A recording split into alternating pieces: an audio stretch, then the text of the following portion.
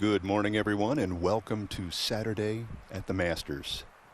It is day 3 here at the 84th playing of the Masters tournament. Brian Kroll along with Michael Breed.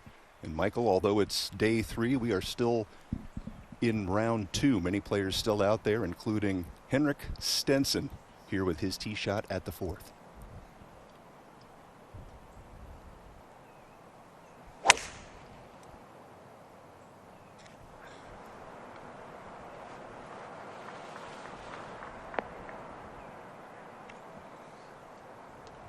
Not a bad place to leave that ball, left of that hole location. That'll be an uphill pitch. Now ahead to the 5th. It's on a slight uphill lie, and he does not like it. Oh, that sat down in the second cut.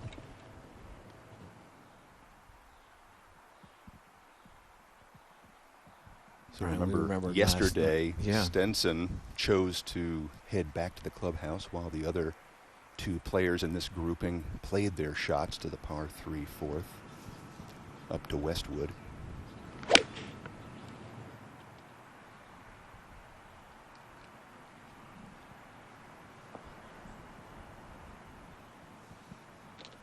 It's a new part of the green here at number 5. They've softened that front of that green now. Here's a look at our featured group. Matt Kuchar, Lee Westwood, and Kevin Na, all in red figures to this point in the 84th Masters. We'll be following their completion of round 2 here on Saturday morning.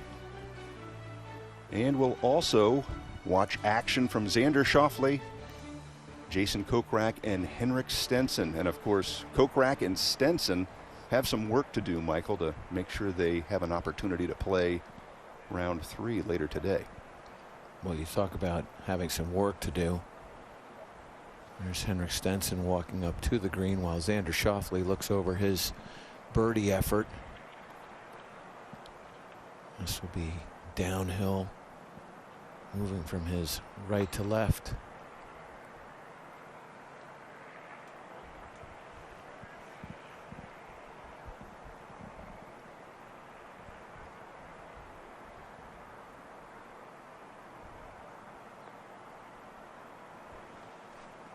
Difficult putt to sleep on, Michael Breed, knowing this is your first shot of the day.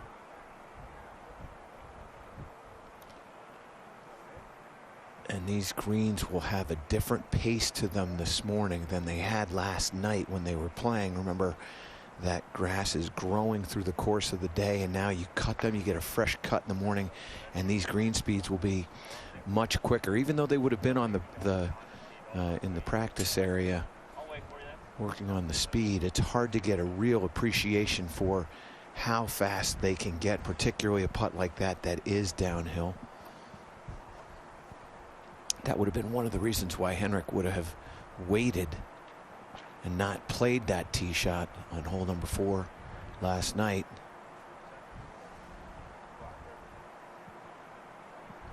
And Brian, this is a very straightforward little pitch here. It's back up the hill.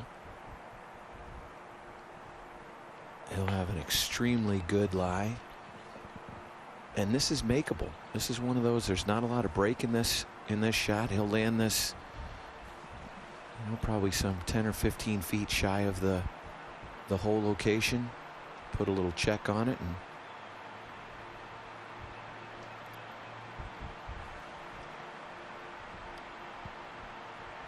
John Rahm with a birdie early today and joins a group at -9.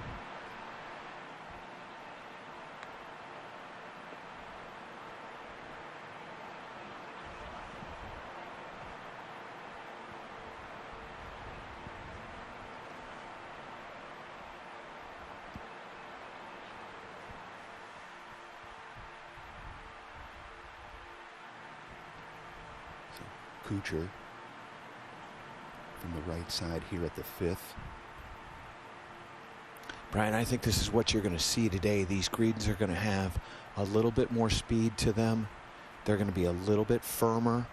This golf course is starting to change on a Saturday morning.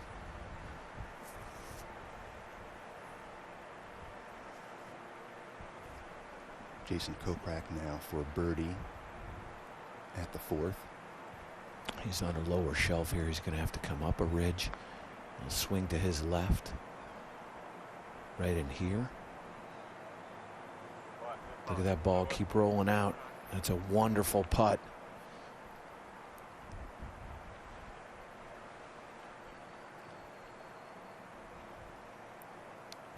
He really gave up an opportunity yesterday on the second hole where he had it green high, as we look at Lee Westwood trying to negotiate this birdie effort. Look at how much break he's playing.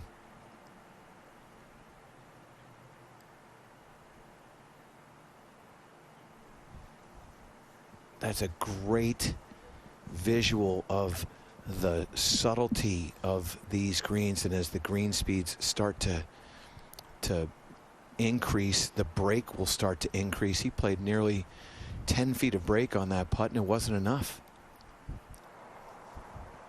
Westwood in his 19th Masters this week and still learning. Now Schauffele, this for par. It's a little slow.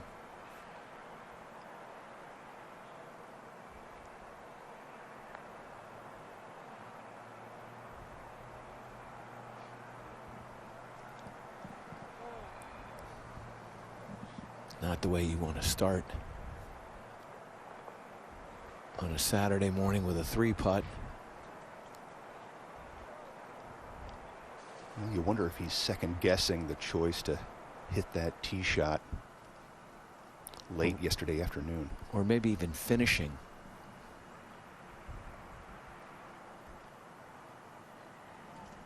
You know, back to the point about Xander, I would have continued to play. You have the green speeds, you feel it. You don't have to worry about that the next day, how it may or may not change. I would have gone ahead and at least hit the first putt.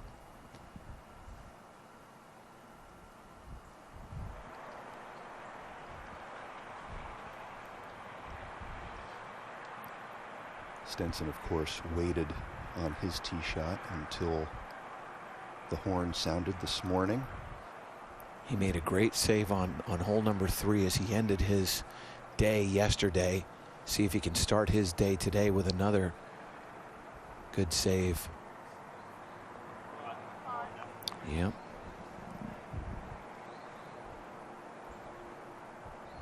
Yeah, that's really a great start for his day 3. 247 yards and in with a 3.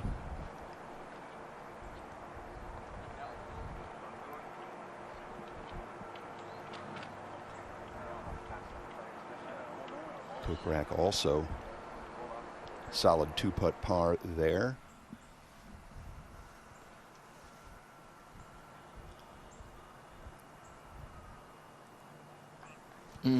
Well done. See, it's the difference between Kevin Na. It's easy to say, well, Kevin didn't finish his yesterday. He had an uphill putt, whereas Xander's putt was downhill and breaking quite a bit. At the end of the day, it's hard to know what's the right thing to do, but it certainly appears as if Kevin did the right thing and Xander not.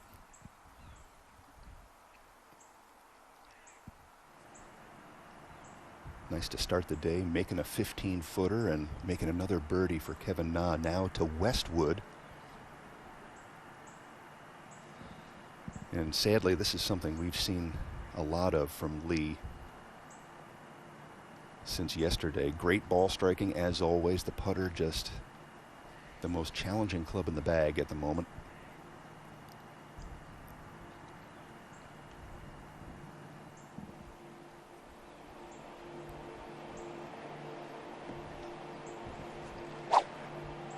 Back on the tee here at number 5, 495 yards.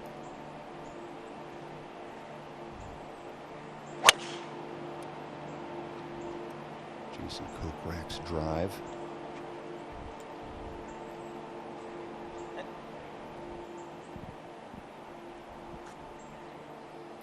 plays uphill as well. It's 495 yards, but it's an uphill 495.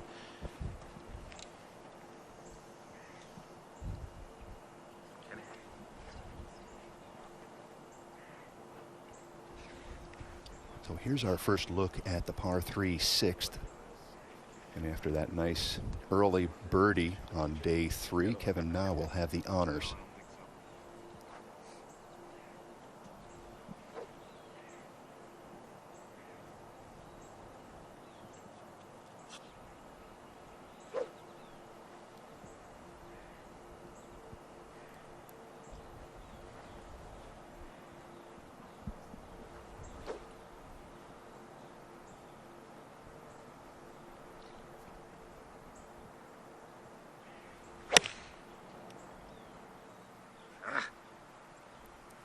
That will release well to the left. Oh, and that was a bit of a mishit. Not an easy putt that he faces right now.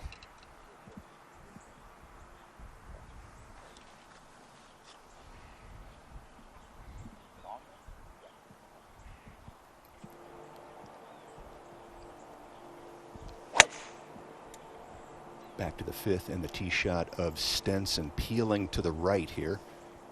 And that with a driver. We've seen him play quite confidently and successfully with the 3-wood, but 495 at this hour of the day is a long hole for Henrik Stenson.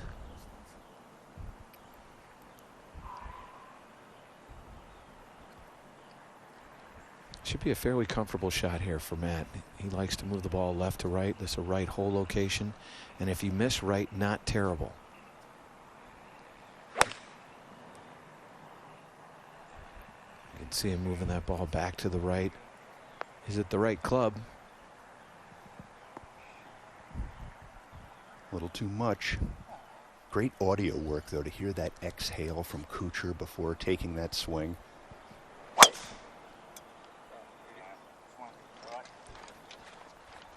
Schauffele shaping this drive right down the middle at the par 4 fifth.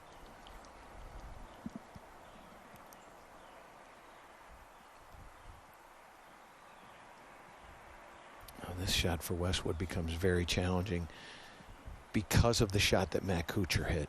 You had one ball, Kevin Na's come up well short. Now all of a sudden Kuchar hits one and it's well long. And it's just that little bit of doubt now that's in Westwood's mind. It's where you have to commit to the shot you see, trust the distance.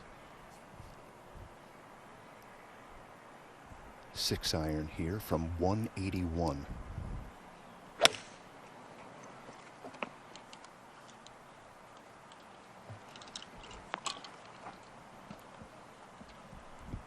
Watch where this ball will release to. There is so much character, so much undulation in the putting surface here at number 6. Let's head back to a shot from Lee Westwood in 2007 here at the 6th. Watch this, Michael. He's going to flight it low and use that back right portion of the green.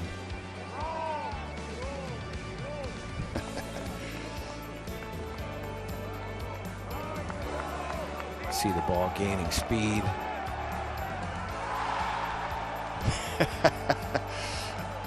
Yeah. Miguel Angel Jimenez. He's going to give him a little room service and pick that ball out of the hole for him. He got right behind and watched that drop. A crafty play from Westwood back in 2007, and he's got a crafty putt coming up here at the par 3 sixth. That's, you know, you talk about experience and understanding how to use the undulations and the slopes and the greens. That was a brilliant visualization of what to do and then execution.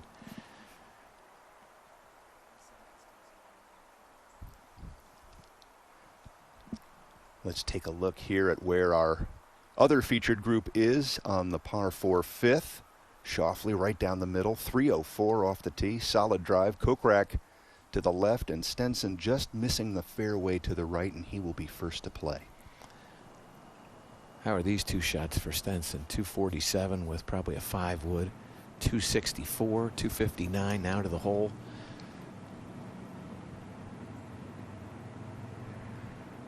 Everything he's hit so far has had a head cover on it.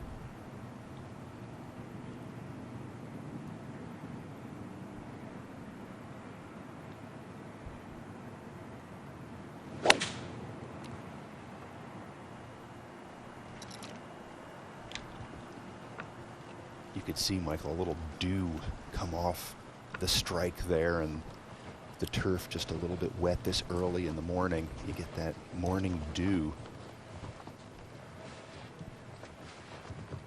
Stenson may have been protecting against that ball flying too far, so he'll have a little work here at the 5th for sure.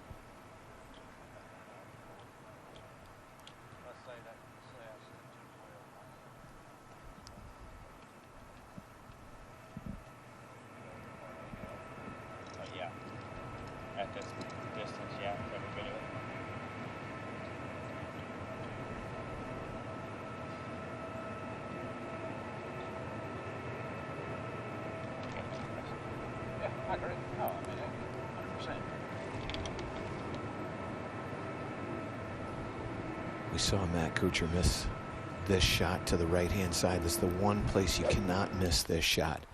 Anywhere left and short, even if you get into the bunker on the left-hand side, that's fine. But you can't miss this shot to the right. Ball slightly above your feet.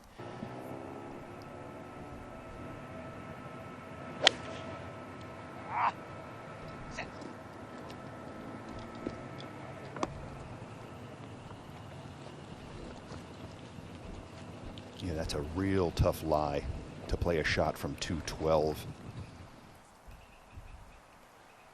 Well, we saw the tee shot travel down to the lower tier. Now Westwood for birdie.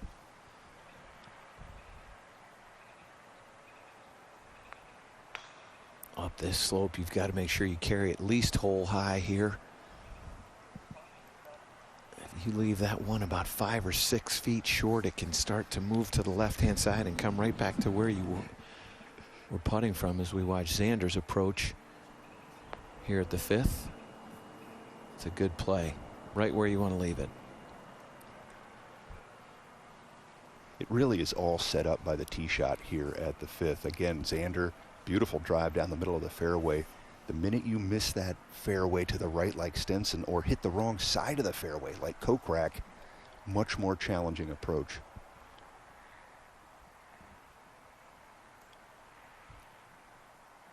And Michael, this is just a putt you don't get to practice that often. So hard to tell the speed and gauge the speed with that elevation. Well, that's right. That back right portion of the green is probably some 5 or 6 feet above the level of the green that Kevin is putting from right here, and this will swing from his right to left.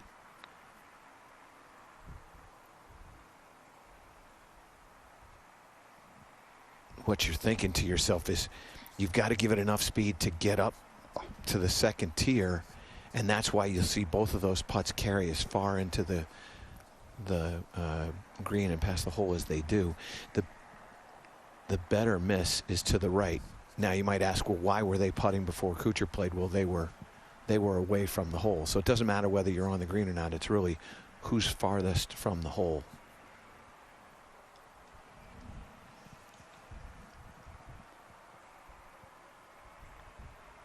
Remember how close that hole location is to the crest. So Kuchar wisely giving that a lot of respect. Yeah. And that's one of those with that break. You can't get it past the hole. If you come up with a little bit too much movement to the right, that could almost end up where Kevin Na was. It's just a beautiful green design. The complexities here in these greens are just so special and so rare.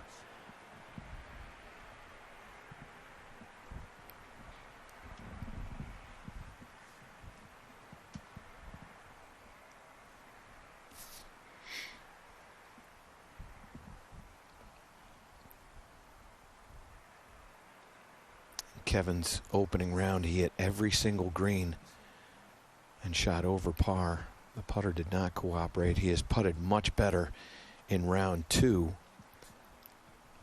And after making that beautiful birdie at 5, he doesn't want to give it back right away. You've got a par 5 up in front of you, and if you can make this,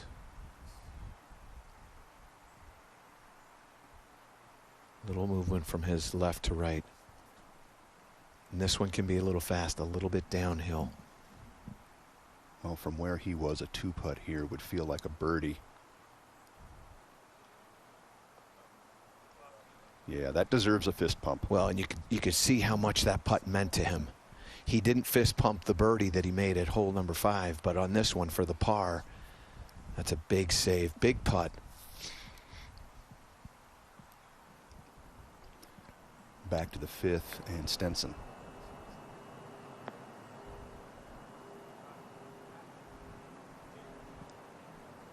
Choosing to go up in the air with that. Lee Trevino was very famous for playing those shots around the greens a little bit higher.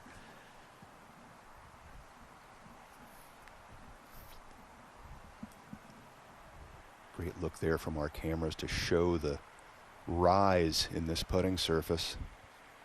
And up on top of the plateau, we have Matt Kuchar trying to save par here at the 6th.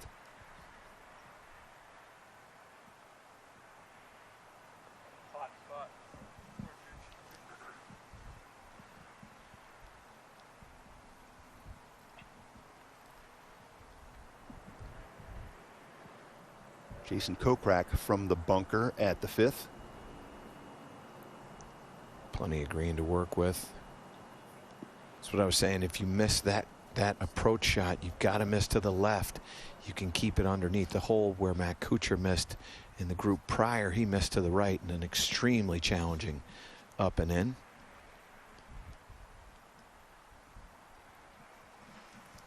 Well, this has been the challenge for Westwood. Let's see if he can change the momentum on these mid-distance putts.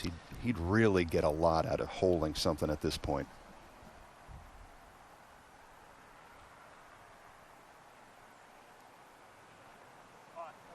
How about that? Well, you can see that right there at 1 under par. He's fighting for the cut right now. He started his second round at 4 under par and now fighting to make the cut. Xander Schauffele. Nice to see the smile from Westwood. Again, at one point was 4 under, now back to -1, and as you said, needs to hang in there to make the cut, but you can tell he's not taking it too heavy. He's enjoying the fact that he rolled that putt in.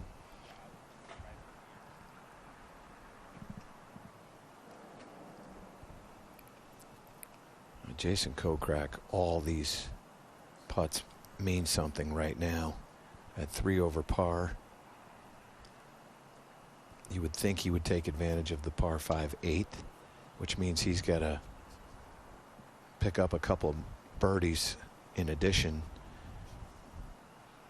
And that means this is a really, really important par putt.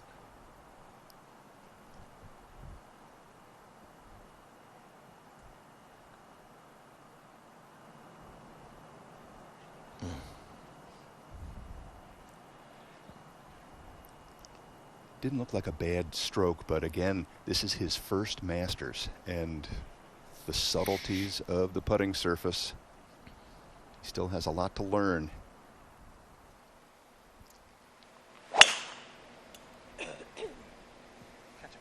Tee shot from Kevin Na at the par 4 7th. Should be okay, huh? One of the narrowest tee shots here at Augusta National, just 24 yards wide, and that fairway releases a little bit left to right.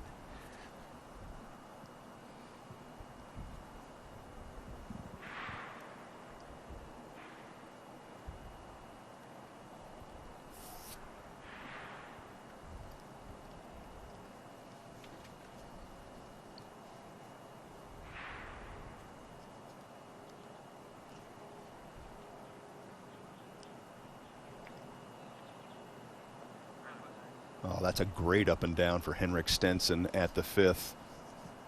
3 in a row for him. Great saves at 3, 4, and now 5.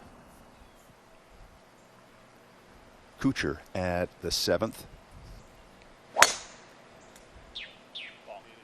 See, when they tee up way over to the right side, they like that left to right shape. That helps them to see that shape. Well done there by Matt Kuchar. And Matt pretty much exclusively plays a left to right shot, not unlike U즈.Liki. Tap in for Schauffele.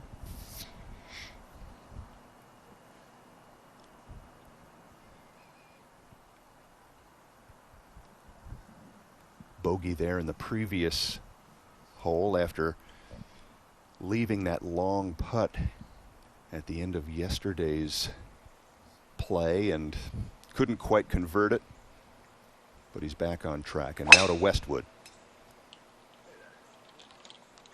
Gotta hang in there.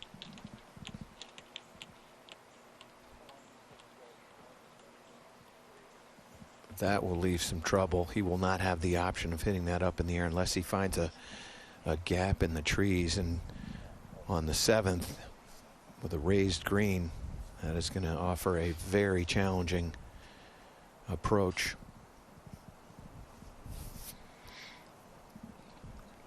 A look back at the 6th tee. Normally that hill, Michael, covered with patrons. Kind of cool to see what the land looks like without them.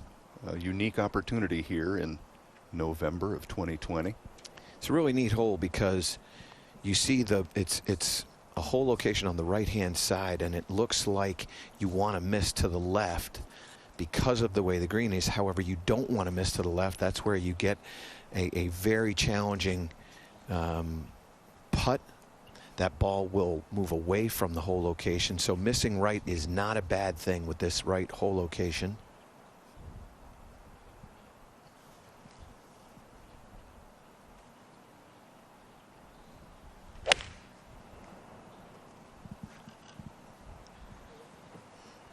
Stenson looks like he knows he missed the mark.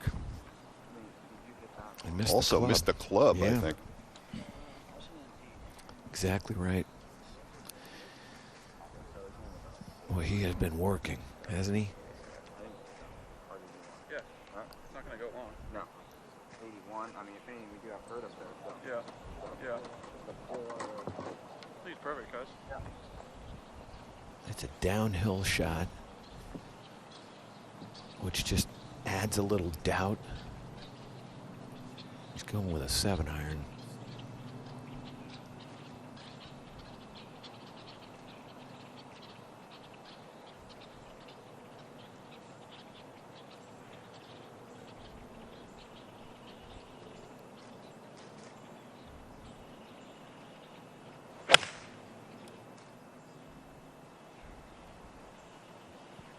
Good line. Oh, just a shade to the left. You can see there's only probably 10 feet to the left of that hole location. It's almost like 2 greens. And you get that just to the left of that hole location. And now look at what he faces. Oh. That's what I was saying before. That's why the miss to the right is so much better.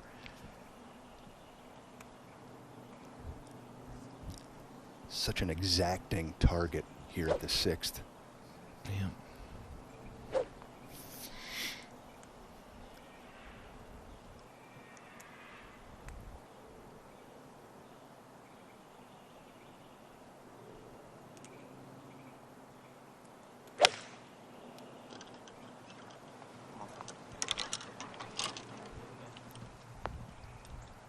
That's the place to hit it.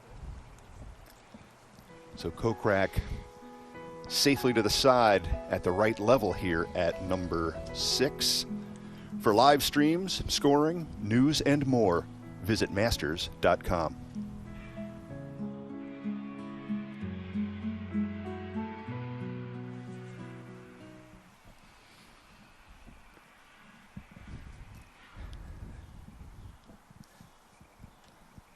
So up ahead to the 7th, Kevin Na from the left side of the fairway. Like you said, Michael, a very narrow landing area. You can see the fairway, how tight it is here at the 7th. Well, and out of the second cut into a raised green. Slight downhill lie. Not a lot of loft on this club. Got to protect against going long here. And that's exactly right. You can't afford to miss that shot. The success at Augusta National is all in where you miss it and understanding how to miss it in the right spots. That's a good leave in that bunker.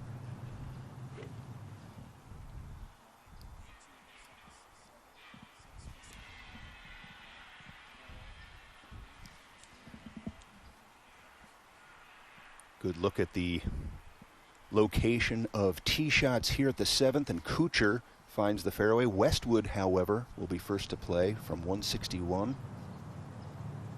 Yeah. Looks like Kuchar decided to go first, and here he is, middle of the fairway.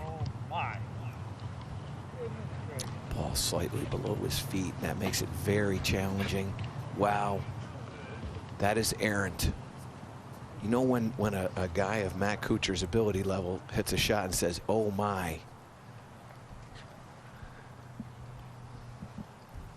You know, he might have another oh my coming when he sees where that ball is.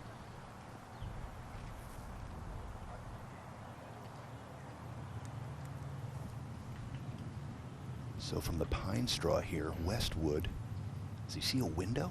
I think he's going to try to hit a low draw.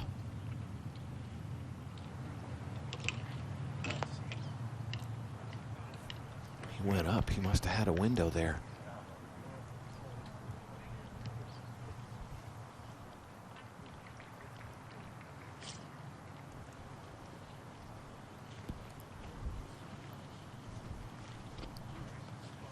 There's smiles. Helen Story, Westwood's caddy, seems to like the results here.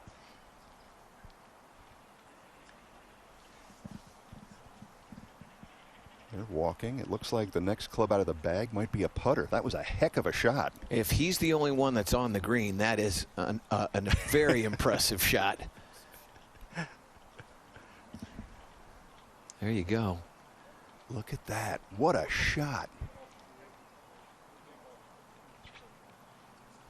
It's golf, isn't it, Mike? Yeah. Boy, here's a tough one.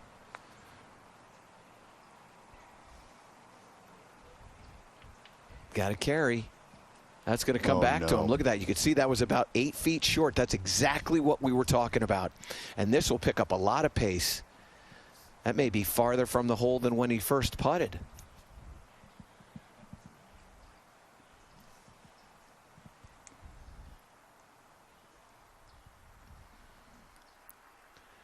Here's a look at his reaction. Yep. He was walking up there and then decided that he was going to stay where that ball was going to meet him. That's why you have to miss that shot to the right of that hole location. And now he's going to be fighting for bogey. Don't be surprised if this is 12 feet past the hole.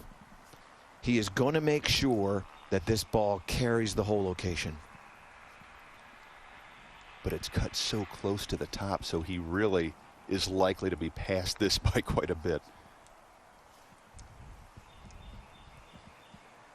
Oh, that's brilliant. And that's when you say to yourself, why couldn't I have done that on the first time? I know there were a lot of viewers watching that and feeling every bit of emotion that Xander felt watching that ball come back to his feet, but a great second effort up to that proper plateau. Now ahead to the 7th, and Matt Kuchar, after a pretty wild approach.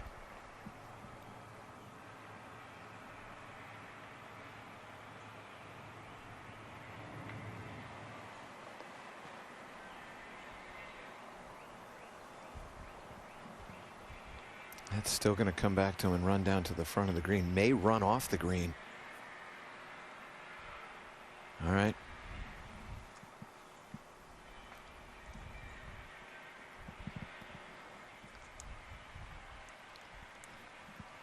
Back to the 6th. Stenson has Xander's putt in his mind's eye, I'm sure. Has a little bit more break than Xander had. This will swing pretty hard from right to left. That's got to carry. Okay. You know, Brian, I go back to this thing with Xander. That miss of speed on that first putt can be related back to the fourth, as we watch Kevin Na play from the bunker. That putt that he had on the very on his very first hole of the day on 4, because that was so fast, that's going to influence his green speeds and his read of pace.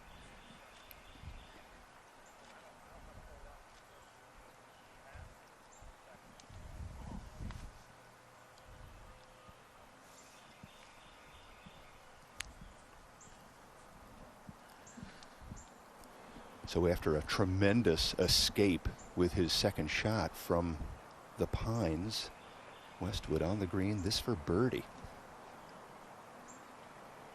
This is slightly uphill, probably 2/3 of the way, and moving to his left.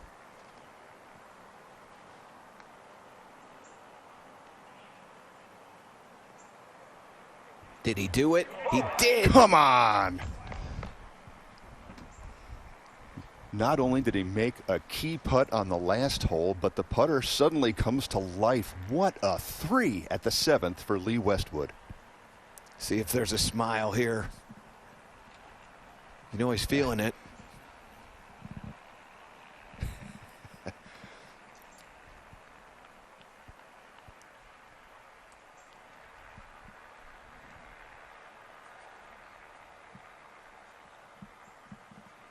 Kokrak now from the safer side to miss it here at the 6th. It's amazing the influences of certain shots on other shots through the course of a round.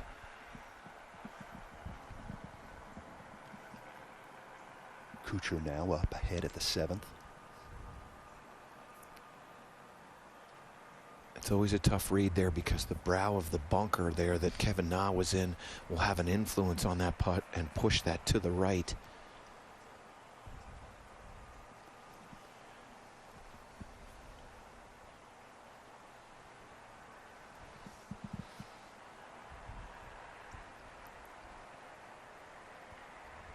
It's a big miss by Stenson. Looked up a little bit quick on that one. And that'll cost him. So a bogey at the 6th. Drops back to +2. The cut appears to be pretty firmly at even. So he's going to have to find 2 birdies in his next 3 holes.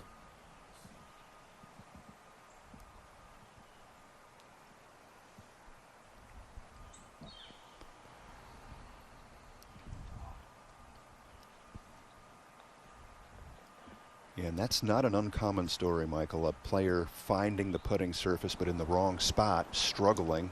Kokrak misses the green but in the right spot. Comes away with a par there at the 6th.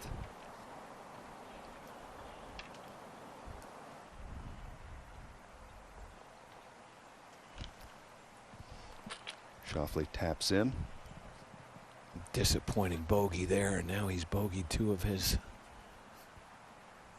last 3, these 3 holes that he has played so far today. Easier said than done, but really the first thing you got to do is find the right plateau with that first putt. You can't have that ball come racing back at your feet. Yep.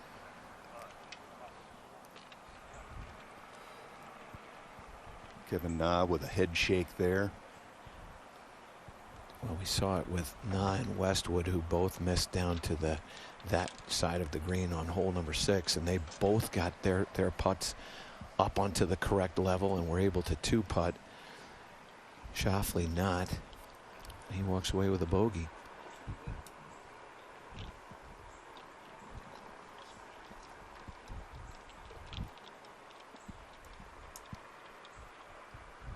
look here from the 7th tee.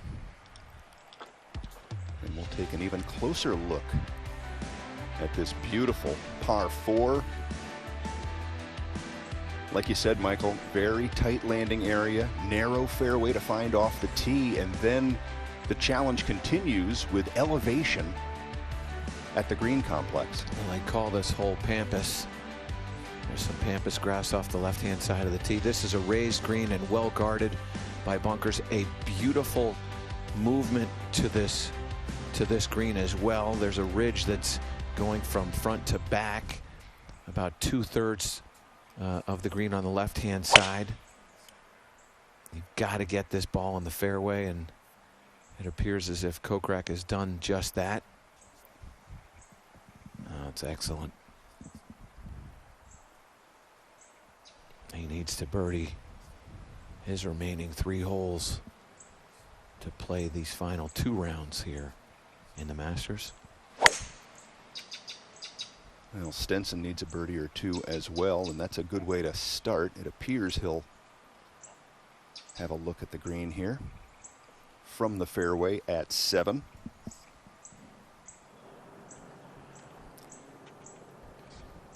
Our first look at the par 5 8th today, Lee Westwood. After an inspiring birdie at number 7. Need to stay away from that bunker on the right-hand side of the fairway. He has done that.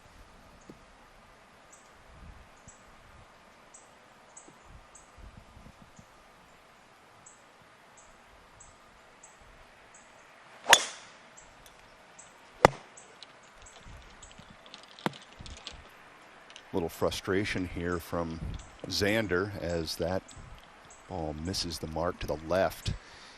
He's been struggling with the driver in this round from yesterday and losing shots to the right-hand side, and it's not surprising that that shot would creep in there as a result.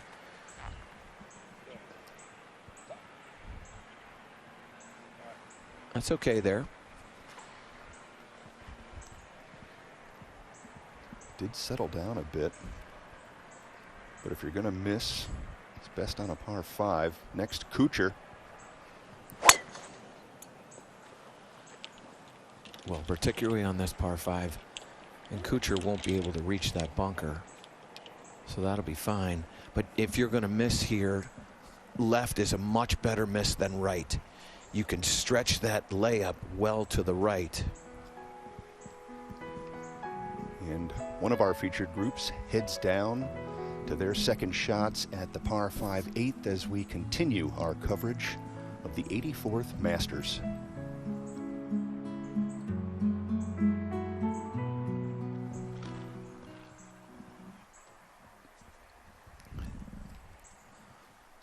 So it looks to me, Michael, like scoring conditions continue to be pretty sharp. It seems very calm, very tranquil early on in this 3rd day of the Masters.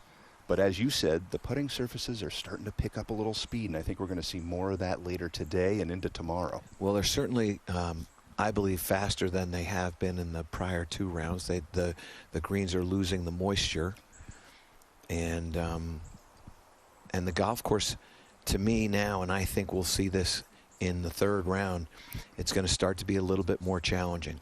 Ball's not going to be releasing a lot in the fairways, and the greens are going to start to get a little bit firmer, a little bit faster, which shrinks the greens.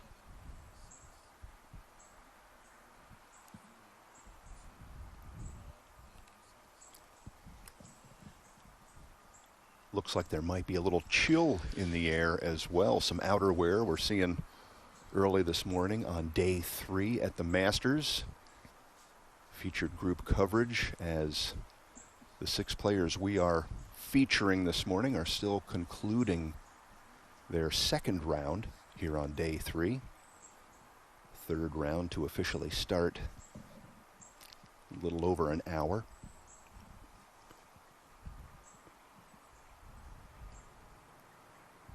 Now Jason Kokrak we're seeing in the foreground. This is his first Masters, and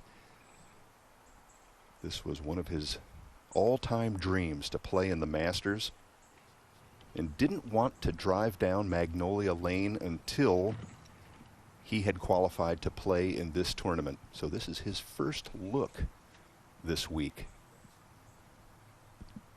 at the hallowed Augusta National. But he is running out of time, Michael Breed. Oh, he's got needs 3 remaining, and he's got to make birdies on all 3 of them, or somehow figure out a way to make an eagle on one of them. Likely 8 would be the best opportunity that he would have to do that.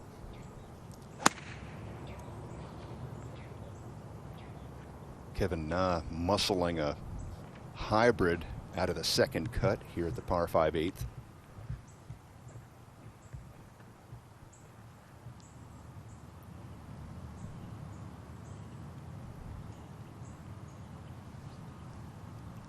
Grass always feels a little heavier in the morning with that dew.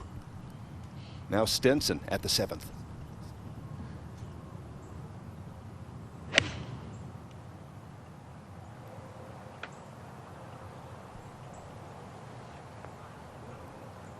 Oh, that was so close. Probably 3 yards off. I don't know if you saw that graphic or not, Brian, but the projected cut now is at -1. As we watch Matt Kuchar laying up here on the par 5 8th, wisely to the right-hand side. Get an angle to this front hole location.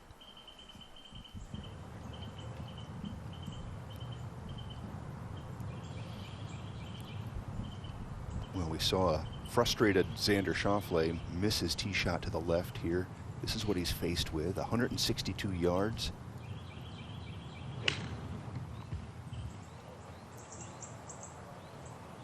Well, that is a big mistake, not getting that into the fairway. Frustration is very high for Xander. He's bogeyed 2 of the 3 holes that he's played this morning, and it looks like he's on his way to making at least a bogey here at number 7. Well, this is where caddy Austin Kaiser needs to step in and settle him down a bit. Kokrak from 123. It's just so much easier from the fairway. What a beautiful shot there from Kokrak. And with a very lofted club, too. I mean, when you have the club head speed that Jason has, that probably a wedge.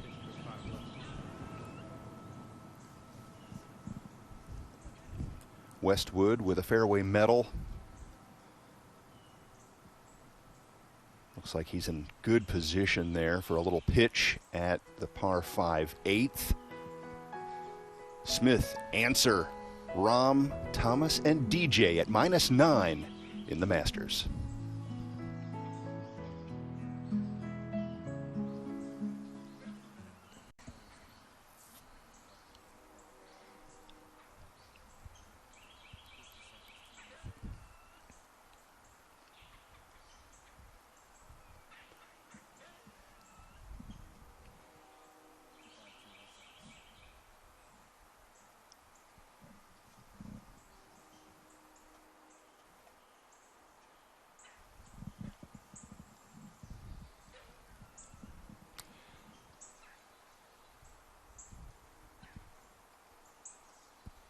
Still a little overcast here on day 3 at the Masters. Xander taking a walk up to the green to see how much green he has to work with. You can see the precision that he's going to have.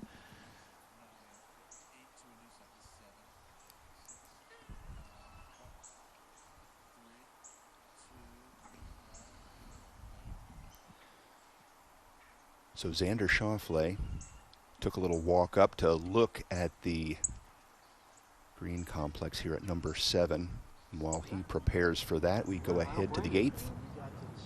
Kevin Na looking a little chunky there. Little fillet came out. Trying to protect against that ball getting to the left. He did just that.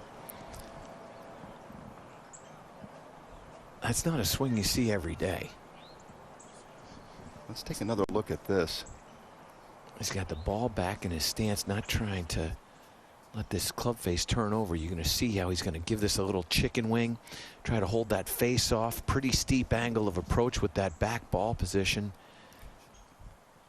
That's what led to all the spin once the ball found the putting surface.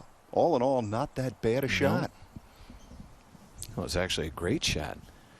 Landed it about 2 feet to the right of the hole, dead pin high or hole high. That's a great shot.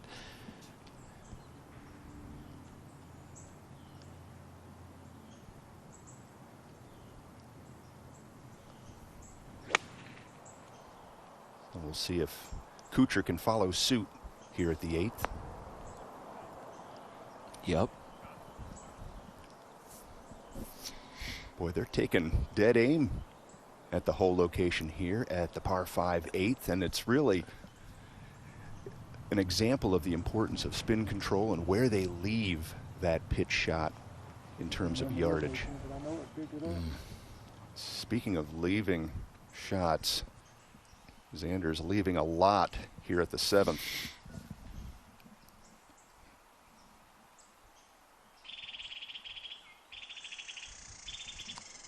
There you see what Lee Westwood faces, just 51 yards to this hole location. The thing that you have to be careful of is the softness of the greens. You saw it both with Kevin's approach and Matt Kuchar's approach. You see he didn't put a lot of spin on it. That's the leave underneath the hole location there. Excellent play.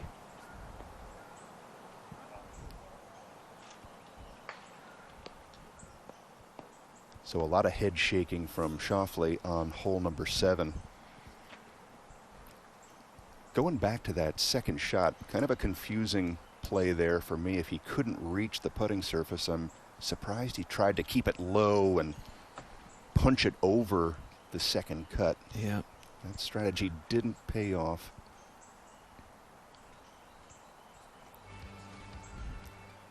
Let's head back a couple years to 2018 and Henrik Stenson, a shot he'll remember.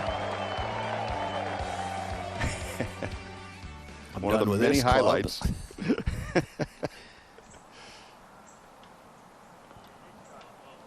Can he do it again? Gave it a scare.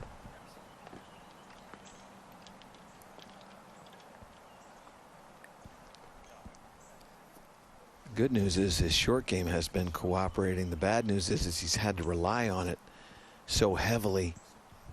He needs to play a hole somewhat traditionally. Get it in the fairway, get it on the green, give yourself an opportunity for a birdie. That a par for Henrik. But at +2. Yeah. Some other tough news for Stenson is the cut line. He is in need of a birdie for sure coming up at the 8th. And speaking of the 8th, let's head up to Lee Westwood. He'll be first to play. 3 birdie putts here, and we'll see if Westwood can figure out the roll. Standing fairly close to that ball with the heel of the putter in the air. Kind of reminds you of a Steve Stricker. Well, he's one putted the last 2 greens. Didn't look like a bad stroke, just not quite the right read. That ball breaking to his left, and it appears as if he was playing somewhat of a straight putt. That will help Kevin Na as we go back to Xander Schauffele's bogey effort here.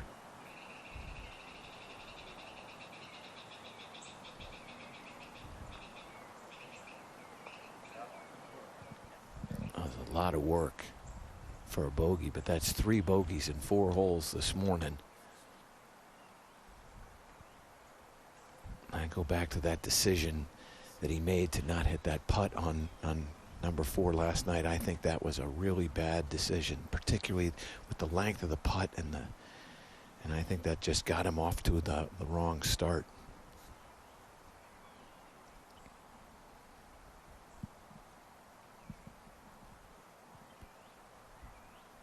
Kokrak found the fairway off the tee here at the 7th and hit a beautiful approach to here.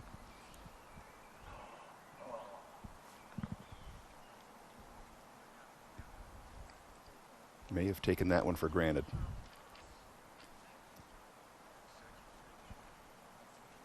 So a missed opportunity for Jason as we head up ahead to the par 5 8th.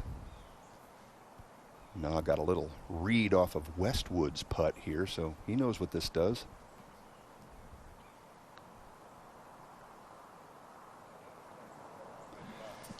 And he takes advantage of it. Knew it was a outside the hole right to left putt, and wonderful birdie there to get to 3 under.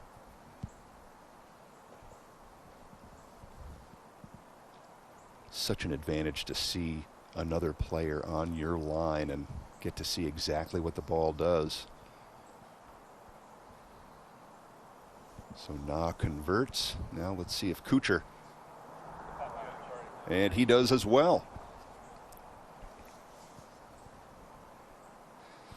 It's really interesting, the game of golf. You know, you go back to the 7th, and Westwood was the one who we thought was in real trouble. He walks away from that green with a birdie. Now you come up to 8. He's the one that has the shortest approach shot, 51 yards, and he leaves the 8th, the only guy with a par.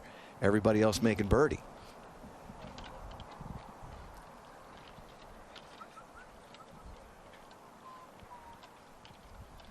So Westwood still shaking his head about the movement in that putt.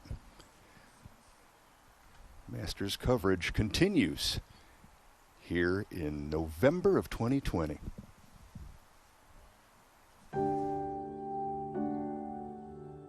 No azalea ever bloomed in November at Amen Corner.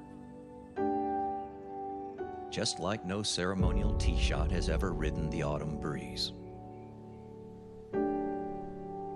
What happens to a tradition unlike any other when it comes in a year unlike any we've seen before? It changes.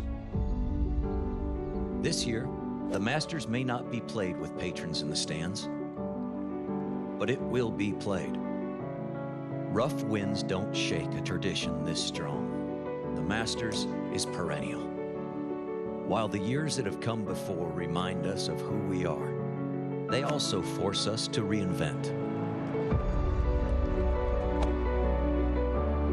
There are too many new moments waiting to be added to our rich history. While this year's roars may not be heard, they will be felt. Electrifying the air above the same greens, watched over by the same pines as victories past. Greatness realized without thunderous applause is no less great. And come Sunday, our champion will claim their green jacket. In this year unlike any other, the Masters plays on.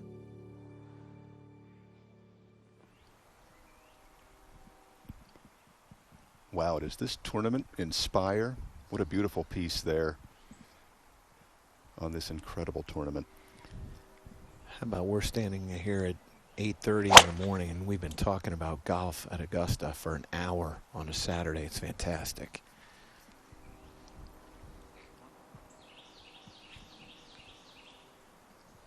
Good start there.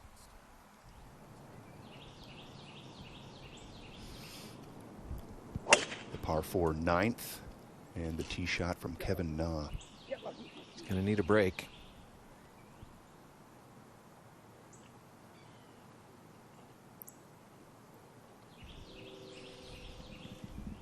He's going to have to be creative with that approach.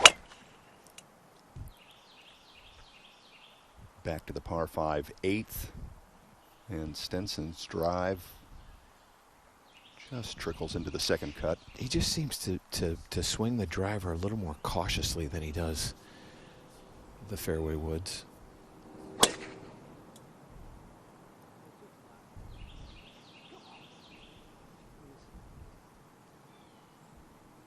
So Kuchar looking anxiously down the right side.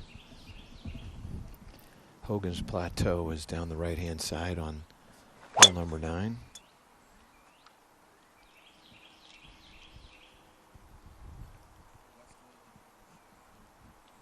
Good looking drive there from Xander Schauffele, trying to shake off 3 bogeys in the last 4 holes. Now Westwood. That's what it's supposed to look like here at hole number 9. There you go. So 1 player left, 1 player right, and Lee Westwood down the middle at the par 4 9th.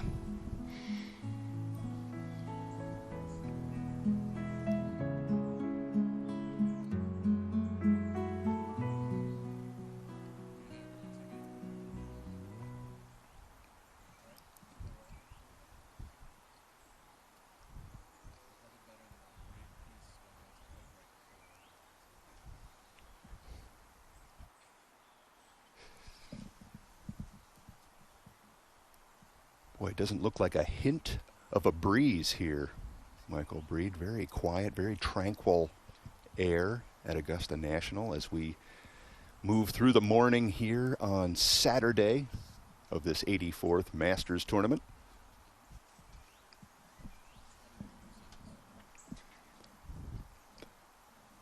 Yeah, you can see that flag in the background. That's on hole number 2. It's not moving at all.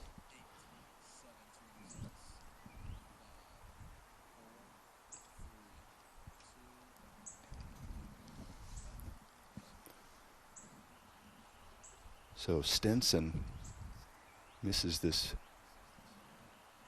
fairway just a touch.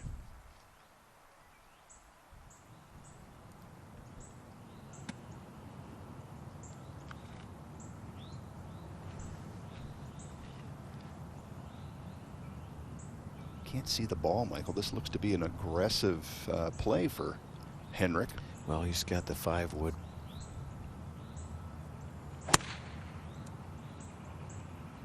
And he's one of the best fairway wood players on tour, so not surprising that he would be able to do that. But a 5 wood has been a very popular club for the players this week. Rory McIlroy talked about adding one. As we look at Xander, likely with a 3 wood. With 262 left, it's likely Xander's hoping to putt after this swing. He's going to have to move this pretty significantly from right to left in order to do that.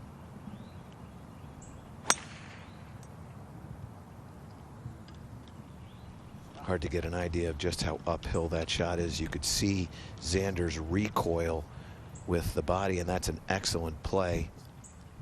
It's a significantly uphill shot. Hard to transfer the weight up that hill, which is why you would have seen his recoil to his trail side. From similar yardage, Jason Kokrak.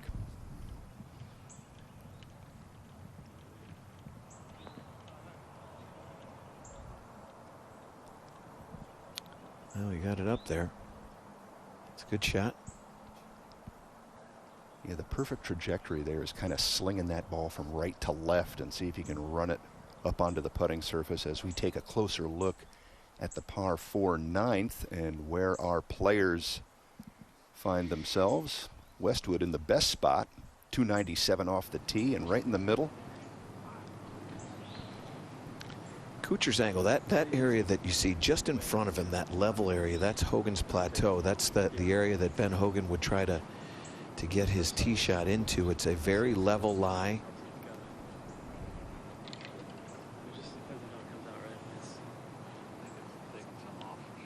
What's that? It's definitely not coming out full. Yeah, no, it's as wet as it is, right? Yeah. I mean, 89 total. And what's dead middle here? I always have that kind of 25 to the base.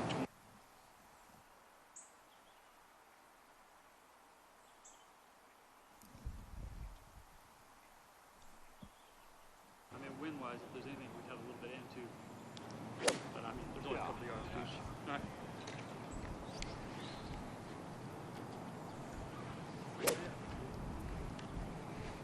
Expect this shot to be to the right of that back left hole location.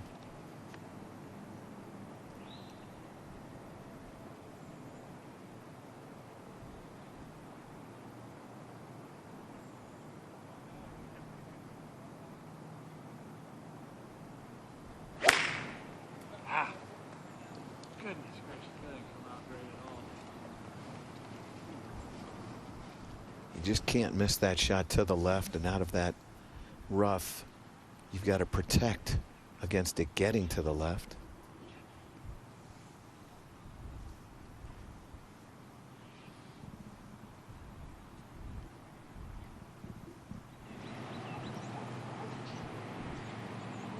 Next up here at the 9th from 168, Lee Westwood. Good look at how well protected the left side of this putting surface is. From a good lie and as soft as the greens are, he can go right at this hole location. And he did. Just missed it a little left.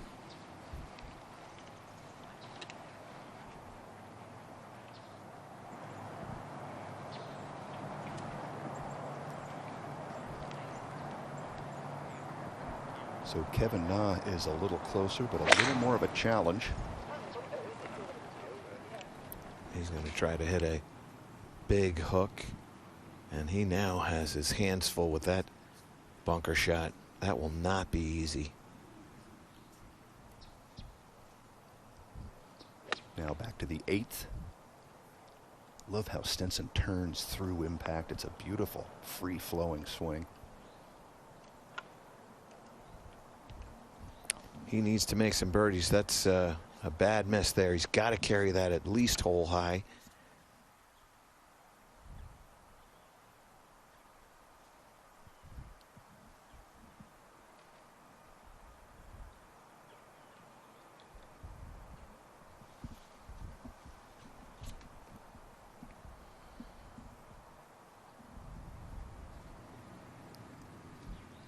Oh, this is a good look here.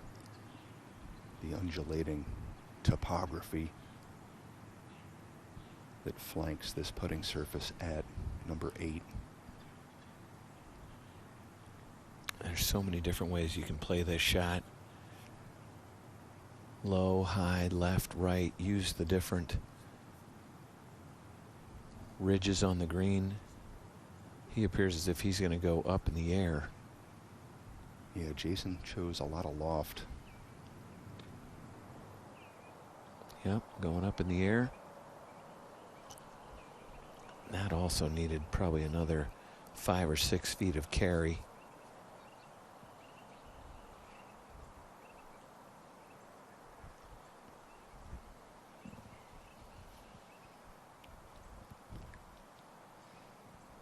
can see a little frustration on the face of Jason Kokrak. Again, this is his first Masters appearance, and he was hoping for more.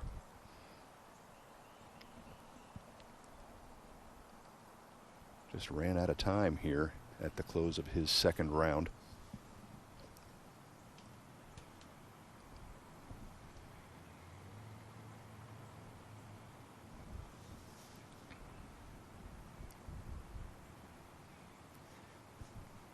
Important shot here for Schauffele. Just to steady the ship. He's had 3 recent bogeys. Still at -3. If he can manage to get this up and in and possibly get it to 5 under.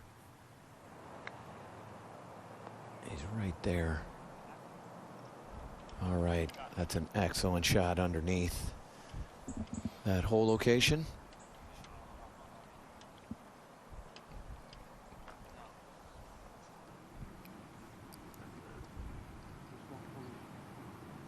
Kuchar at the 9th.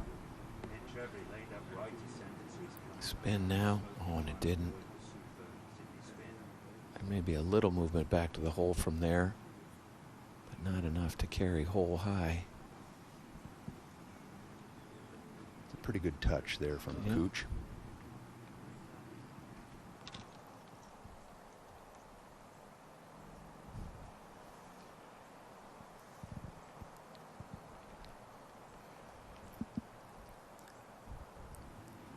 As Stenson prepares at 8, we'll go ahead to the 9th. You have to fly this all the way back to the hole, which he's done. That is brilliant. There's 3 levels in that green on the 9th.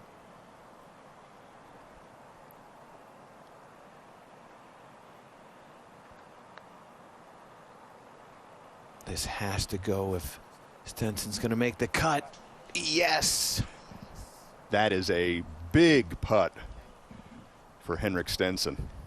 Well, he's got a chance now.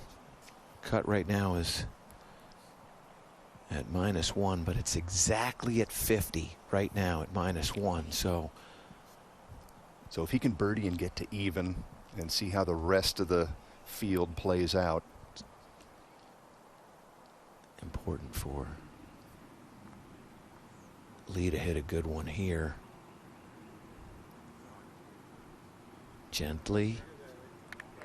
Okay. That one there.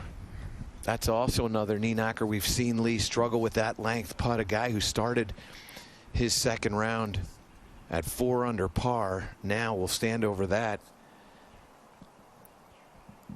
to keep it at 1 under and make the cut, as we watch Kokrak's birdie effort miss on the low side.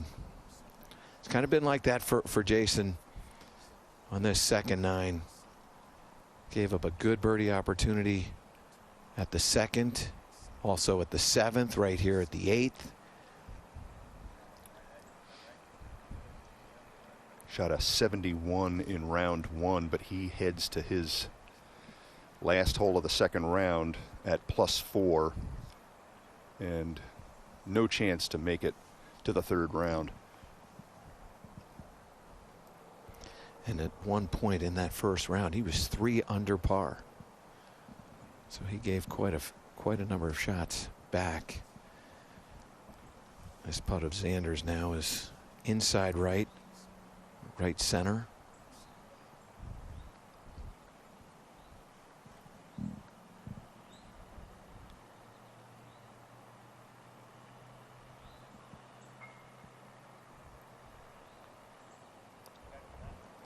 Good stroke there, and nice to get a birdie to offset some recent bogeys for Schauffele. He's back to 4 under par with 1 hole remaining in his second round.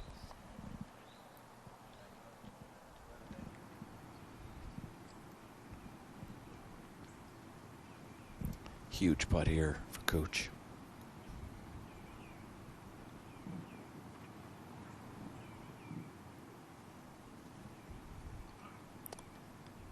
And that will likely create a missed cut for Matt Kuchar. He did what he needed to do at the 8th, made the birdie, and then gave it right back, and will not be here for the final 2 rounds.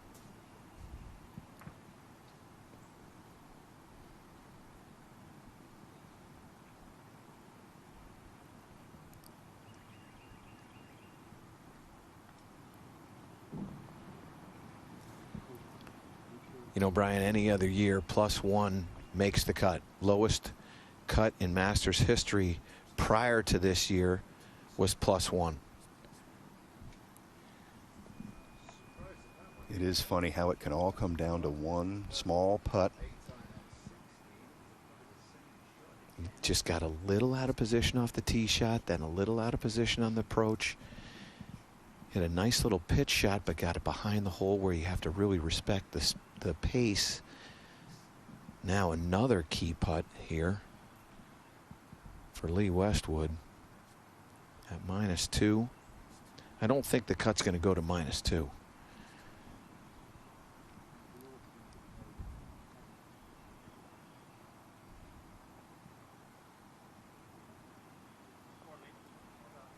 Good job. What an up and in.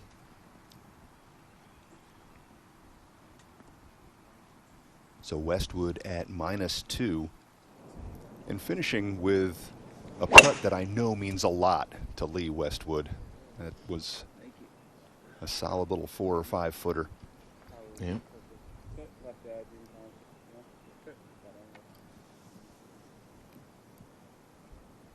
You can see how downhill that approach will be. Well, Na hit one of the prettier bunker shots I've seen in a while here at the 9th to leave this for a par save. Just so hard to understand how difficult that bunker shot was. He had a beautiful one at hole number 7. Was not able to make the putt. Can he make this? The early reach. Kevin Na is known for that. That's a solid 68 in his round 2. Kevin Na at -3 and will prepare for the start of his 3rd round. You can see that that tee shot at 9 just asks for a right to left shot shape. That is a wonderful, wonderful tee shot.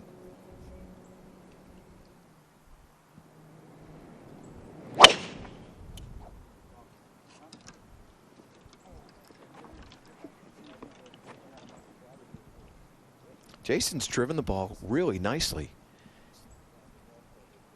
He just hasn't been able to take advantage of his length with putting and with his short game. Got to have all pieces of the puzzle to succeed here at Augusta National. Get your junior into the game. Go to drivechipandputt.com to learn more and follow on Facebook and Instagram.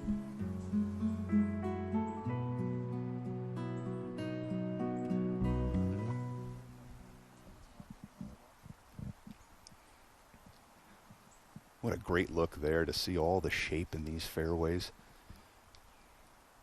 Again, no sunshine yet here in day 3, but conditions are tranquil. We're seeing some great shots early here on Saturday of the 84th Masters. Round 3 will be starting here shortly. 10:45. What's very interesting to see too in featured group coverage is you get a chance to see how certain shots affect other shots later in a round. You see the challenges of a slight out of position tee shot that it creates for the approach shot.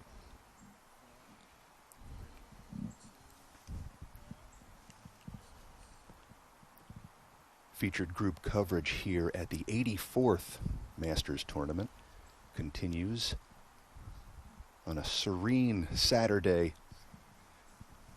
We've seen some great shots and a little heartbreak. Brian Kroll along with Michael Breed. BC talked about the overcast sky that these players are playing with now. That'll be that way for probably another hour. Then the sun will start to break through, and this afternoon it is going to be absolutely gorgeous. Brilliant sunshine as these players approach their approach shots to this 9th green. You can see Schauffele 154 yards to a back left hole location. Stenson from the center of the fairway 170, and Kokrak with a little bit of trouble. His ball in the second cut. The challenge, Brian, that Henrik has is that golf ball will be slightly below his feet. And with a left hole location, we just saw Lee Westwood try to play that movement that might exist when the ball's below your feet to the right, and he missed to the left. We'll see if Stenson is able to figure this out.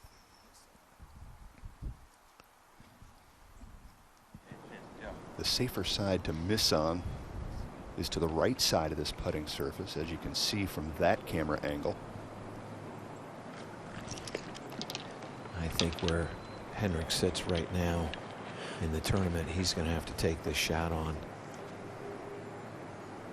He's going to make a birdie here in order to give himself a chance to make the cut.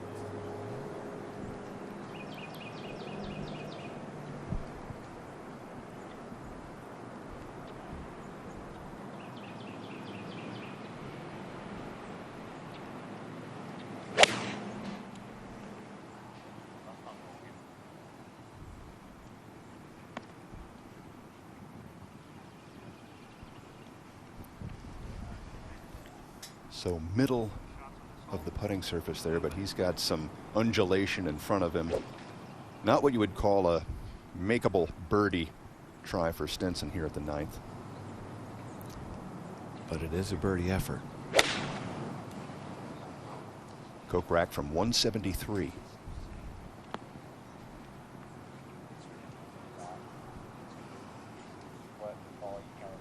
Are you hitting this because of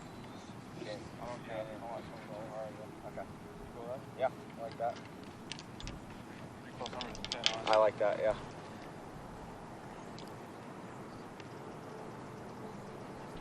Xander and caddy Austin Kaiser like the club selection.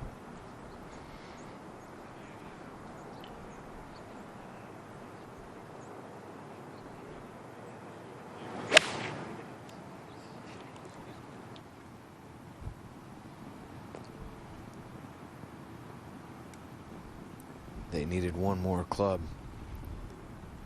That shot does play back uphill there, and he missed that one. Sounded like a nice strike. Some pretty serious elevation up to this 9th green as our featured group makes their way through the end of their 2nd round at the 84th Masters.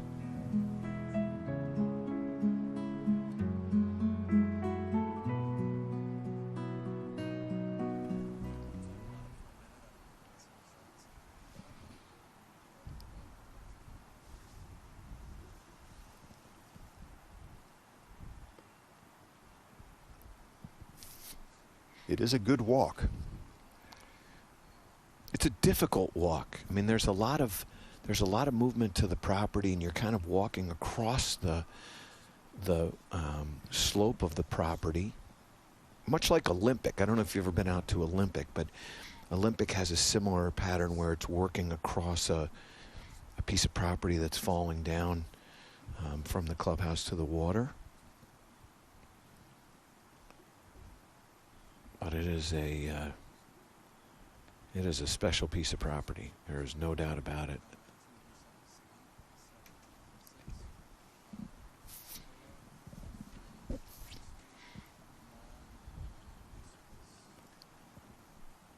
So Schauffele, Kokrak, and Stenson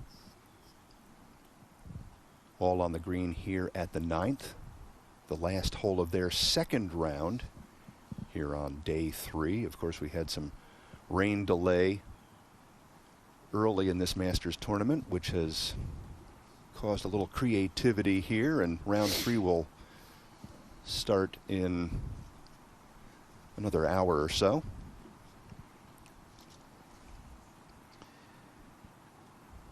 Well, this is a very, very meaningful putt that Henrik Stenson has. He's going to be working across a ridge to this back tier of the green.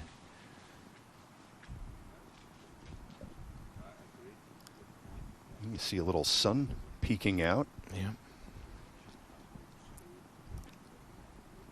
And we mentioned that the greens seem a little firmer. The rain is behind us. Green speeds will be commanding their attention here as they move into the 3rd round. See Stenson's focus. No doubt he knows exactly where he stands and the importance of this putt.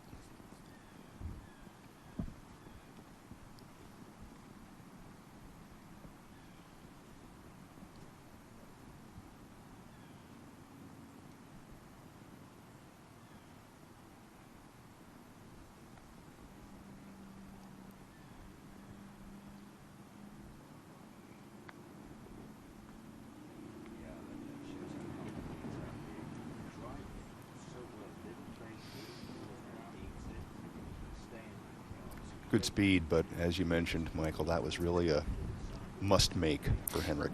And at that pace, it's just not going to break that much. You know, it's one of those where you look at the break that you've got and you go, okay, I got to give this about 3-4 inches on the right-hand side, and then I've got to make sure I hit this, and all of a sudden that affects the break.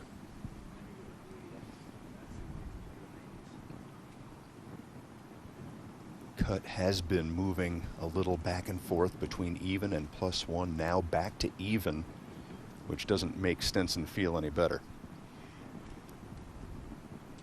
Now Schauffele for birdie.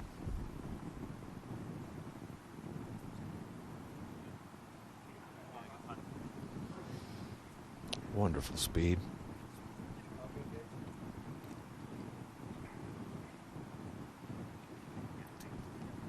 Bit of a disappointing morning for Xander.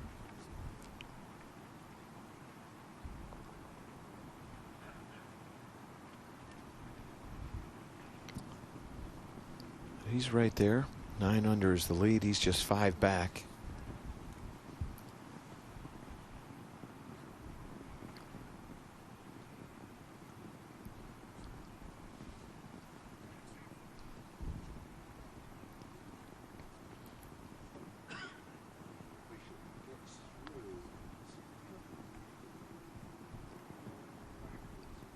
Well, Kokrak missed just like Stenson.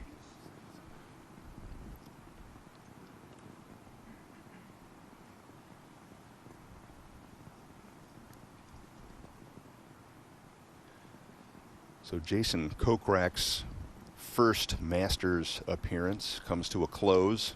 Solid start with a 71, but +4 leads to an early week for Jason.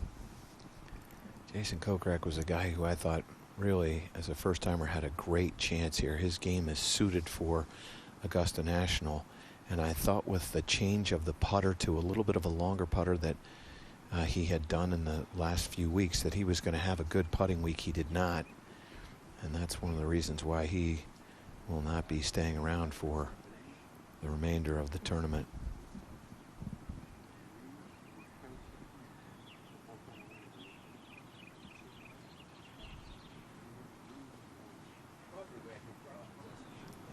Good stroke there from Stenson. 71, 74. He is at +1.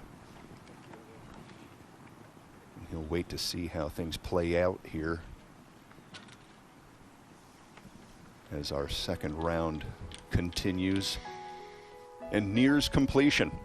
But he's quite a ways below those players at -9. Patrick Cantlay with a 66 in his second round to join Hideki Matsuyama, and a 66 from John Rahm as well, one of the leaders at -9. We've been following the action here this morning and yesterday of Schauffele, Kokrak, and Stenson. Xander, the best of the group at -4. Kevin Na hanging in there at -3 in a tie for 28th. And Lee Westwood will make it to the weekend once again here at the Masters Tournament. Matt Kuchar right on the line at +1. So much action to continue here on this Saturday in Augusta. The 84th Masters Tournament poised for an exciting weekend, Michael.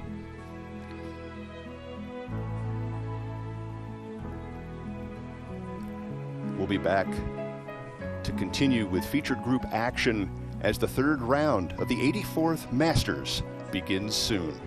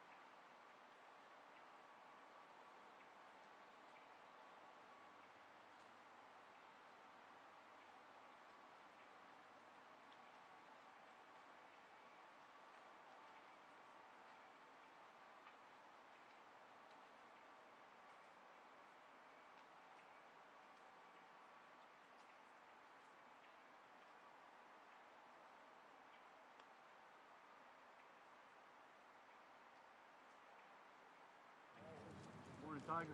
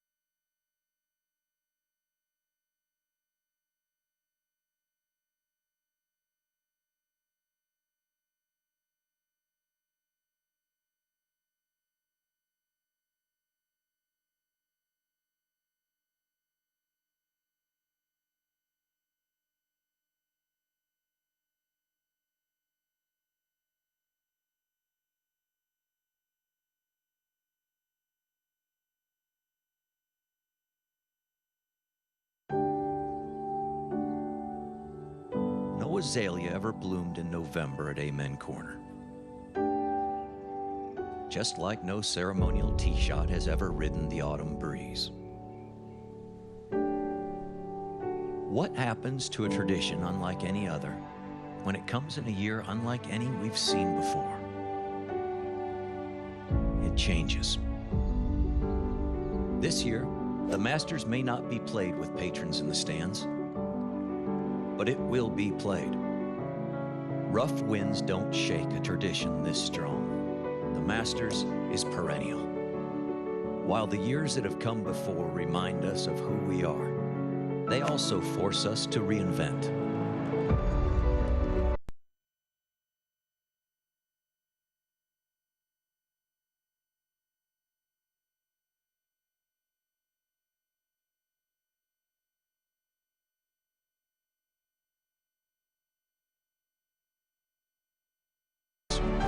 Watched over by the same pines as victories past. Greatness realized without thunderous applause is no less great. And come Sunday, our champion will claim their green jacket. In this year unlike any other, the Masters plays on. Field, which is also a new tournament record. 10 groups of 3 off of both the first and 10th holes. And the final grouping of Answer, Cameron Smith, and Justin Thomas, they are set to tee off at 11:59. So in theory, we will be all caught up from that 2-hour 45-minute rain delay on Thursday by the end of today, which sets the stage for a dramatic final round tomorrow.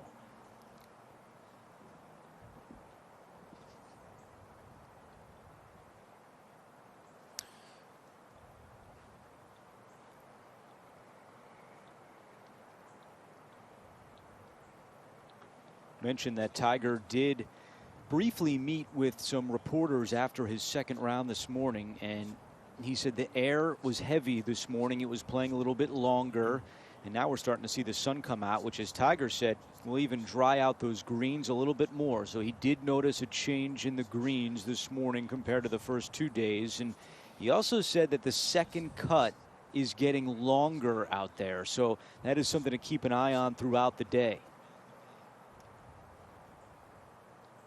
I think that's a really good point that Tiger made, and that you just stated, that second cut is getting longer. How much control are you going to have with the golf ball? Well, they had plenty of control of the golf ball as long as the putting surfaces were soft. But now if they firm up just a little bit, they're going to have to play for a little bit of a release, and so it becomes imperative that you drive the ball in the fairway.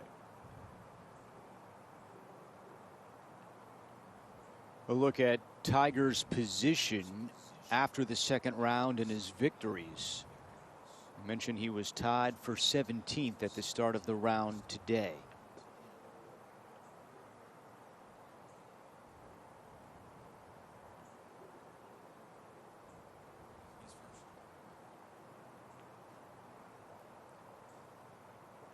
All right, Fowler from left of the green here at the first. A lot of green to work with, but it has to be expertly played, and that's what Ricky did right there. A little low checker, perfect.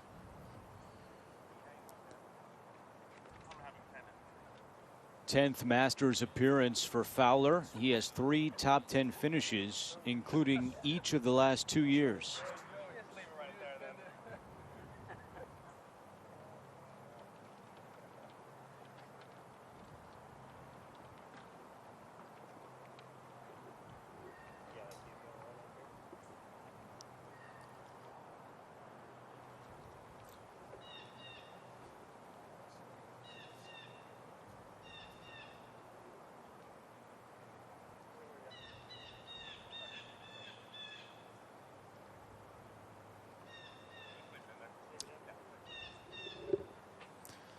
And Michelle, this, Tiger looking at this birdie putt, sometimes it's a good thing as a player, as a competitor, when you have a lengthy putt like this. If you hit a good lag putt, it can kind of take a little bit of the anxiety out right away. Oh yeah, having a long putt like this, if you can get the right distance control and have a good sense of the read, it really sets you up for the rest of the round. On the other hand, if you do not hit it well and are completely off, it takes a while to calibrate it back, but with his experience here, I would assume that you get the distance control perfectly, just like he did there. And I think with knowing the greens might be faster, might be firmer, these players, the first couple of holes are definitely going to take that time to figure out how fast and how firm these greens got overnight.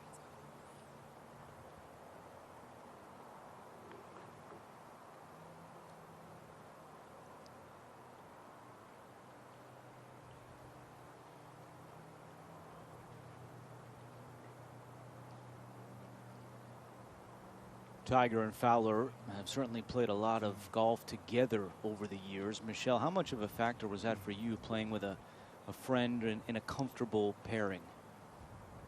Oh, it's so important, especially if you have a little bit of nerves going, especially in major tournaments. I always looked at the pairing, and if I knew I was playing with a friend, I just immediately knew I was going to have a fun day. And I play the best golf when I'm having fun.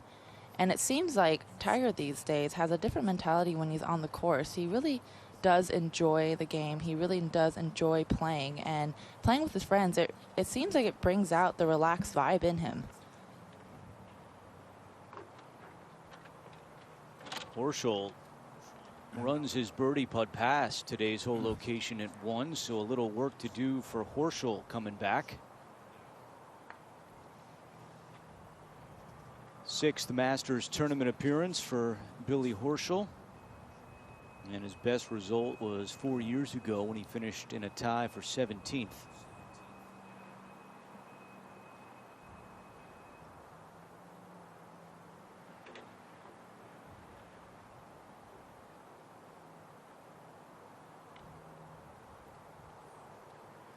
He's done a lot of nice work with this club right here.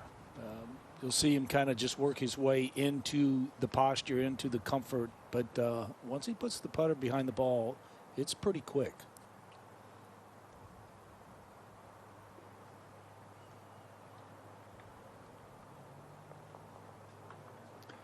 Disappointing 3-putt to start the 3rd round for Billy Horschel, and he falls back to 3 under.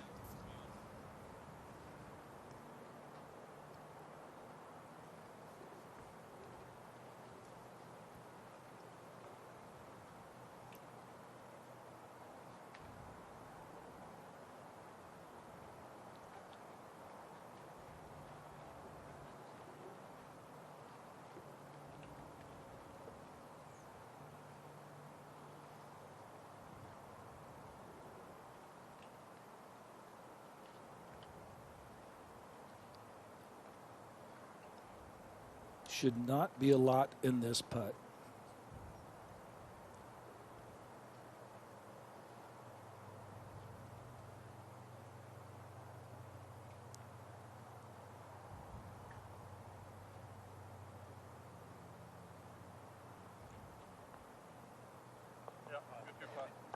So in the bunker off the tee, and Tiger able to save par and remain 4 shots back.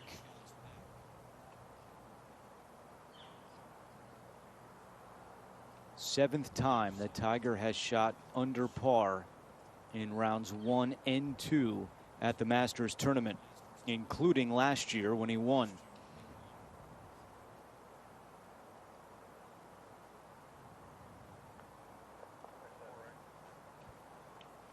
And a good up and down there for Fowler.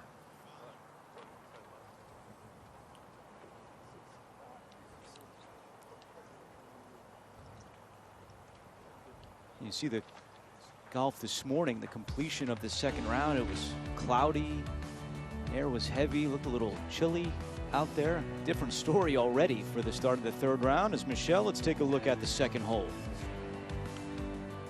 Par 5, curving to the left, say a landing zone. If you can get it close to that 320, you hit a big slope and go almost all the way down. Player will be faced with a steep downhill second shot.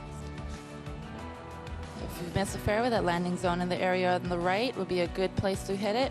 Green guarded by 2 bunkers and a big slope, a big ridge kind of going down the left to right side. It's played as the easiest hole this week, a stroke average of 4.46. We've seen 7 eagles already this week at number 2.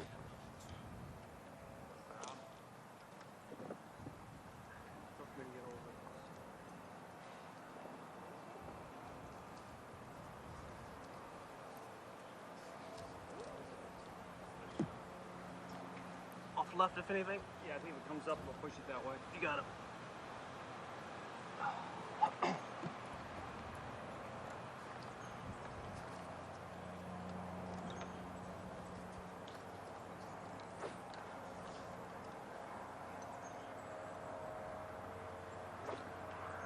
We saw Tiger in the opening round hit a beautiful, just a nice little tight right to left draw off of the bunker.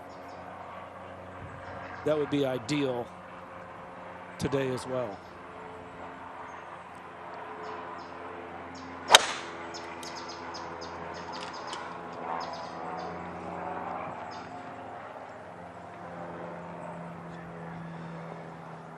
Second consecutive tee shot where Tiger hits it in the bunker off the tee.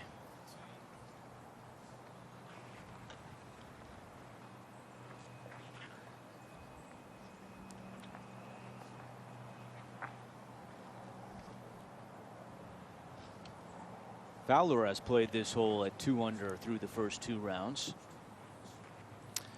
Michelle, it looks like he's employing a little different strategy once again, like he did at number 1, going with a 3-wood. So apparently taking the bunker that Tiger just hit it in out of play.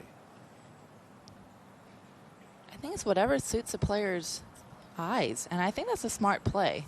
If you aren't feeling comfortable with your driver and that bunker is perfectly set up, it almost draws you into the bunker.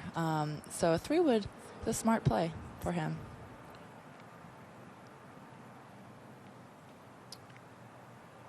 Right at 295 to that bunker.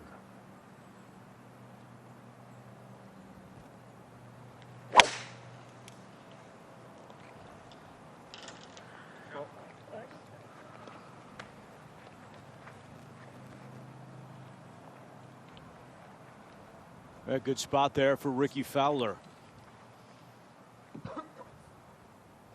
Top 12 at 5 of the last 6 Masters for Fowler.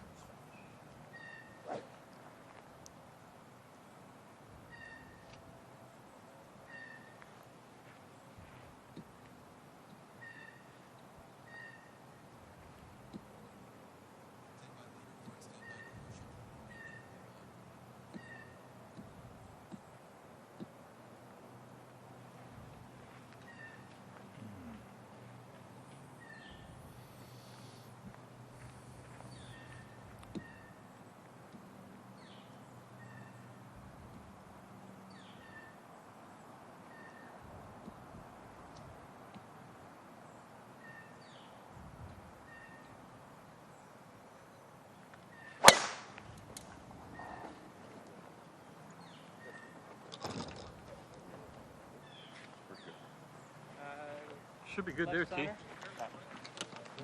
That is more than look good. at that run out. Beautiful That shot. was releasing. It's still going. Yeah, releasing big time. He's going to have to hit a big hook for the second, but really nice tee shot. Moving day at the 84th Masters Tournament. A 5-way tie atop the leaderboard. For live streams, scoring, news, and more, visit masters.com.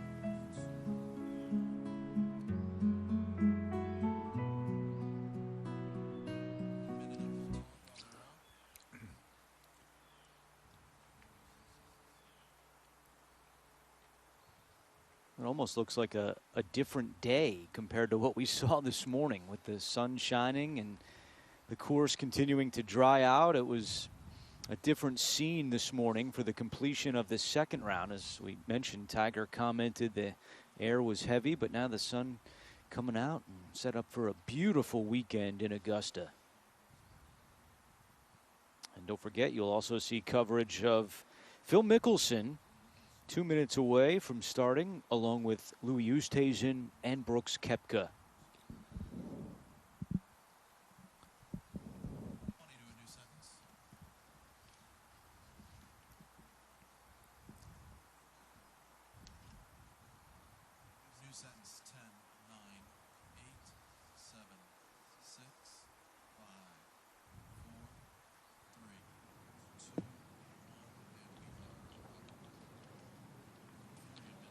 At the first hole, we're getting set for the start of the 11:04 grouping of Louis Oosthuizen, Phil Mickelson, and Brooks Koepka. 4, please. Louis Oosthuizen now driving. Have a good day, guys. Oosthuizen at 6 under par. He begins just 3 shots back.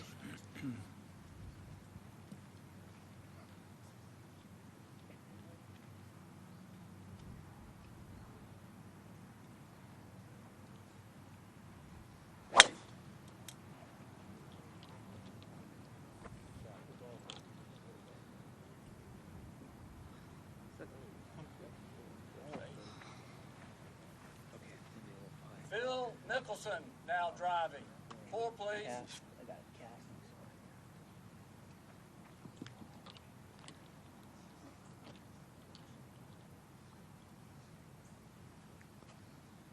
Phil said after his second round 70 that he feels very confident off the tee, but in his words, he's been putting horribly for the first 2 rounds, and he kept repeating, "I will get it fixed." See if the work that Mickelson did last night and this morning pays off as he begins 5 under par.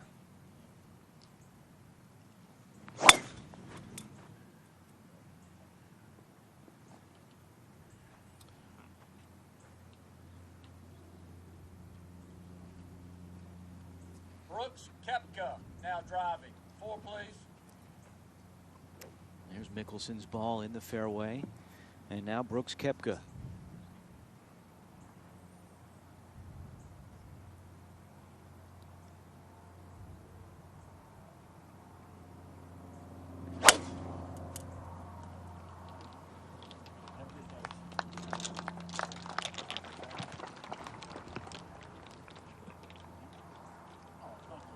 And Koepka right down the middle on the opening hole.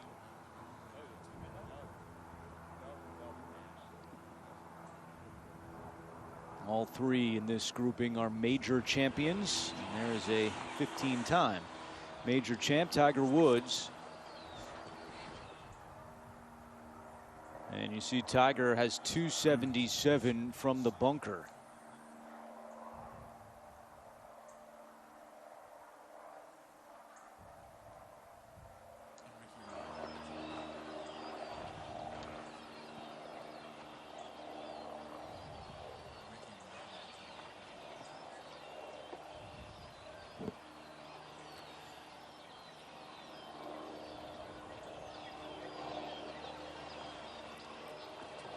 And once again, Michelle, I think he's far enough back that he's going to be able to push this down the fairway a pretty good distance.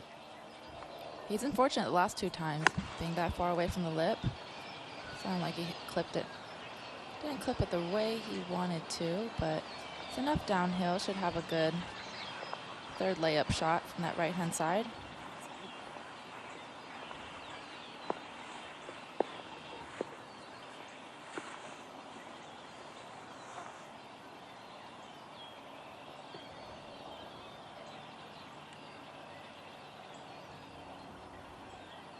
Ricky Fowler will be next.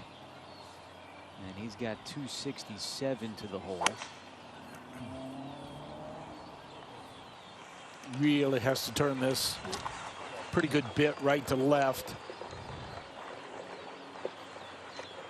But I think that's a really good lead. When you start looking at the hole location on that left-hand side, up against the bunker, anything to the right gives these guys a pretty good look with the wedges.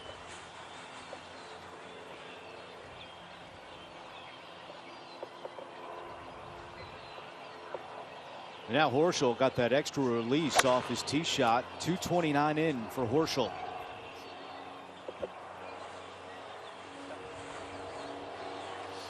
Hello, Fowler. Yeah, I think he was, just trying to keep it low enough. He was a little too far left that from that downhill line, trying to keep it underneath the trees, trying to turn it right to left. Sometimes you might try to do a little too much with it, but actually it sets up nice for a third shot here. Let's go back to the first hole as Mickelson, Koepka, and Oosthuizen make their way up to their tee shots.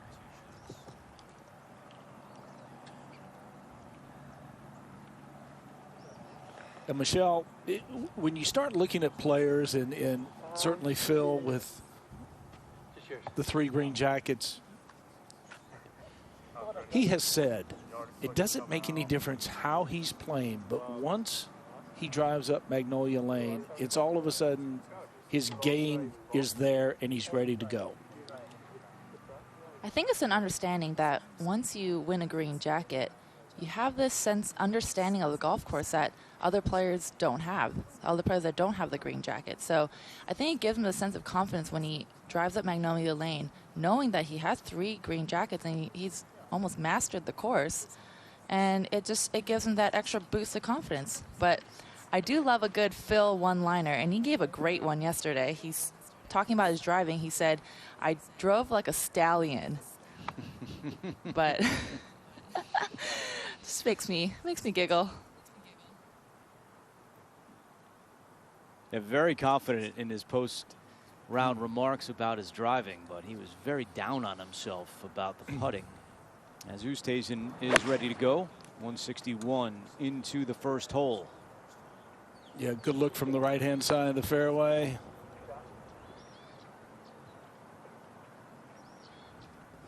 Louis made a nice 7 birdie here. consecutive cuts at the Masters tournament. Yeah, he made a nice birdie in that opening round here at number 1 as well, Andrew.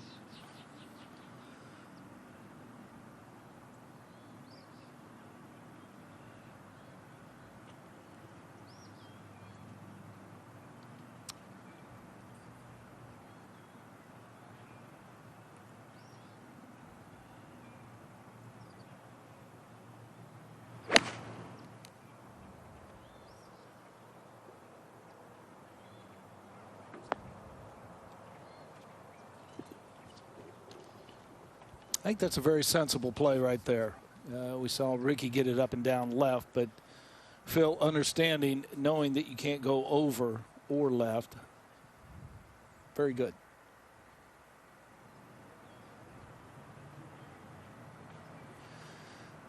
I thought the round yesterday for this guy, Michelle, I thought he could have been 3 or 4 shots better easily. Still, he turned it around and really giving himself an opportunity this weekend. It looks like he's going to catch that same hill that Ricky did. Almost exactly in the same place. That's something to keep an eye out for in the 3rd round. We saw a lot of balls over the first 2 rounds holding the greens. As things continue to firm up, as it dries out, that could be something that changes as we skip up ahead to the 2nd and the 3rd shot for Tiger.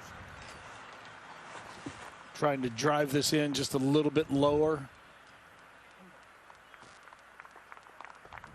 It's going to be a quick Beautifully putt going played. down the hill. Yeah. It's going to be a quick putt down the hill.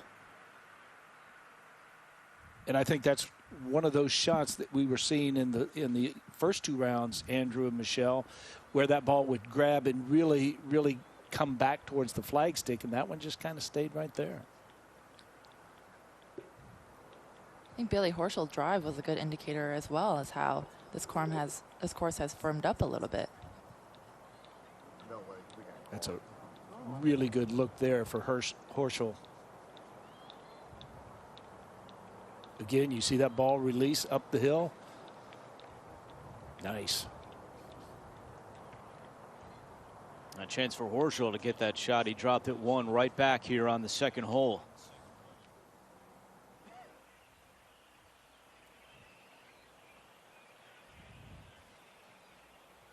All right, Fowler with the green pants, his 3rd shot.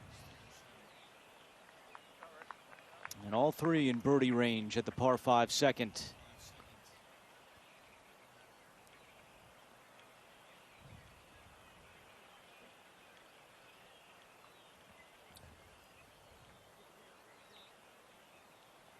One thing to keep in mind early is that you've got some players who were out here already this morning playing a handful of holes, and then you have others who already finished, and this is their first action of the day, obviously not including their warm-up. So you got Tiger, he finished and went right back out.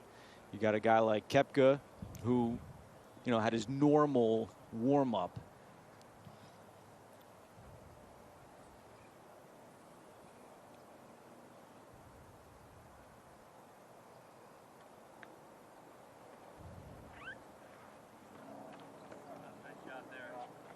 Great shot. Yeah, he and Ricky both played it expertly and pretty easy up and downs from over there.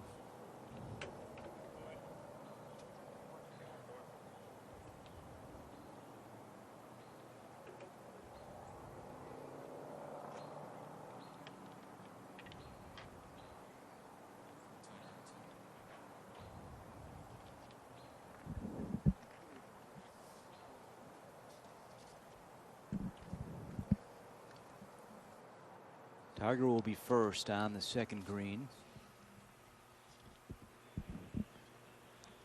Just inside 9 feet for Woods.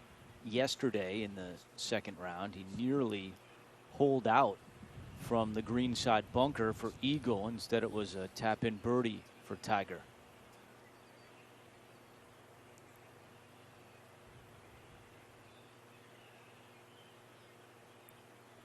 It's going to be quick. You just wondered just how much push off the bunker is this putt going to get?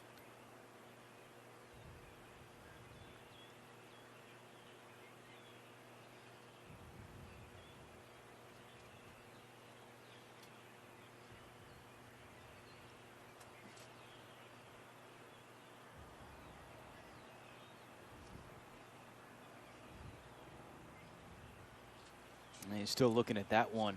He thought it was good.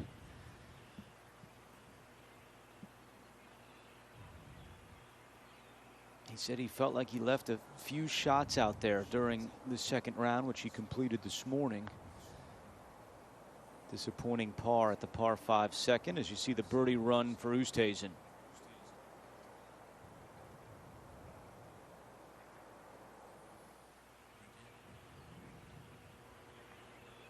Let's see if Fowler can make birdie at number 2. Michelle, I think it's a big day for Ricky Fowler. This could go a long way if he plays well today and then plays well again tomorrow. This is a course that he really likes, and you're right. If he can post a low round today and post a good weekend, this will be a great shift of momentum for him this year. Back at 1, Mickelson has this putt for birdie.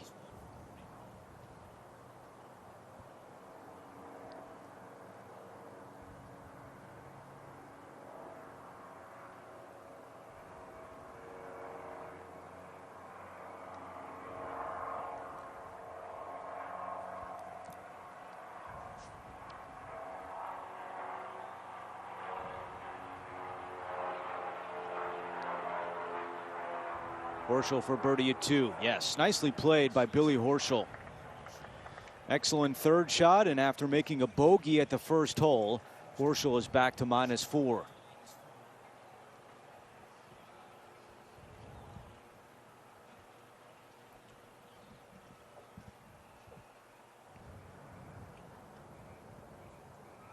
Oosthuizen for his par, and he stays 3 back.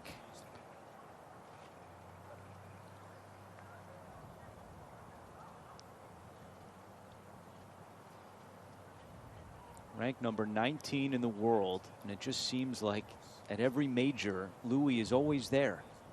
He's somewhere on the first 2 pages of the leaderboard. Of course, he was at the top at the 2010 Open Championship at St. Andrews. And I think a big reason for that, Andrew, and I think Michelle can maybe confirm, but the ball strikers in major championships are the ones that you continually see at the top of the leaderboard. Ball striking is going to win more times than superior putting. All right, our first look at the 3rd hole today, and Fowler has the driver out. And I like the play. You look at the hole location deep in the green. I think you're going to see a lot of drivers with this hole location.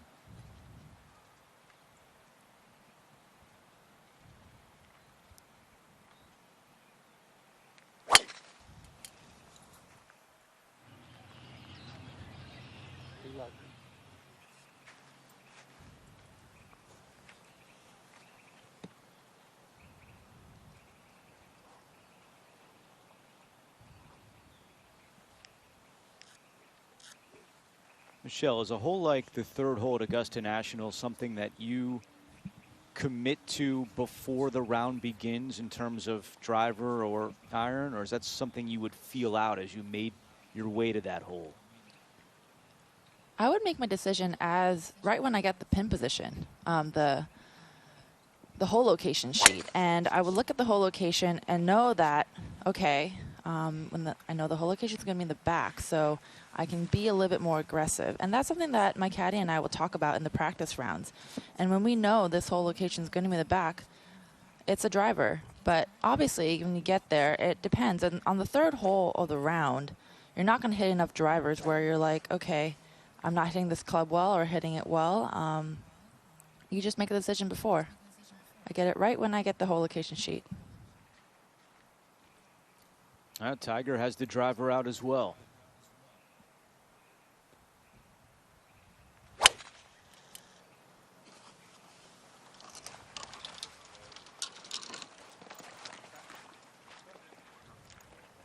Good one there by Woods. Yep. Up on that right-hand side, he's going to have a great visual of the flagstick from there and pretty much has the full expanse of the green from that angle. Back at 2, a hole that has historical significance for this man, Louis Oosthuizen. And this one goes in the bunker. Of course, he made albatross at 2 back in 2012. The only one in Masters tournament history at the 2nd hole.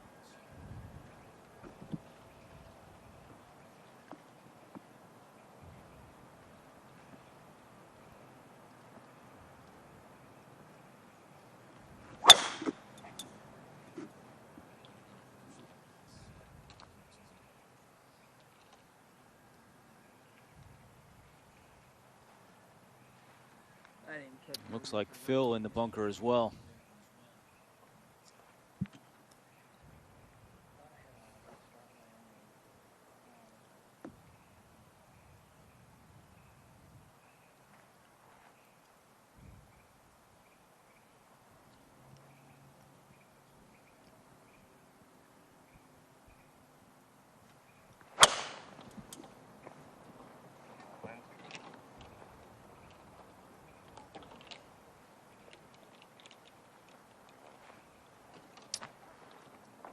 It's the same thing that Horschel did, and that is deep.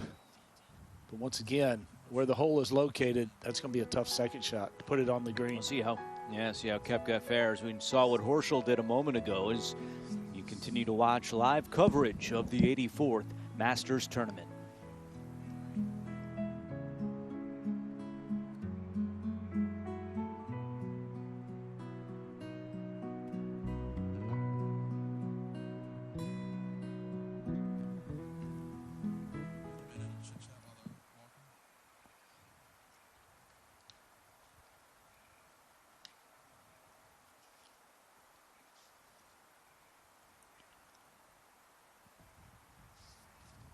Just over a half hour away from the final grouping. Teeing off at the first hole, Answer, Smith, and Thomas. And the penultimate grouping also has two of the leaders because we have a five-way tie. Dustin Johnson and John Rahm will be playing alongside Patrick Cantlay.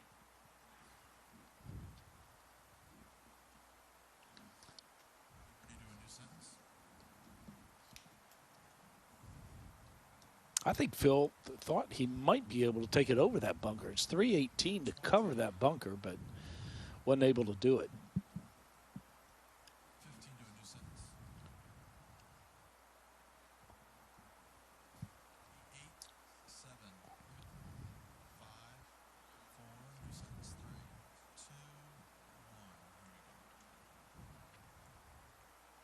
Just a gorgeous day in Augusta, Georgia. The forecast looks spectacular for the weekend and the final two rounds of the Masters Tournament. With Michelle Wee West and Billy Kratzert, I'm Andrew Catalan. You're watching live coverage of the third round, which began about an hour ago. After the completion of the second round, 60 players made the cut, which was even par, the lowest in tournament history.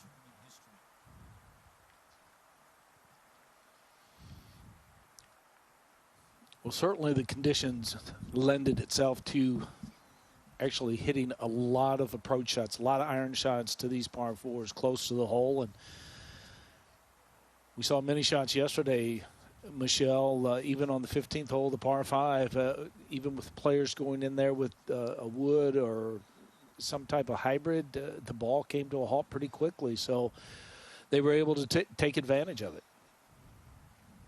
They're going in full attack mode. Anytime these players see a slightly softer course, slightly softer green, it's full attack mode for them.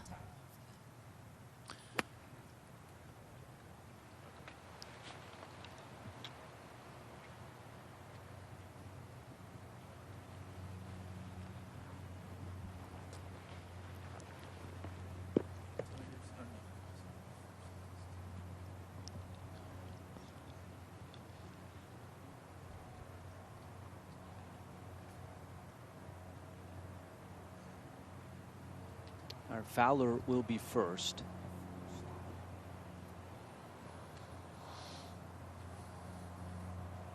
Again, you'll see Ricky try to drive it in there a little bit lower.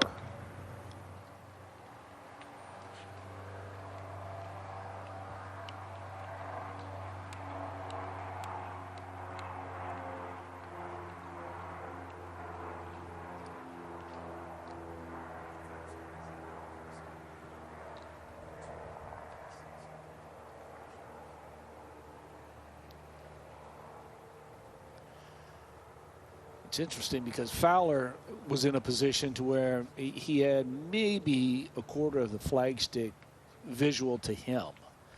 Tiger on this right-hand side has the whole green just about and 3/4 of the flagstick.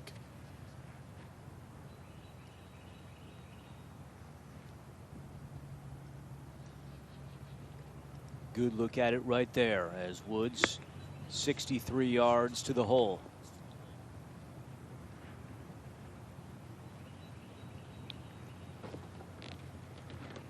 And not as much release as he expected.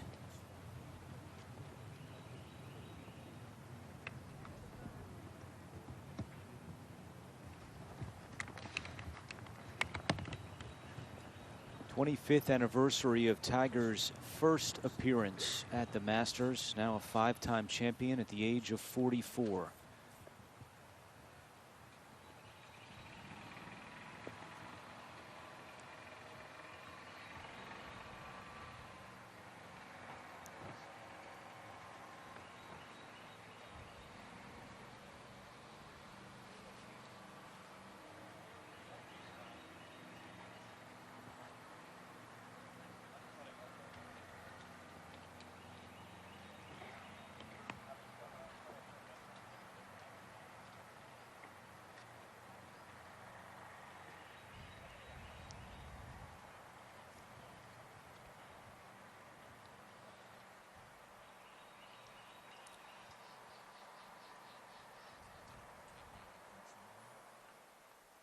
Let's go back over to the second hole, and you see Brooks Koepka, 324 yards off the tee, but in a similar position to Horschel, who had to lay up earlier on this hole. We'll see how Koepka handles the 228 left in.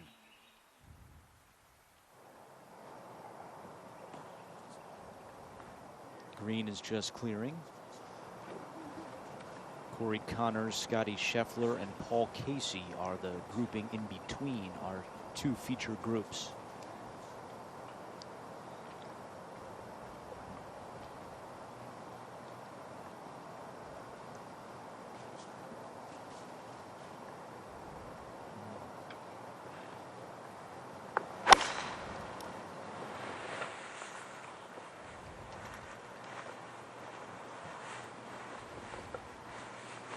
And Koepka just stays short of that greenside bunker. Two-thirds. All right, up ahead at 3. Billy Horschel looking to make it back-to-back birdies.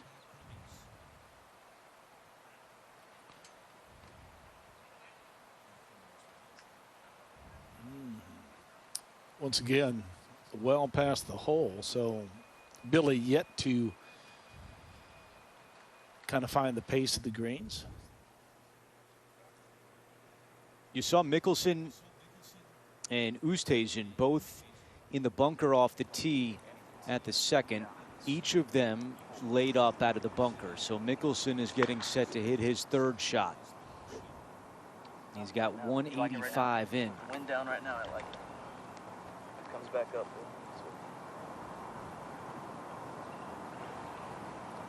Michelle, he kind of motioned that he was going to try, this shot was going to come out a little bit lower from the downhill lie, and I think that's the big concern with the wind. And you can see from the side angle how slopey it really is. And it's just hard to, when you have that downhill of a lie, it's really hard to get good contact on the ball. You almost have to feel like you're walking through the shot, and that's what my coach always used to tell me to do.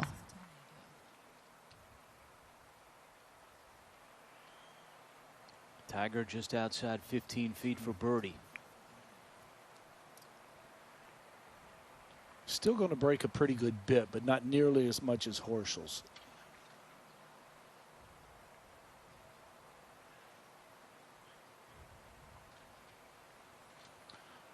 That's back-to-back good putts at the second and the third, Michelle, that I think he has to be satisfied. I mean, obviously you wish you make it, but I thought the pace and the line were pretty good.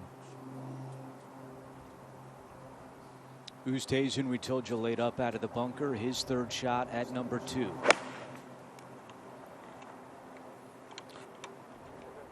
Little easier, little flatter portion of the fairway. We mentioned this back at the tee, but the historical moment back in 2012, the final round. Oosthuizen's second shot.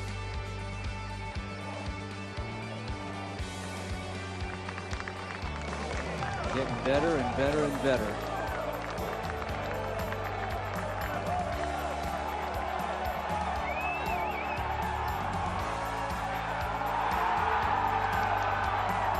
The only 2 at number 2 in tournament history, and he would go on to finish as the runner-up, losing in a playoff to Bubba Watson. Fowler for birdie. Billy, I know it's early, but can you already sense that the greens are speeding up a little bit compared to the first 2 rounds? Absolutely. They have definitely speeded up. And how much? You know, you always talk about tournament speed. I don't think there's a definitive number that you're going to be able to put on it, but you know that they're much quicker than what they were in round 1 and round 2. Round 2, they looked like they were getting a little quicker, but now in round 3, now they're back to what I think we're used to seeing at Augusta National. And Horschel looking at another 3-putt.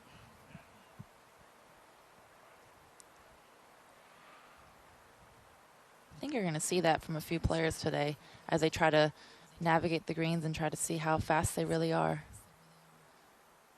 With the balls rolling out a little bit, you're going to see a lot of 4- or 5-footers today. Back at 2, and the third shot for Koepka. Can you hold that for me? Yeah, couldn't have a better leave than where he hit the second shot, Andrew. I mean, it is pretty straightforward from there, and that's what the players try to get to if they can't put it on the putting surface, and well played.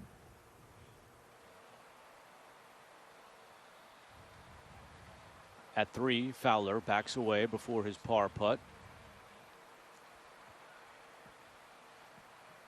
5-time PGA Tour winner, most recently in Phoenix a year ago. And to your point, Michelle, I think you're going to see players, just like Ricky did there, I think you're going to see them back off a few more putts than what we saw in the opening 2 rounds.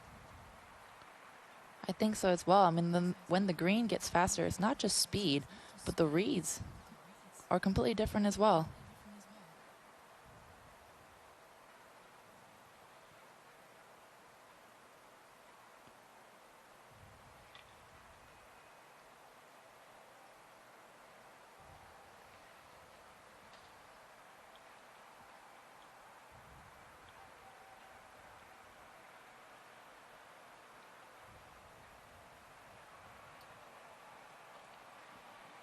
Three-putt bogey for Ricky Fowler, and he falls back to 4 under. And Andrew, a 3-putt from a very short distance. Now Mickelson out of the bunker. And he'll have that left for par.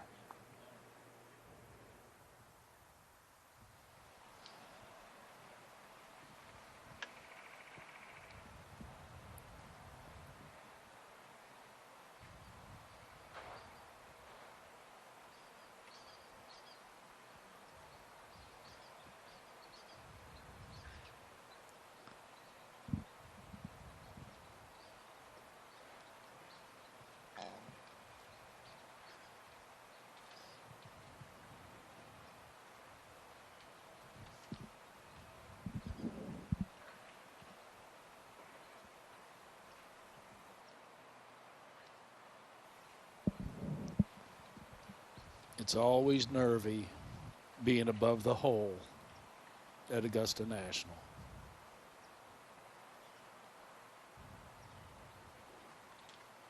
Tiger saw both Fowler and Horschel with 3 putts and took his time with that one, remains at 5 under.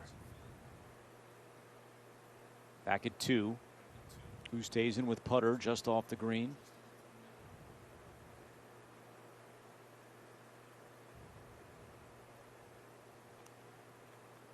And I think that it's safe to say we've noticed a change already. We were just talking about the greens firming up, and this is the most release and speed we've seen so far in the first 2 rounds, as Horschel with a 3-putt bogey. And you know, Michelle, maybe that favors the player that's been here a few times now.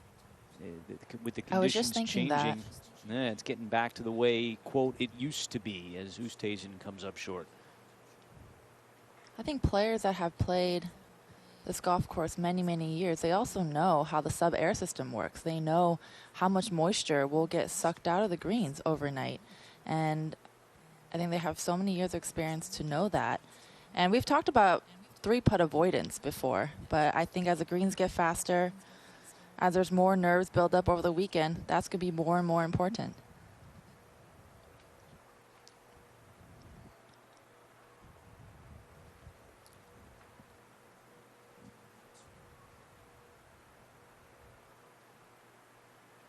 All right, Mickelson said he was going to get his putting fixed after the second round yesterday. This is a big one early for par at the second.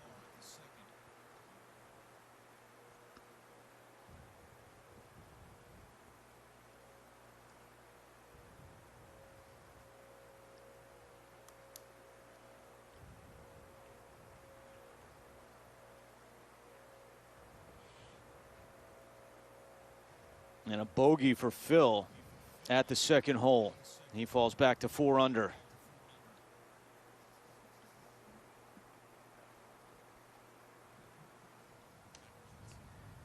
All right, our first look at the par 3 4th hole for the 3rd round, which today is playing 238.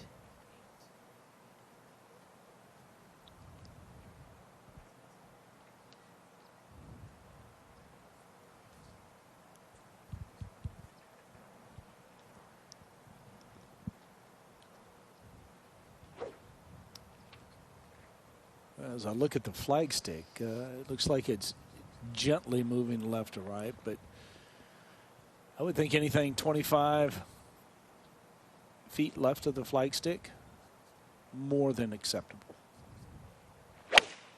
And just 4 paces off the right side. And Tiger aiming for the center. Ooh, hits hard and scoots to the back.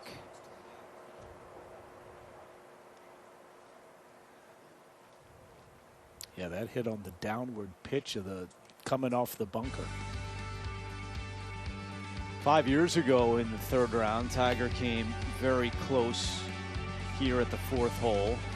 There's only been 1 ace at the 4th in tournament history. That was 1992. Jeff Sluman. Tiger almost added his name to that short list.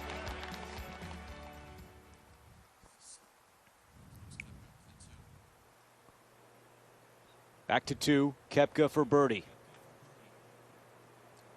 And he takes it to 6 under, only 3 shots off the lead.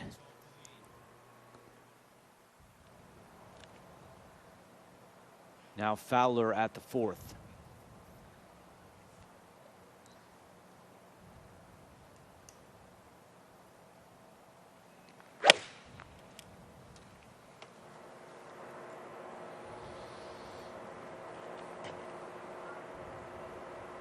Ricky well short of the green. Yeah, I think it's just nice. Yeah, I saw it 3 on. I'm just gonna play that big pine, single pine there.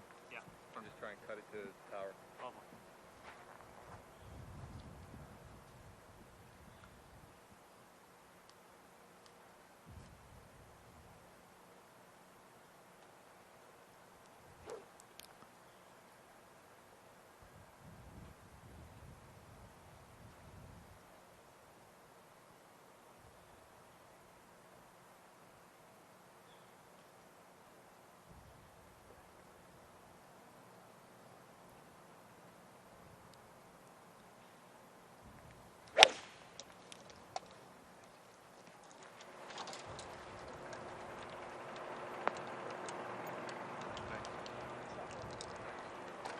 Billy Horschel will have a birdie putt here, coming off 3 putt at the 3rd hole. Koepka with driver at the 3rd.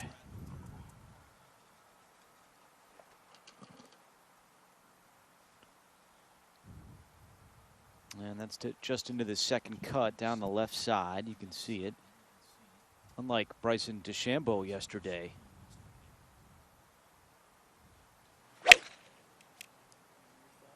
I was just thinking, man, we're probably going to see most players hit driver here today based on what we talked about. But there's Oosthuizen with an iron to the middle of the fairway.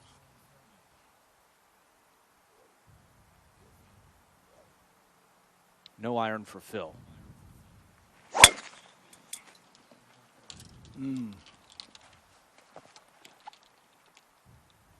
That was solid. It's going to be the 2nd cut in the as 2nd well. cut. But I think he has a great angle.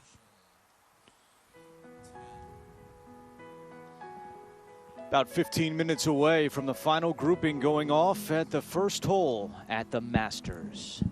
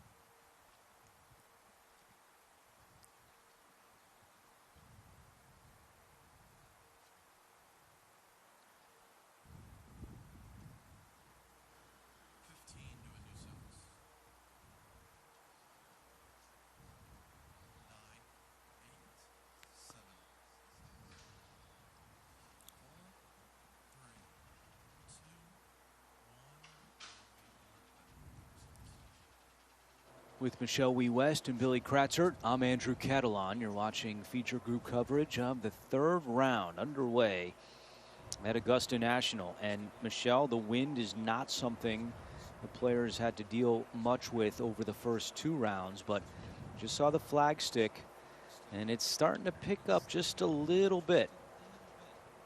A little bit. It's still a little variable. You can see the bushes starting to move back there. But on this hole particularly, it really does affect the club.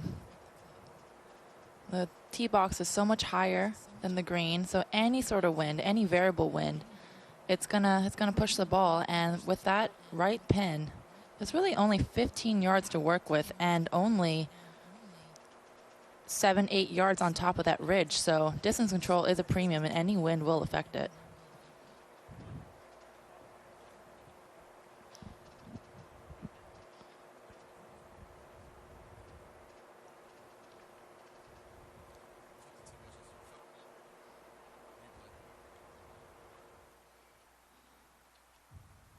See, Tiger, did he flip a tee to see who goes first? Yeah, wherever he flipped it again. He didn't like the result. That's pretty cool. Okay, kind of the same shot that he had at the opening hole, where he hit it about a foot from the hole. How about this one? Oh, almost in for Fowler. That was beautiful.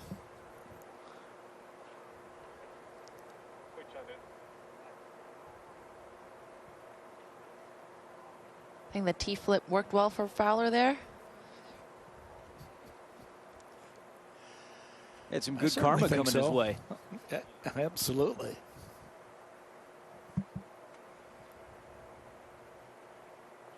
And with the whole location where it is at the 4th, 3 is always an excellent score. And even though Ricky really missed it off the tee, that really did not leave him a bad angle to that pin.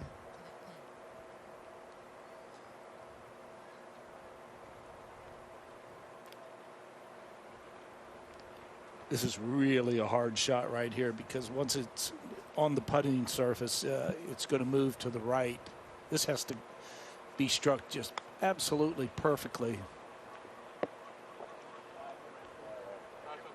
which he does a lot of.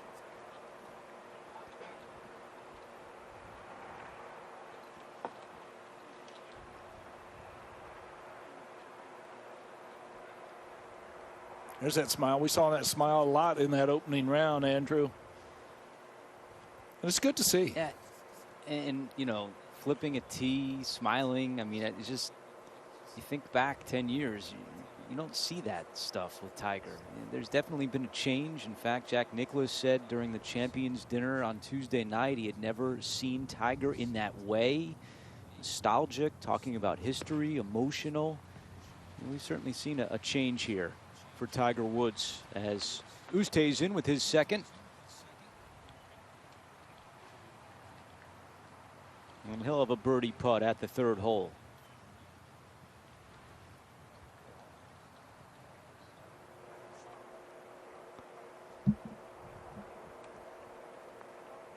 Horschel birdie putt to get to 4 under. And a good read there by Horschel. Second for Koepka at 3, 89 yards away.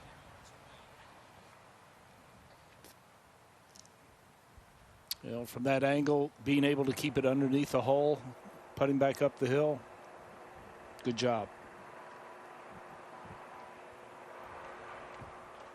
Horschel remains at 3 under after his par at the par 3. Let's see what Phil does out of the second cut at the 3rd.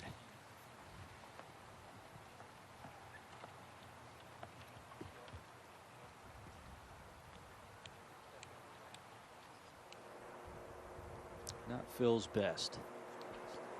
Tiger for par. 4 pars to open up the 3rd round for Tiger Woods.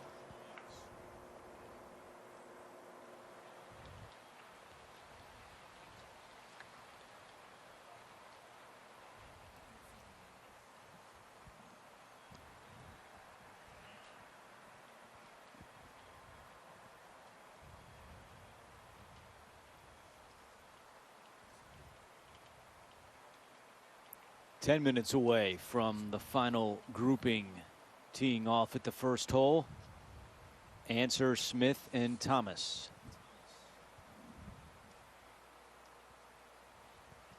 Michelle, we saw Cameron Smith a little bit yesterday during our feature group coverage, and he was playing fearless out there.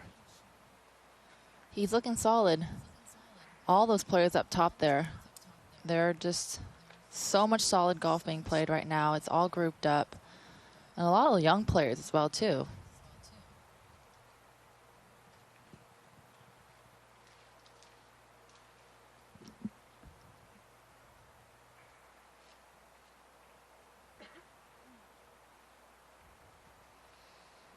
From the young players to a man who has won twice on the PGA Tour champions, Phil Mickelson.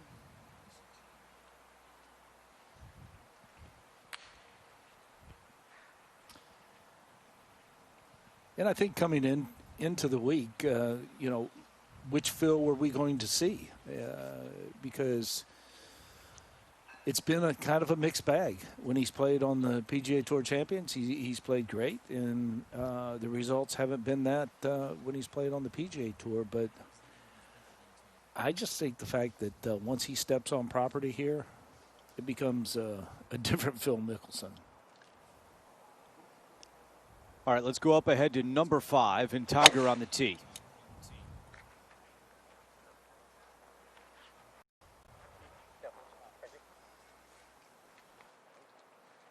And Woods safely in the fairway. Historically, this 5th hole has played as the 5th most difficult. And last year, it was the most difficult hole, a stroke average of 4.34. Let's see if Fowler can tackle it with a good tee shot.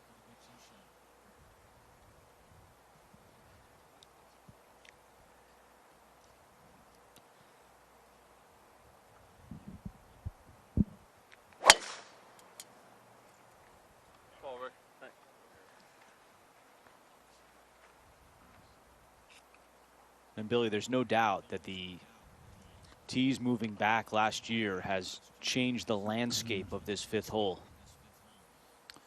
Absolutely, and you have the 2 bunkers down the left-hand side. If you happen to hit it in those bunkers, there's almost little chance that you're going to get the ball up onto the proper level at the green.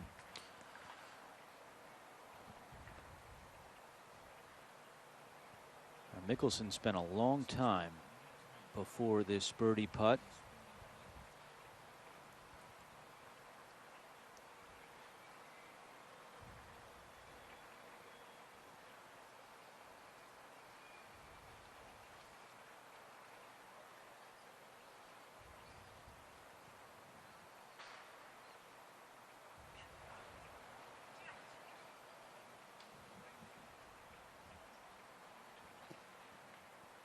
It's a good putt, but you can tell that Mickelson is really frustrated on the greens.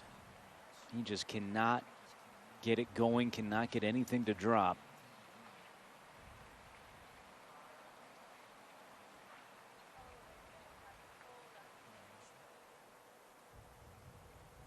Up to 5, and Horschel on the far left side of the teeing area.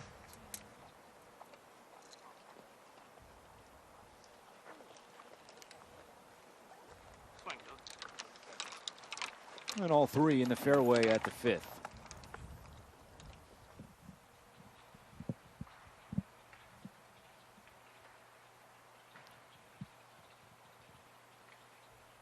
Through 2 rounds, this man, Louis Oosthuizen, led the field in strokes gained approach. And he's hoping to knock in a birdie here at the 3rd. Yeah, a little bit different angle than what Phil had, and pretty much exactly what Horschel did.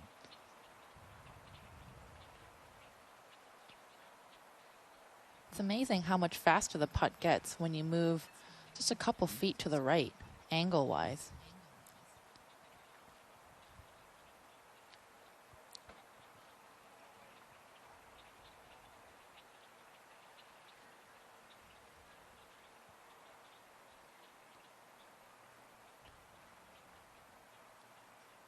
Koepka, I mean, this one's going right back up the hill. This is a great opportunity for birdie. Chance to move to -7. And within 2 of the lead, Brooks Koepka takes it to 7 under.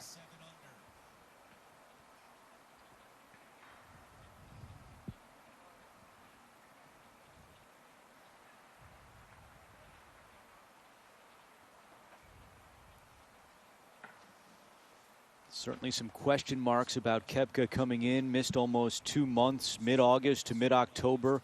Left knee and hip injuries.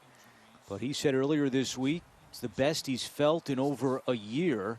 And even though he hasn't played a lot of tournament golf down the stretch here of 2020, we know that he performs well in the majors.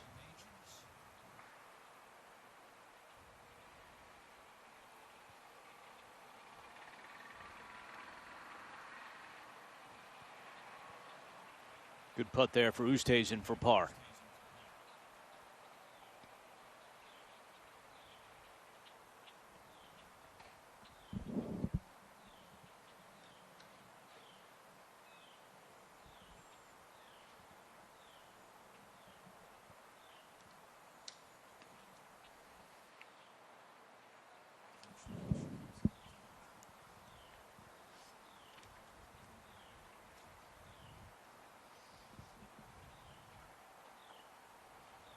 Wow.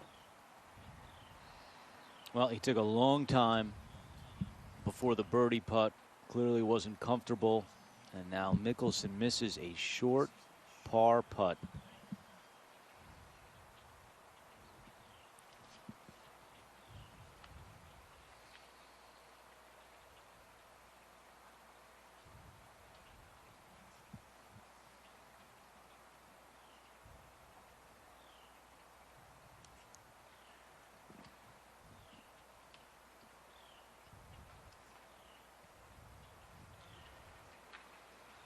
Three-putt bogey for Mickelson, and clearly the greens are on his mind as he's now made back-to-back bogeys and slips to 3 under.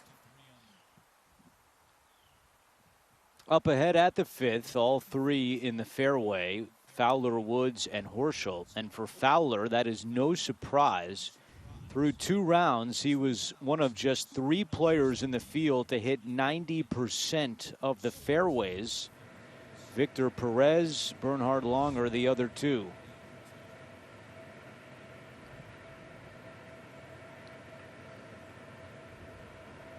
Tiger with 208 to the hole. Flagstick on the left-hand side.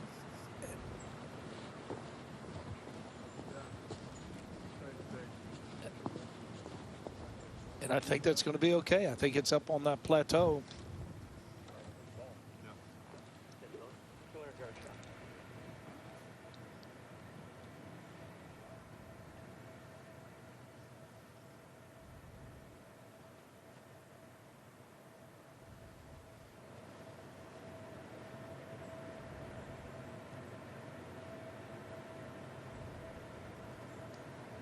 All right, Horschel 202 to this left hole location.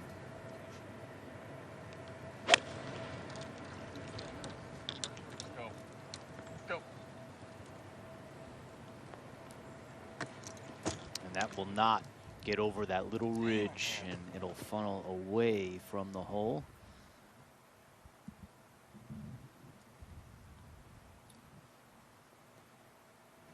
That will be a very complicated putt right there.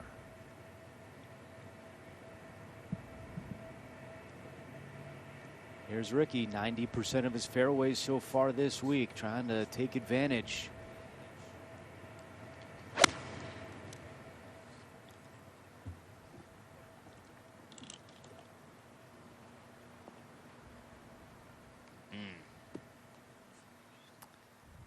He will be tested for that 3rd shot. We saw him answer the bell at the 1st and 4th holes. Another tough pitch shot coming up for Ricky Fowler at the Masters tournament.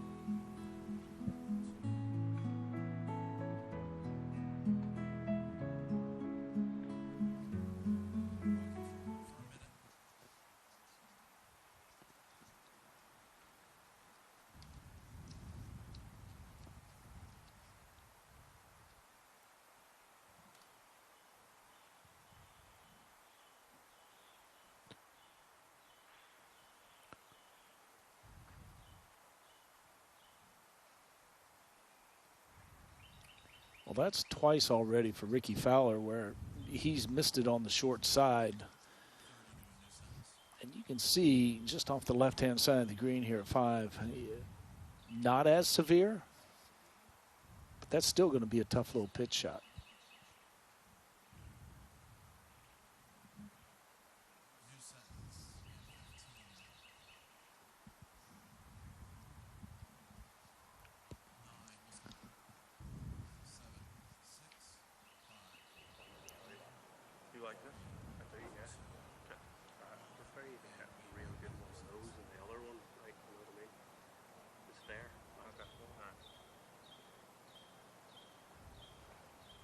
With Billy Kratzer and Michelle Wee West, I'm Andrew Catalan. We were listening in to Brooks Koepka chatting with his caddy Ricky Elliott, and now he's set to go at the par 3 fourth.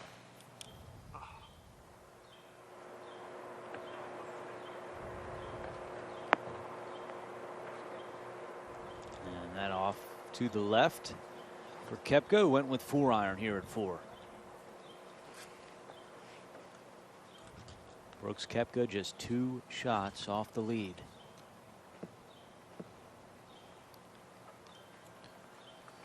Such a demanding tee shot here on this par 3. Trying to fit it in between the bunker and the flagstick.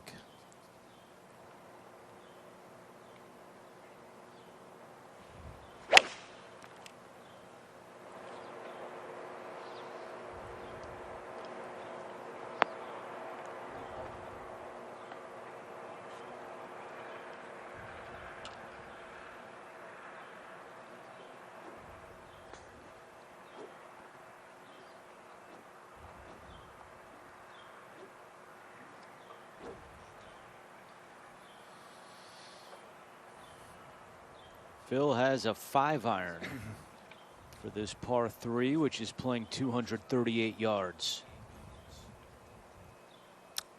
And Michelle, I can only imagine the temptation, trying to resist the temptation of going at this flagstick after the 2 bogeys. I know he wants to. I think that's what he's talking with caddy right now about. You see he's setting up on the left side of the tee box. For him, it does give him a really good angle to go at the pin, but like we said before, that area is extremely small. And coming off of 2 bogeys, you just kind of want to slow your roll a little bit and step back and just make a par and move on. How about this line that Phil is taking with 5-iron and to the right of the flagstick? I don't know how many you're going to see there today, but I guess we shouldn't be surprised that Phil took a chance at it. That might be the only one, Andrew. All right, up ahead to 5. We were talking about the difficulty here for Fowler. Let's see how he does with his 3rd. And yeah, that was a tough one. Looked like he was fighting with the grain a little bit there. Caught it just a little bit heavy, which is really easy to do when you're up the slope and face with the into the grain shot.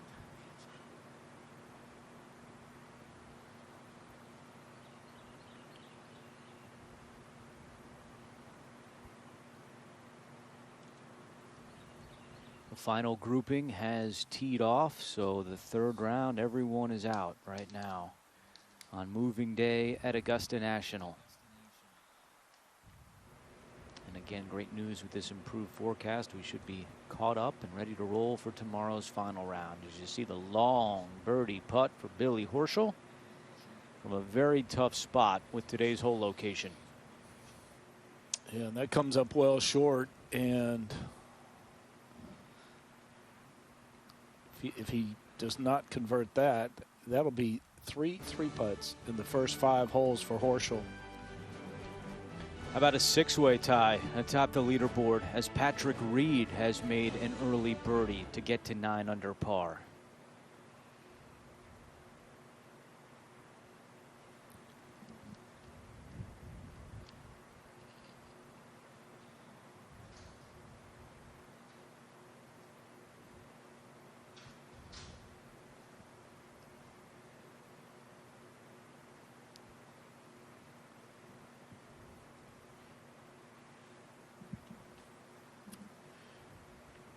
Tiger being on the proper level, this putt is so much easier than what Billy Horschel had.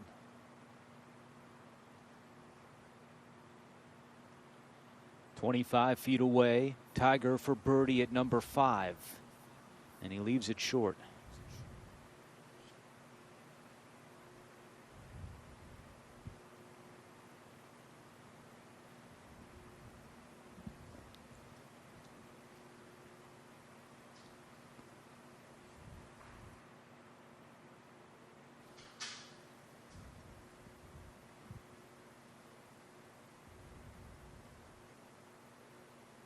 Tiger was second in the field last year in birdies made. He had 22 of them.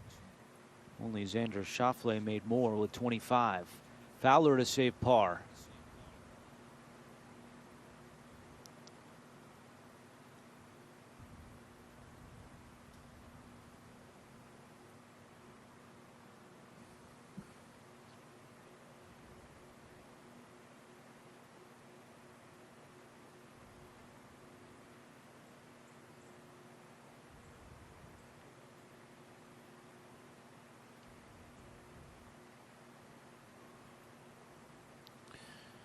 Andrew, we spoke about it yesterday, and you talk about stretches of holes here at Augusta National, and when you start looking at the 4th, the par 3, this hole, the 5th, the par 4, and then you go to another par 3, the 6th, this is a pretty difficult stretch of holes. You can also add the 7th in there as well, that if the players can get through that 4-hole stretch, even par, that's a big deal.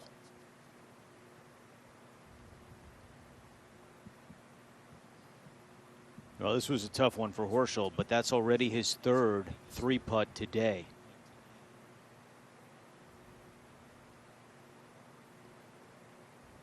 And to your point, Billy, it's always hard to bogey an easy hole before entering a stretch of hard holes. That already puts you in a tough mindset. Agreed.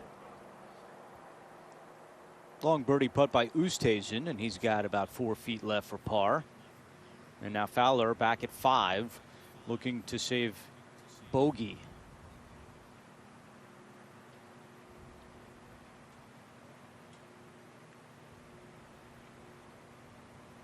All right, so Fowler drops one at the 5th hole. And Ricky now 3 under. Back at 4, Koepka for birdie.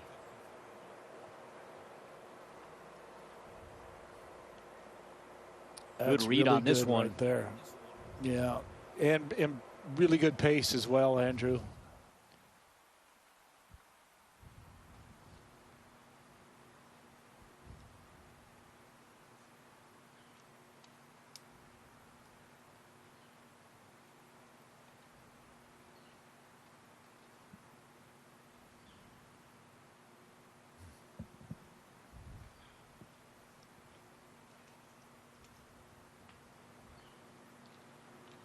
So Tiger Woods begins his 3rd round with 5 consecutive pars, and he remains at 5 under.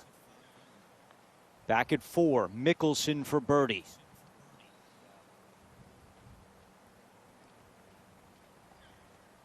And wow, look at how much Phil has left for par. Still moving away from the hole. And that one's going to go a lot further.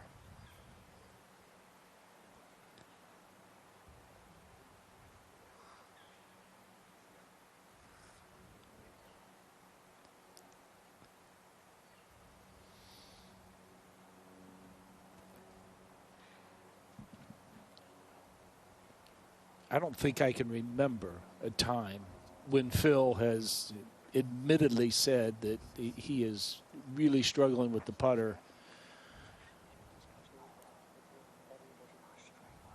But right now, it totally is. I mean, I just have never seen that out of Phil Mickelson.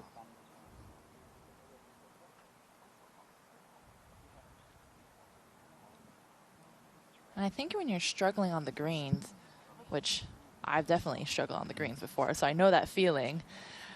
It's so hard not to be antsy and so hard not to try to force something. And like I said back on the tee, you just have to take a step back and focus on what's in front of you. It's hit some solid putts. Just try to get some good distance control, and the rest will happen. You just can't force it, especially on these greens. You just cannot force it. And I think when you see a player, even the stature of Mickelson, with the wins here at Augusta, when a player struggles with pace, it's very difficult, and it's rare that they ever pick the right line. It's so hard to read putts properly.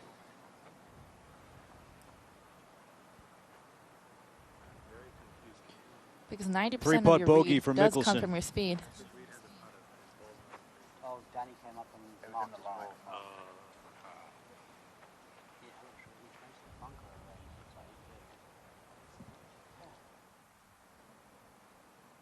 All right, first look at the par 3 6th hole. Tiger on the tee. It's playing 183 today, and Woods has 7 iron. Yeah, this is a whole Nice looking location shot that they shape. can get it close to. Yeah. Yep. They can get it close to this one.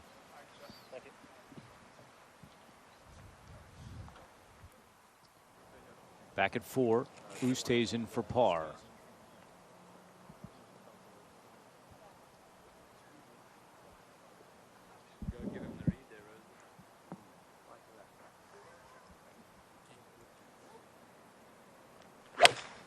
Tee shot for Fowler.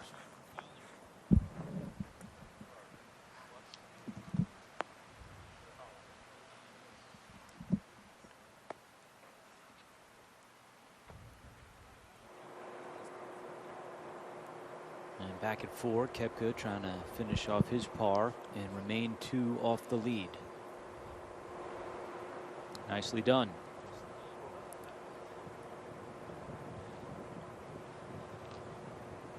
Very nice start for Brooks Koepka.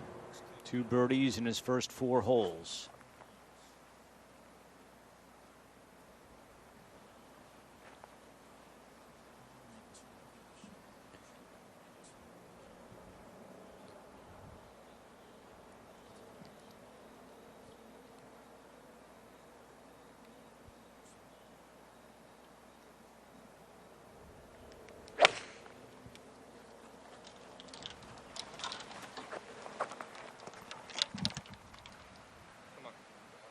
And that might work back a little bit for Horschel. He'll have a birdie putt coming up. You're watching live coverage of the 84th Masters Tournament. A reminder to get your junior into the game. Go to drivechipandputt.com to learn more and follow on Facebook and Instagram.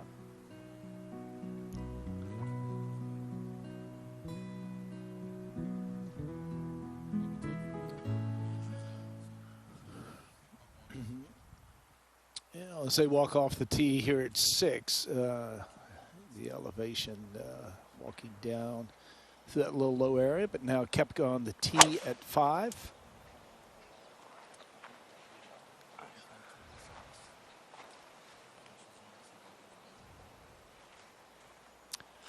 And just continuing to play that nice little left to right shot. Went back to an old driver. Won a couple of majors with that driver, Michelle. So you can see the confidence that Koepka has at the moment. Always nice to have good trustee in the bag. And you can see the wind direction here at the par 3-6. A little bit down and from the right.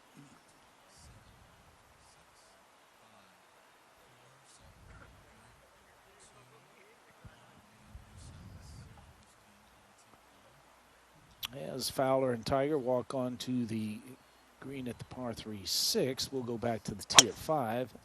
Oosthuizen with his tee shot.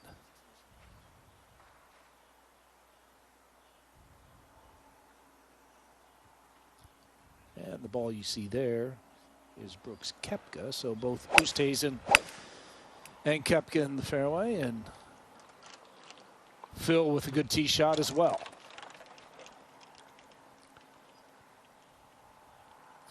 All players finding the fairway here at 5, but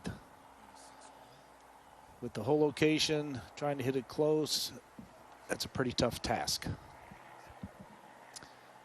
We'll go up to the green at 6. Billy Horschel a little deep into this green and did not get the benefit of this ball working its way back down to where the hole's located. And Michelle, this is going to be some kind of quick from here for Billy Horschel. It's going to be very quick. Everything kind of funnels to this hole. Like you said, it's going to be a good pin that players are going to get close to. But Billy's unfortunately did not really roll down the hill as much as he wanted it to, so he's going to be left with a very fast putt. Looking in the neighborhood of 25 feet, but just to kind of give you a sense of the speed of the greens and just how quick it is going down this slope, he's going to have to kind of feel as though he's going to hit this a 6-foot length.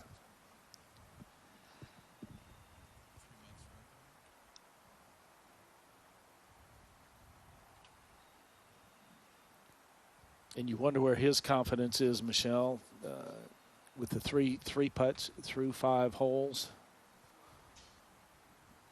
2-putt here is going to be very crucial for him. And like you said, all he needs to do is really roll the ball right in front of him 6 feet and just let the weight do the rest. You can just see how soft he hit it right now.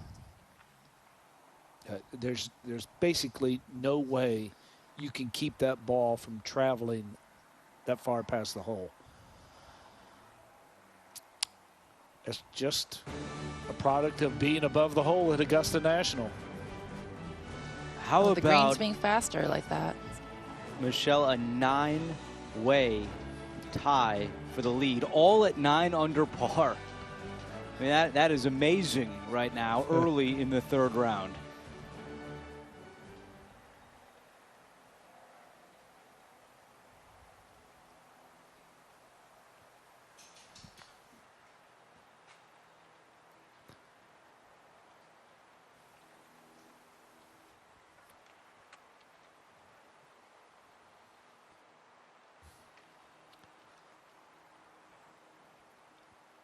The putt that Fowler has, it's going to break a pretty good bit to his left. You saw the slope that Billy Horschel had to come down. You can almost see Ricky almost looking up into the area, probably halfway up that slope. I don't know if his head can turn far left enough to see where the hole is.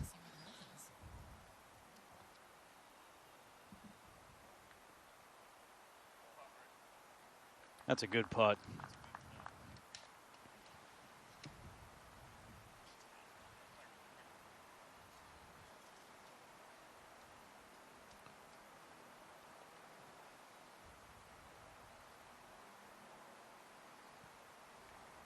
He's got such great feel around the greens. Spent a lot of time with him in Jupiter, Florida, asking him how he reads the greens, and just learned a lot. A lot of it's feel, and he just says he goes to the side of the green to really see the side contour and to really see the green from far away. Is that something you incorporated, Michelle? I certainly did. A lot of times when you read the green, you get so pinpointed on the small things. Sometimes you have to take a step back, like Ricky said, and see the whole green, see the whole picture. And he did such a great job of that.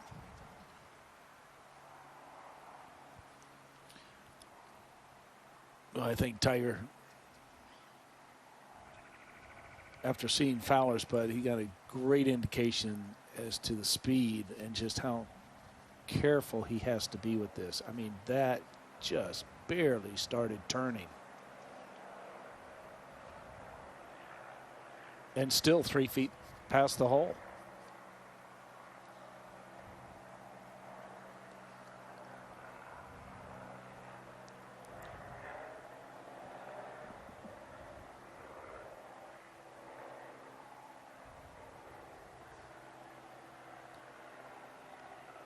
The big thing that I'm seeing right now, Andrew and Michelle, early in this 3rd round, is the fact that we've seen very few times where a player has rolled it up there to where they just tap it in and have taken the stress off. It seemingly they're almost, if they don't make the putt, they're almost always marking after that first putt is struck.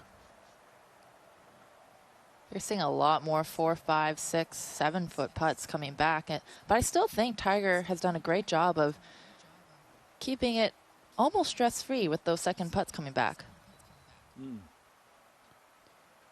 I think the pace he's had pretty much through 2 rounds and early in this third has been that good.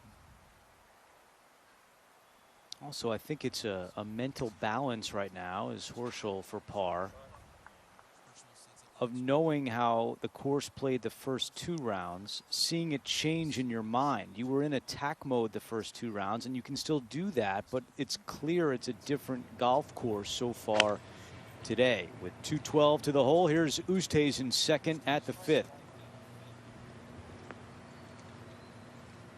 Way out to the right.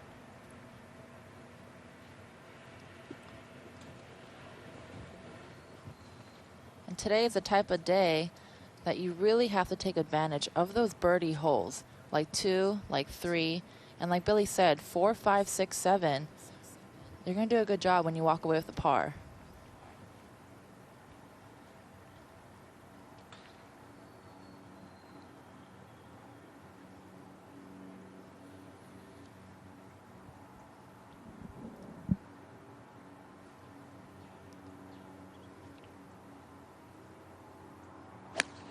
Second shot from Mickelson at the 5th.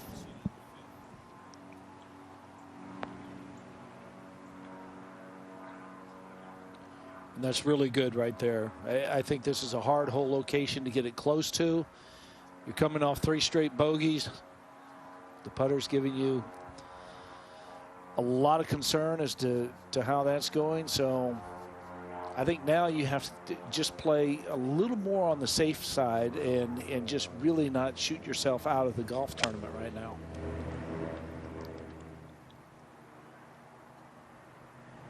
Koepka's second, and that is going to slide down along that greenside bunker. A little bit too much there for Koepka.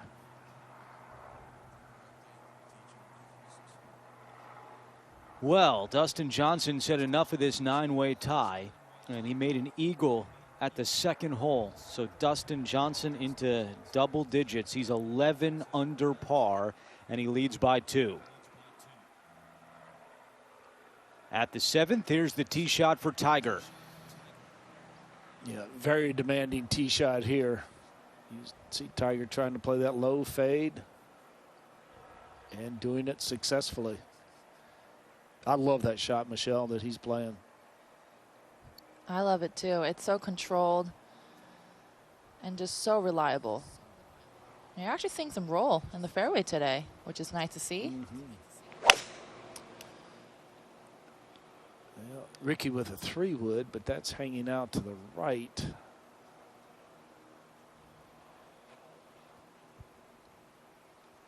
Into the second cut, and with that elevated green here at 7, Ricky will not have a lot of options.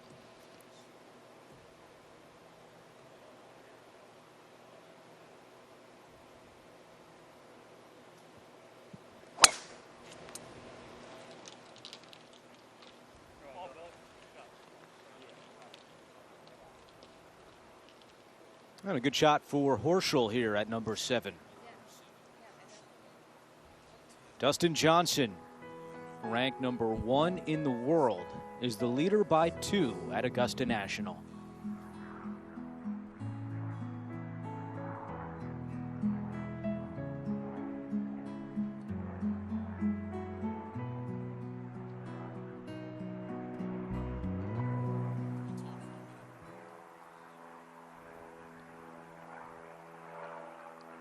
We saw Dustin Johnson during our feature group coverage yesterday, Michelle, and no surprise that he's off to a good start today.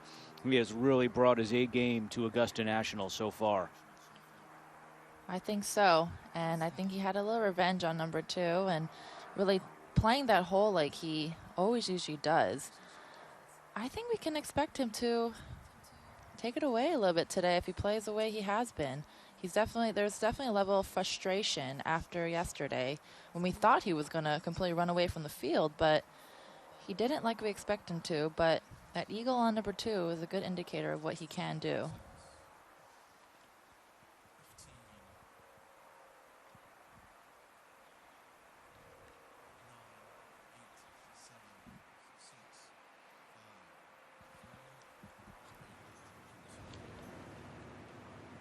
Third shot for Koepka at the 5th, and he doesn't get it onto the green.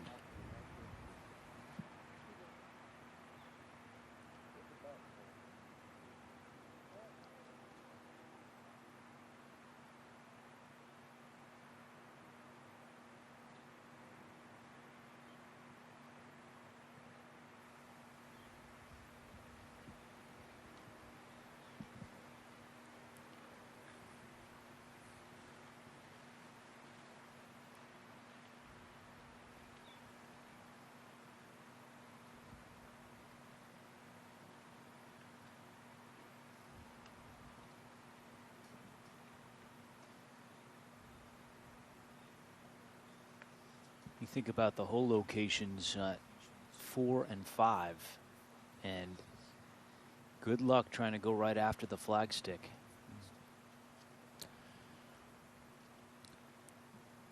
Where Oosthuizen's ball is positioned, if he can get this within 6 feet of the flagstick, it's going to be really good work. He has to go right over the nose of that mound that's right in the center of the green. Right there.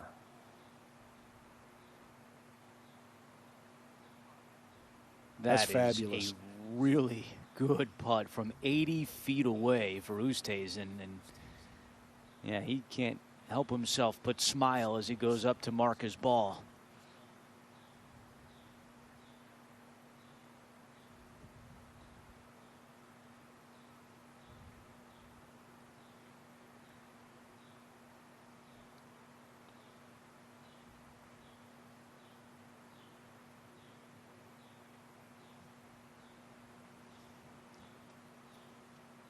Twelfth Masters appearance for Louis Oosthuizen. He finished 3rd at the U.S. Open at Wingfoot in September, 8 shots behind Bryson DeChambeau. As we go up ahead to the 7th, and we told you that the options would be limited for Fowler with his tee shot, and you can see where he's playing this one just out to the middle.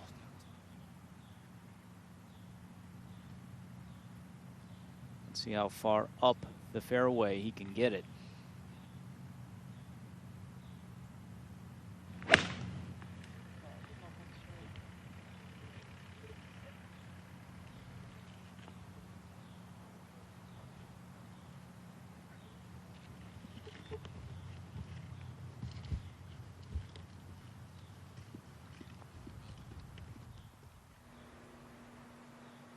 All right, we'll see where that one ended up. Let's go back to Mickelson for birdie.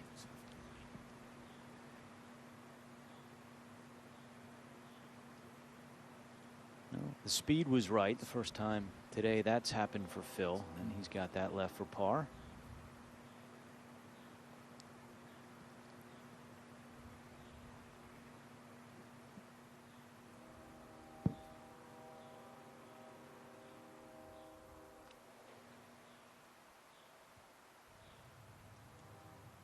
Horschel in the fairway at 7.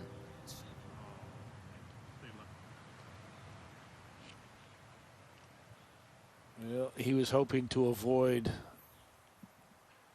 that slope there.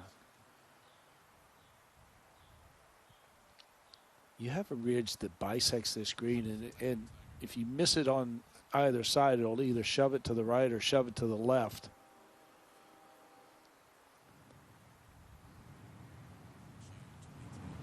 Great spot for Tiger. 138 to the hole. Yeah, taking it much more upstairs. And there's that tilt to the left. And you've really only that hole got. Is locate. Go ahead, Billy. I was going to say you miss it just a little bit, Michelle, and you know you're going to be 50 feet away. Well, 10 years ago on this hole in the final round, Tiger, his second shot. The patrons could sense it.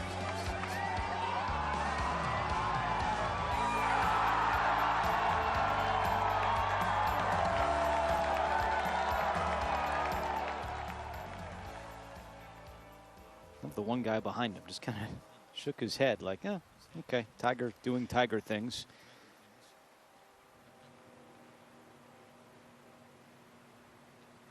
All right, now Koepka just off the green. This is to save par at the 5th. Almost for Brooks Koepka, but he'll fall back to 6 under.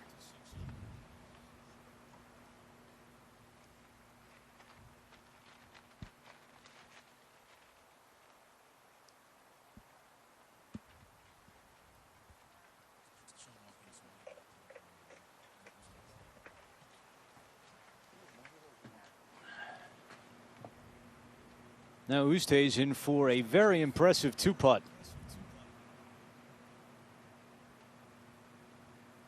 And Louis at 5 under and 6 shots back.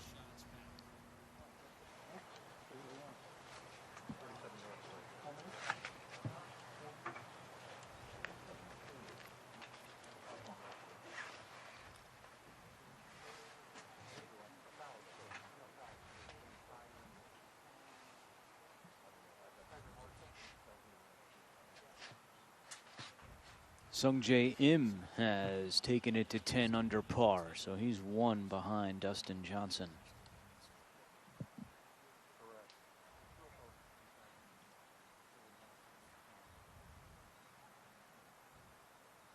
All right, there's where Fowler ended up from the second cut off the tee. So Ricky set to hit his 3rd.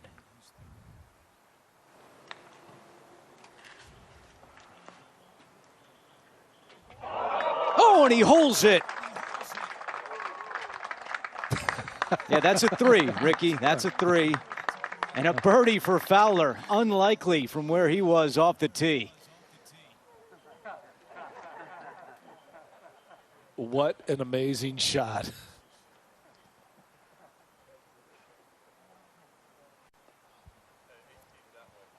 Yeah, count him out. 1, 2, 3. And even Tiger giving him an ovation, as he should. This group's having some fun. You got Tiger flipping a tee to see who plays first, Fowler holding out, Tiger applauding it. This is what it's all about. Good stuff here in the 3rd round.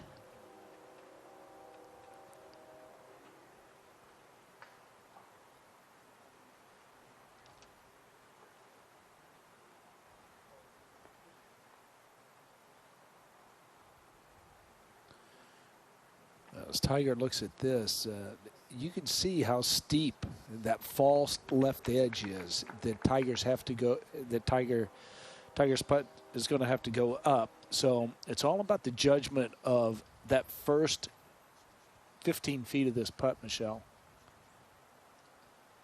He's going to have to break this putt up in 2 sections, like you said, and this first bit is extremely steep. So he's going to have to get it up there, past the ridge, get on top of the plateau, and let it just roll out with some dead weight. Just didn't get it past that ridge with enough speed. And that's tough to judge when you're faced with such a steep hill in the very beginning.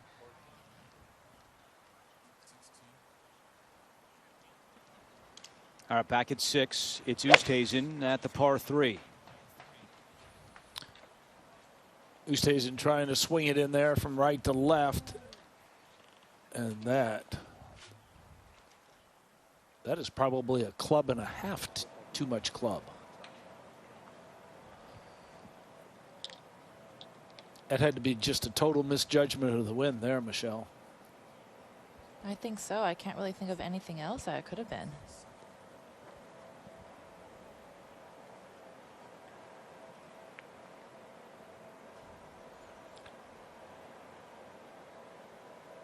I would think Mickelson with the 7-iron's just going to try to play a little right to left and maybe bring it in a little softer. Birdie here in the first 2 rounds for Phil.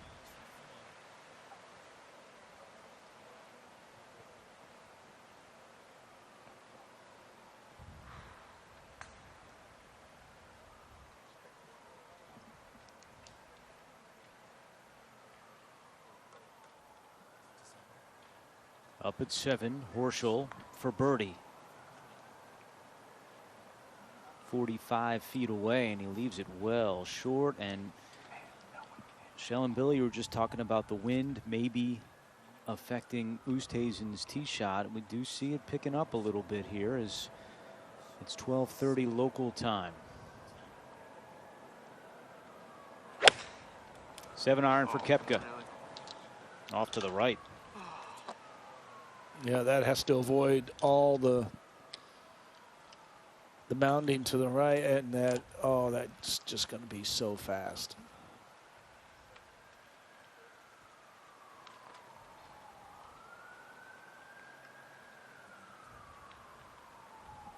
Justin Thomas with a birdie to move to 10 under par.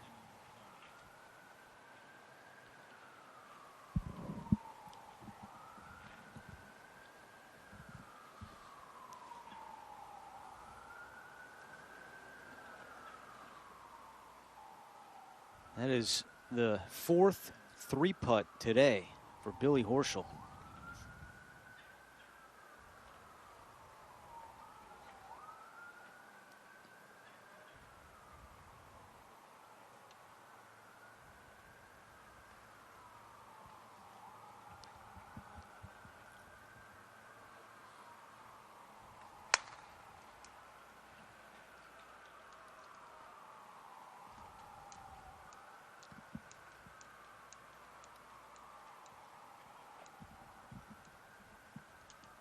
All pars so far today for Tiger Woods.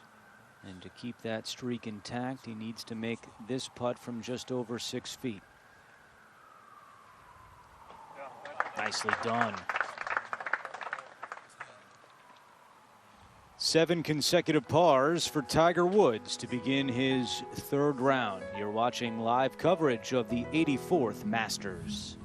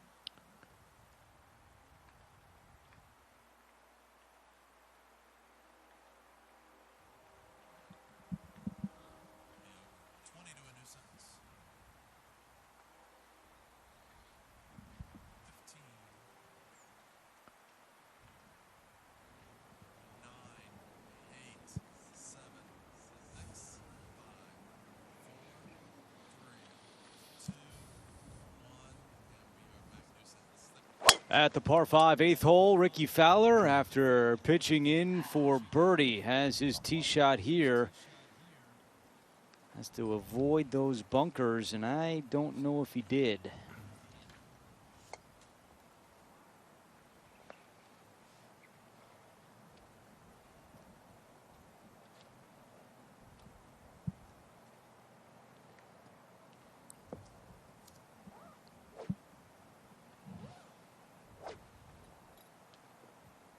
Shell, you got to imagine that with 7 consecutive pars, moving day here at the Masters, that this is a hole Tiger really needs to make birdie or better on. I think so. I think to have a chance tomorrow to win, he's going to have to make, I would say, 6 birdies coming in. Not going to be easy here with that tee shot in the pine straw and plenty of trees ahead. Now Koepka. How about where he started that? Now that is about where Horschel's ball ended up with his tee shot.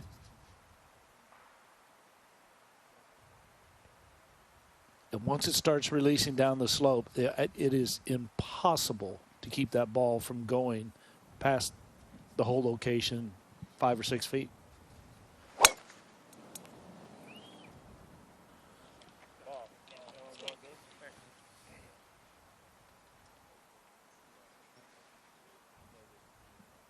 Excellent tee shot there by Horschel. Horschel at 1 under par as we take you back to the par 3 6th. Then Oosthuizen way over the green with his tee shot. Now he just had a nifty 2-putt from 80 feet away at the 5th hole. Right now he's got his work cut out for him again. Watch this one. Can he get it going? Oh, wow. You can't leave it there.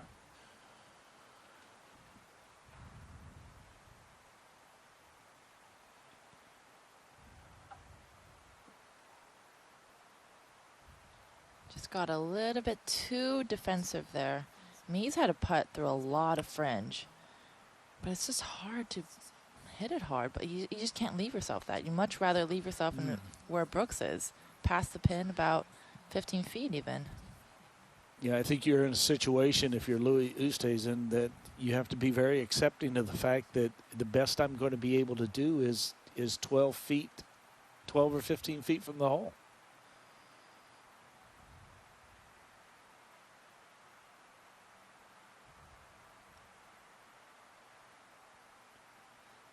And that's where he wanted to be in 2.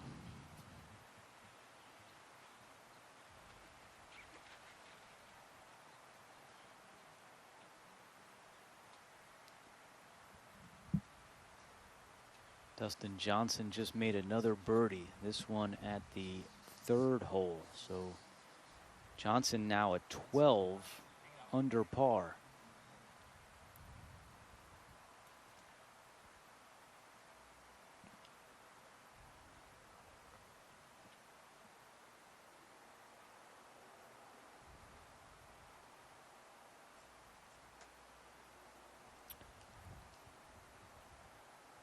And the putt that Mickelson has for birdie here at the 6th, it's going to move a great deal to his left.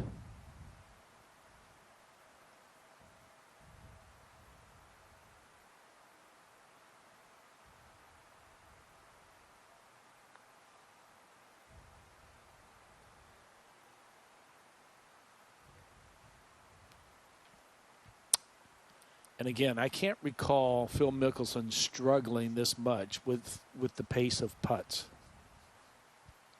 I've tried to reflect back, and I just cannot remember the struggles being this great for him. Especially at this golf course where he is playing in his 28th Masters tournament. Now here's the situation for Tiger in the pine straw, just trying to find a little window to get this back in the fairway. Yeah, you see the canopy of the tree in front. That's about 20 yards in front of it.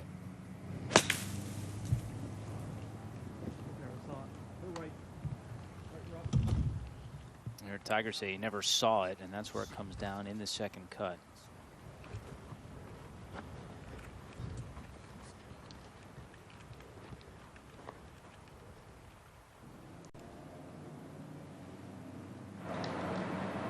There's the window for Tiger.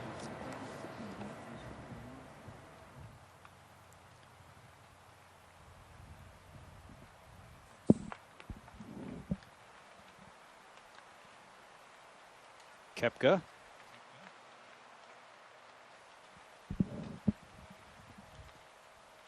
Really hard to make par from where he was off the tee here at number 6.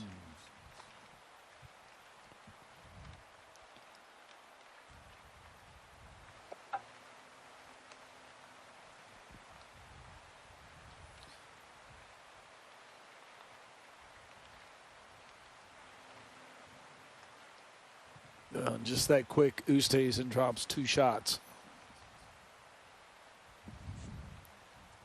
Double bogey for Oosthuizen at the 6th.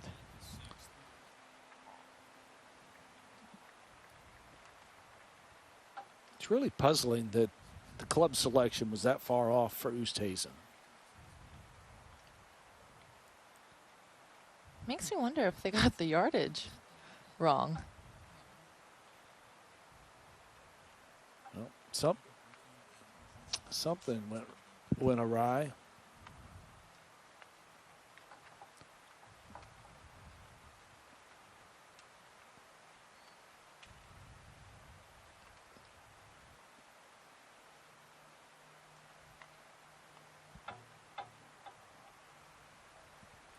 And Phil just not seeing it on the greens.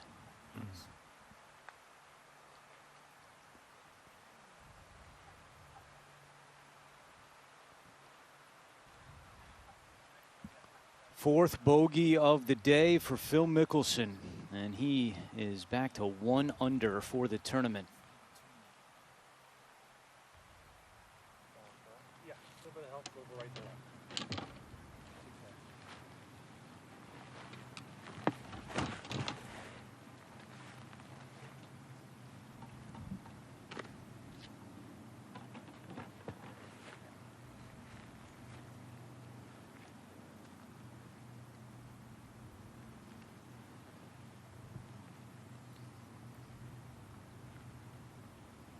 Actually, a pretty good lie in that second cut. 161 yards to the hole. The third for Tiger at the 8th.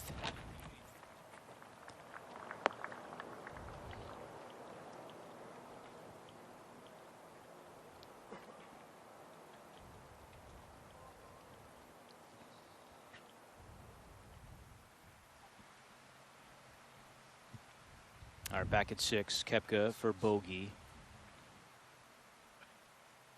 So a tough one for this featured grouping at the par 3 6th hole.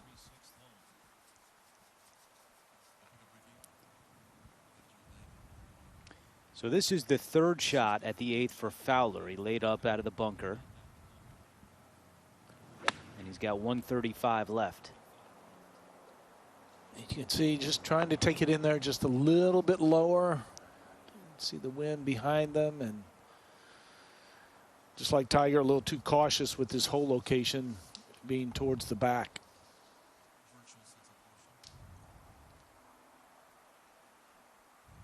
Billy Horschel has 41 yards left, just short of the green here at the par 5 8th.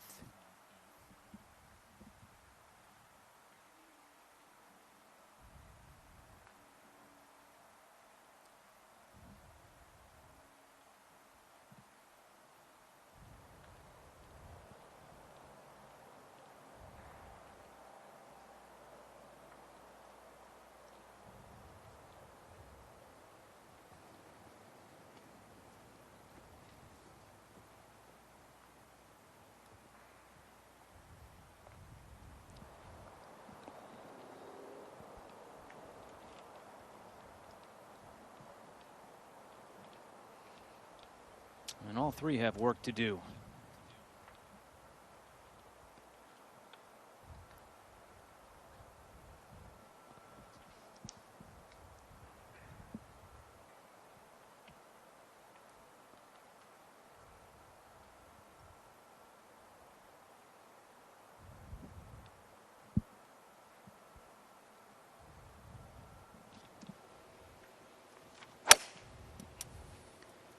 Here's Mickelson's tee shot at the par 4 7th hole. And Phil finds the fairway. Trying to get something going. Both of these feature groups have really slowed down the last couple of holes outside of the Fowler chip in.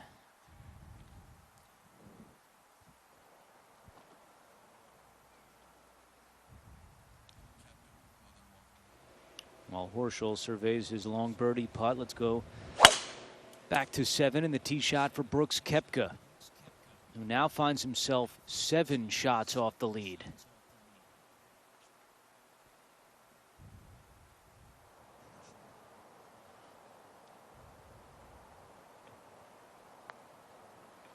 Now Horschel's birdie putt.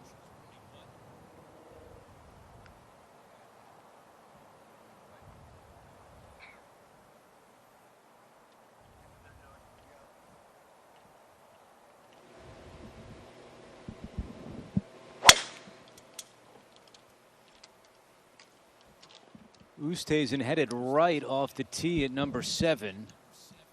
And he's in a similar area to where Fowler was just a short time ago. All right, back at 8. Tiger has 51 feet for birdie. He has not made a putt this week from over 20 feet. Well, looking outside right, he should have gotten a pretty good read from the putt he just saw from Billy Horschel. Oh, wow.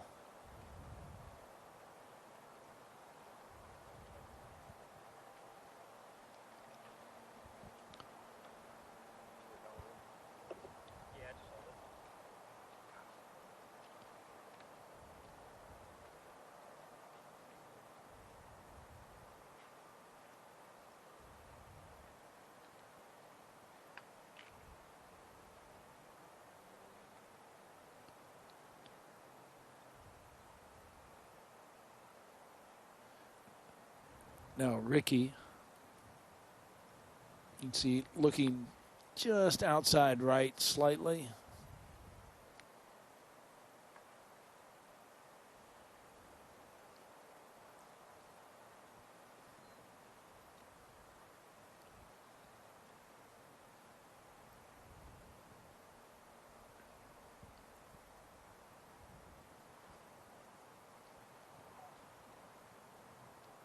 Well, you can see all the leaderboards as you walk around the grounds, and there's no doubt that these players can peek up and see that Dustin Johnson has already taken it to 12 under.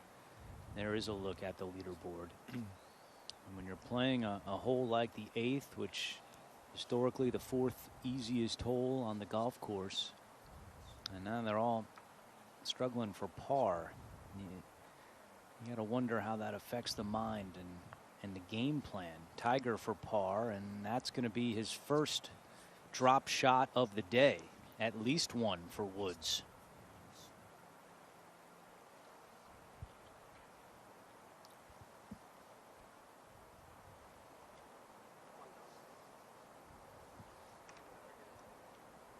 I think what you see there is the frustration of how many pars he had today, and then looking up to see the leaderboard and saying, so many low scores out there. I think it's just starting to get to him a little bit. Oosthuizen comes up short of the 7th green. And Michelle, you mentioned earlier this week that you are always looking at leaderboards when you're out there playing. And I mean, there's no doubt that that could then affect your mentality as Horschel is able to hold that. As you see a Dustin Johnson go eagle birdie at 2 and 3. It's disheartening for sure when you're out there and you're thinking, oh, I'm making pretty good pars, and, you know, pretty stress-free, and then all of a sudden you see a score like -12, -10 on the leaderboard, and all of a sudden you weren't feeling antsy before, but you start to feel a little bit antsy. But I think still looking at the leaderboard can give you good motivation.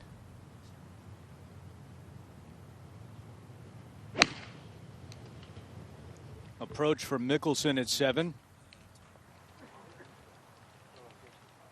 Oh, and Phil comes up short.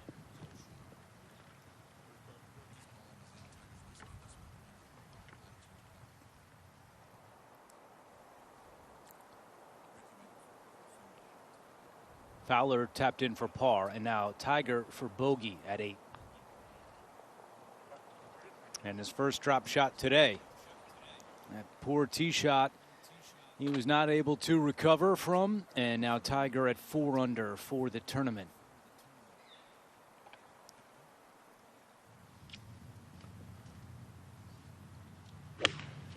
Good look here for Koepka at 7. That's a pretty good line right 140. there, Andrew. Yeah, right behind the flagstick. Looking for it to come back a little bit. Dustin Johnson, the leader at 12 under par, as we are early in the 3rd round.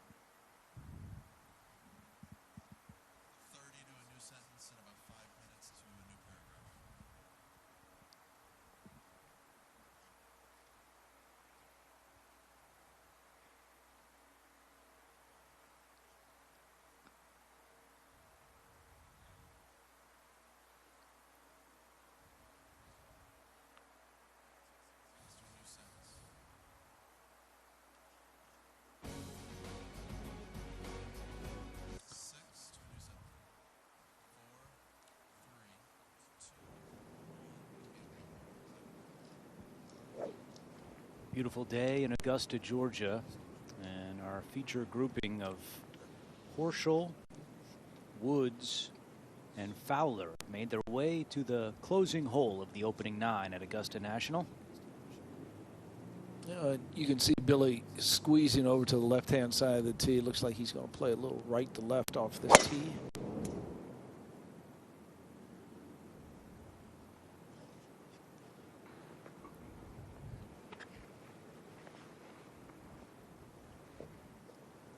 Stays in the fairway for Horschel.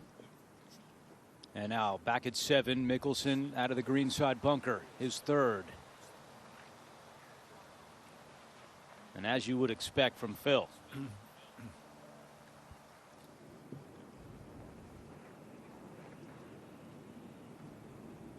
All right, Michelle, let's see how Tiger bounces back from his first bogey of the day.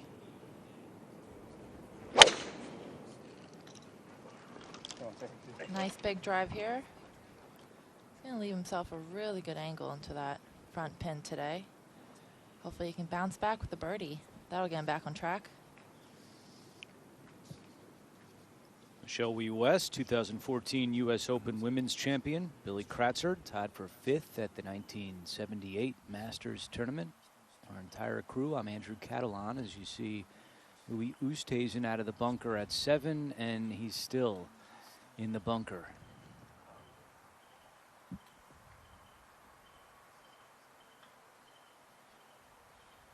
I really thought that back at 5 and 2-putt from 80 feet away would potentially give Louis some momentum, but at 6 we saw the mistake from the tee and then beyond the green with his 2nd, and now 2 to get out of the bunker here at 7.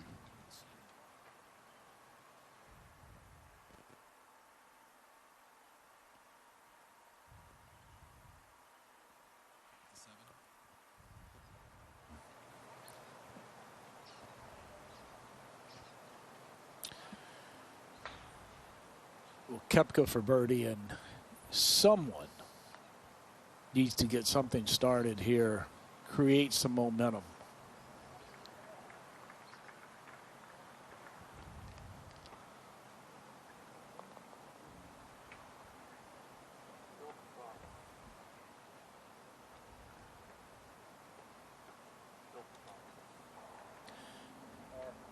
All 3 players, the first holes, they've been kind of flat, missing a lot of putts. It seems like there's something missing over the last couple of holes. The energy is definitely down, and you can just tell that people are frustrated, maybe a little tired. But for Phil, he's definitely looked like he's searching. I've never really seen him this uncomfortable over the ball on the greens. But hopefully this is a good birdie opportunity for him, and hopefully he can make something happen and lift the mood up on the group. You can see the tee shot that he just hit there. That is right up against the 2nd cut. I think being left-handed may be a little bit of a benefit with that lie, but still tough. Oosthuizen on the tee at the 8th.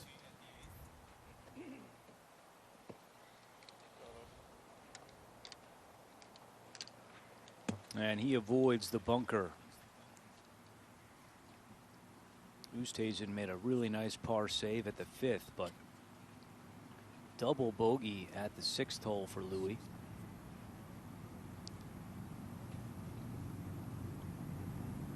Up to 9, and Fowler.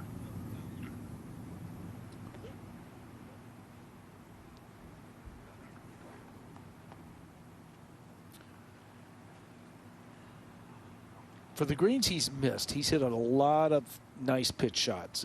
We saw it at the 1st hole, obviously the 7th hole when he holed out for birdie. He's done some nice work around the greens to remain at -4.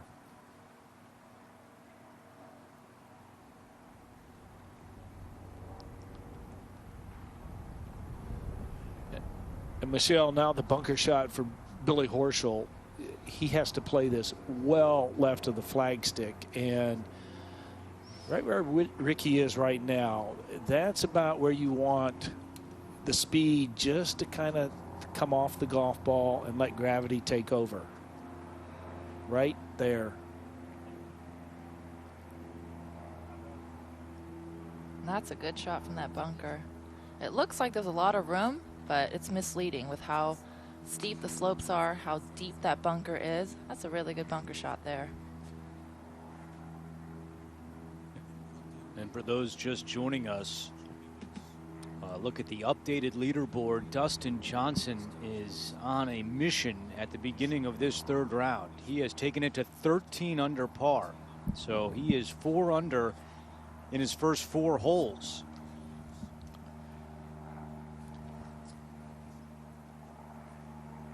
In the second round, Andrew, he got off to that quick start, and we thought that it was going to carry through, and we were going to see something really special. And then he just kind of stalled from there, made a birdie on his final hole. But wow, what a dream start today for DJ.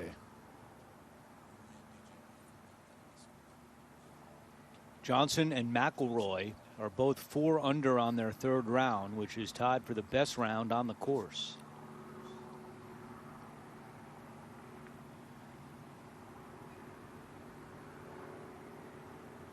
Look at how softly Tiger hit that, and look at the result. And that putt right there is the result of a 5-time Masters champion.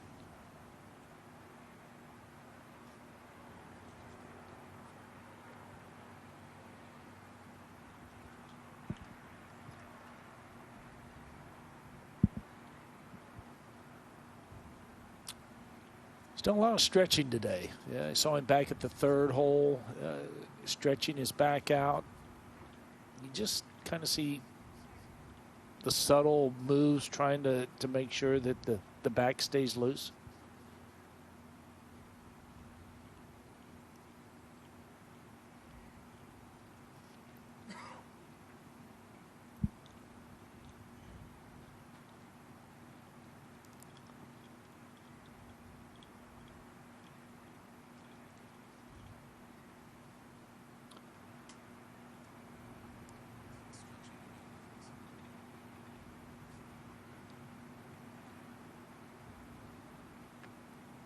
Fowler.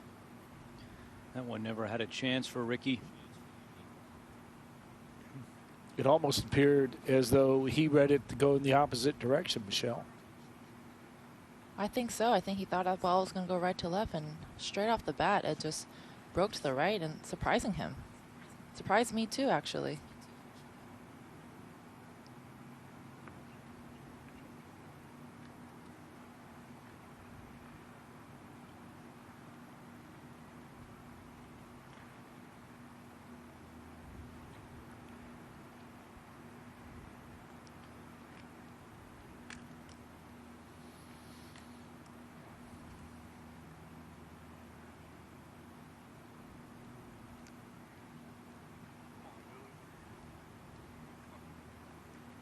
Here, Horsch will say, come on, Billy. He's not been able to get it going today.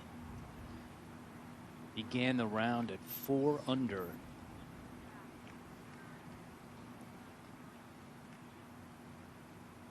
But Horschel will make his way up to the second 9 after shooting an opening 940.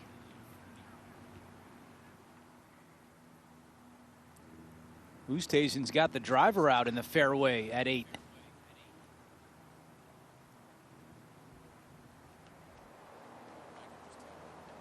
And Oosthuizen comes up short left into the second cut.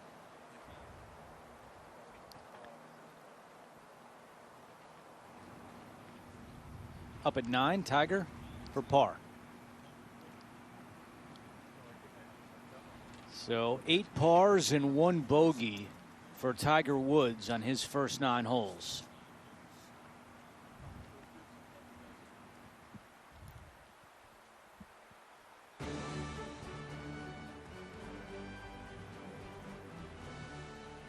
Beautiful day in Augusta, Georgia, and with the sun shining, the greens have really begun to dry out compared to the first 2 rounds. So it's playing a little different today, although it looks the same to Dustin Johnson, who has built a 3-shot lead.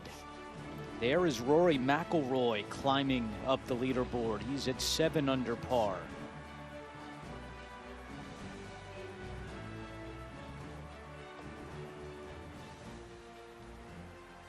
think back to Rory's first round. He shot a 75, and all the talk entering the second round, Michelle, was, is Rory even going to make the cut? And since those questions, he has responded in a big way as we see the second shot from Mickelson. I think it was really big for him to have such a successful day yesterday. Hasn't really played great in 2020. Openly talked about making some technical changes to his swing last week, and I think it's really paid off. You can see Phil there hitting the green with his driver.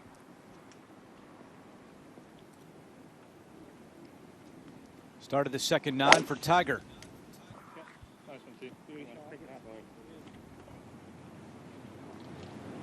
And you guys were talking about this on the last hole, but this is the first time this week we've seen Tiger slowing down a little bit in terms of looking a little uncomfortable out there. It took him a little extra step to bend down and get his tee. And, you know, keep in mind, Tiger was out this morning to finish his second round. Now watch this. It's yeah.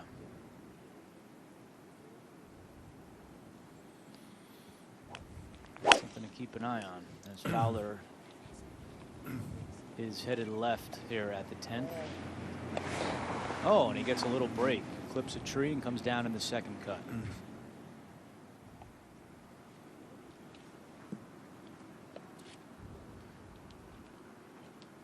I think it's certainly worth watching Tiger because we've noticed that even on the side he's been stretching.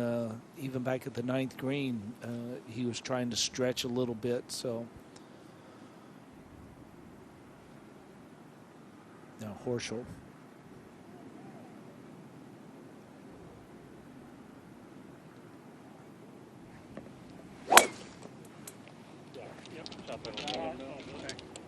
Really nice comfort level with the way that this hole is shaped. Everything turns right to left. And right by Tiger. I think the lack of birdies from Tiger could also be a result from a lack of sleep. Him coming off the round really late last night and turning right back around for an early morning start back. He can't just roll out of bed and walk to the range in the morning. He has his whole routine. He talked about how early he woke up last year before the final round. He said he woke up at 3:45 a.m. I can't even imagine what time he woke up this morning. So the lack of sleep could lead to the lack of birdies, just lack of focus, just a lack of that little edge of sharpness that you would find with players that could sleep in, like Dustin today.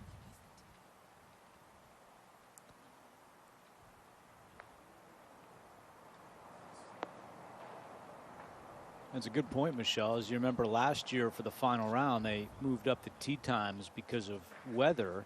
So it was kind of a similar start time final round a year ago to what Tiger had to start today to finish his second round. So it's already been a long day, and I think that it really depends upon the player. You know, some guys probably felt great. I can get a few holes in to finish my second round, go right back out for the third. But to your point, could be the opposite for Tiger.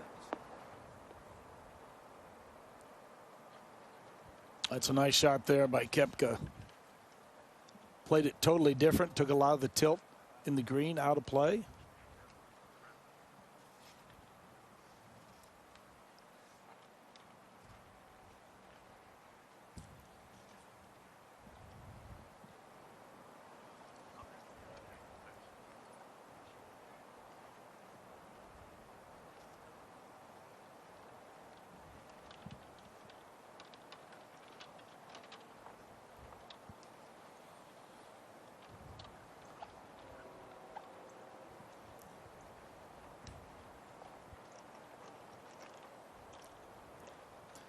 Well, for all the trouble that Mickelson has had on the surfaces of the greens, I must say it wouldn't surprise me if he made this.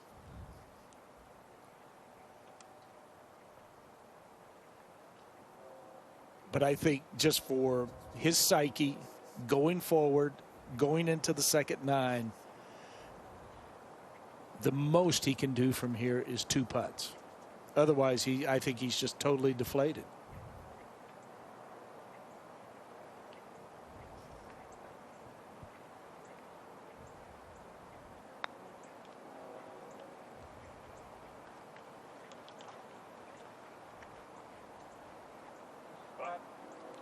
Best putt of the day for Phil Mickelson. He needed that. That was crucial.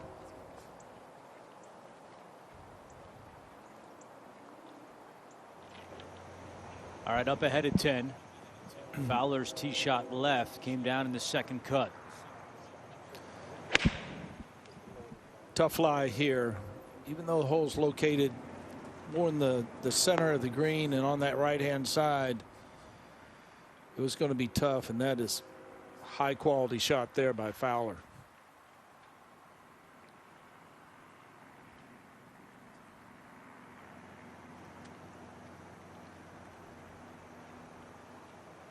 .185 to the hole for Tiger Woods.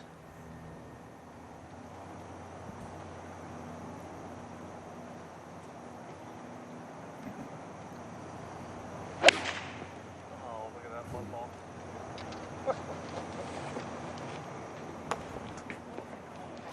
Tiger said he had a little dirt on the ball, and that one hits a tree and bounces closer to the hole. So all things considered, Tiger will take it.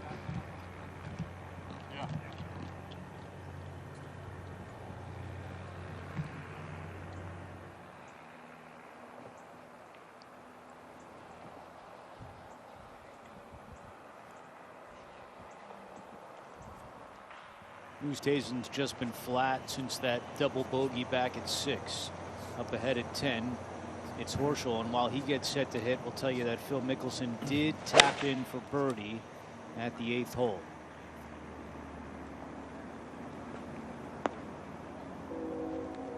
That's a good shot there.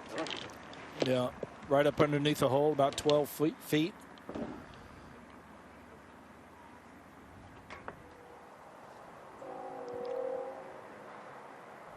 Koepka to get to 6 under.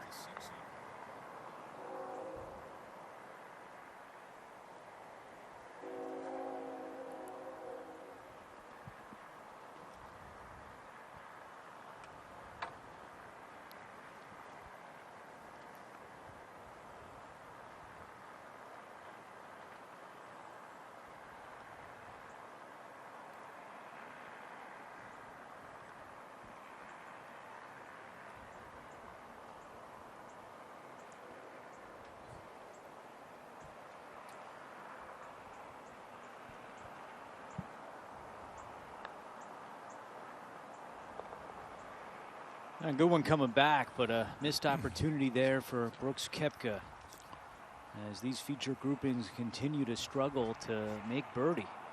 It's been a while. Mickelson obviously the tap in here at 8, but it was his first of the day. Tiger's third shot. Ricky for birdie.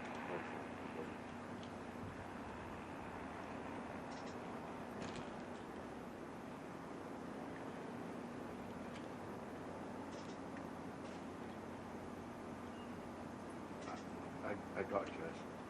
Tiger's third shot. Ricky for birdie. Horschel for birdie.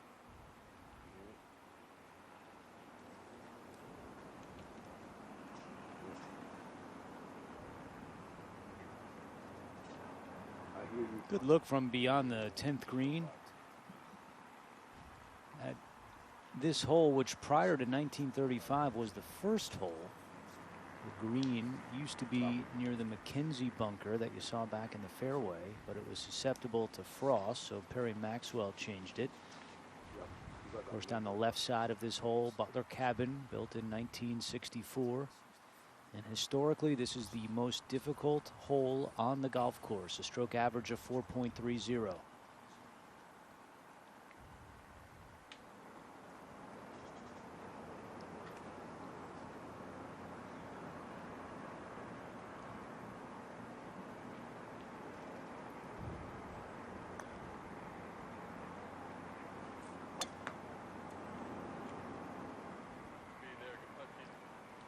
Really good speed. Tiger. Yeah, you heard Billy Horschel say good putt. Everything on the 10th green, everything goes from, if you look at it from the fairway and from a clock, everything goes from 2 to 7 with the slope. Mickelson tee shot at 9. Right, a little.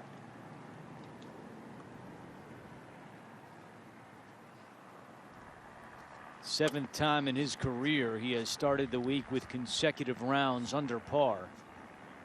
And each of the previous 6 times he's done that, he finished in the top 10. But going the wrong way today.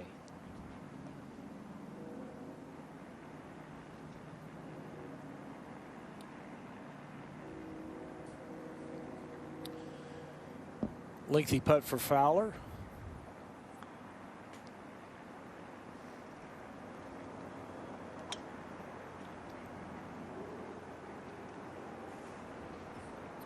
And that's, Michelle, that's a pretty good indication as to just how severe that slope is going from back right to front left.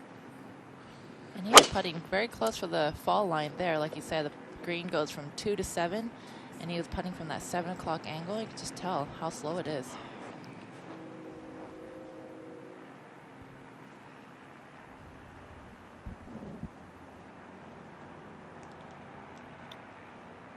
At 10, Horschel just outside 15 feet for birdie.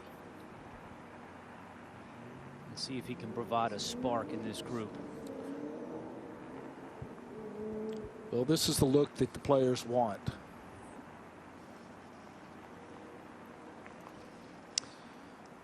And just the lack of speed is the only reason that didn't go in. That was the proper read. Just a little more speed, but that's an active scorecard there. Now at 9, the tee shot for Louis Oosthuizen. He's at 2 under par for the tournament. This one going down the left side. And it's going to skirt right back into the fairway, catch a slope, and roll out. So a good tee shot there for Oosthuizen.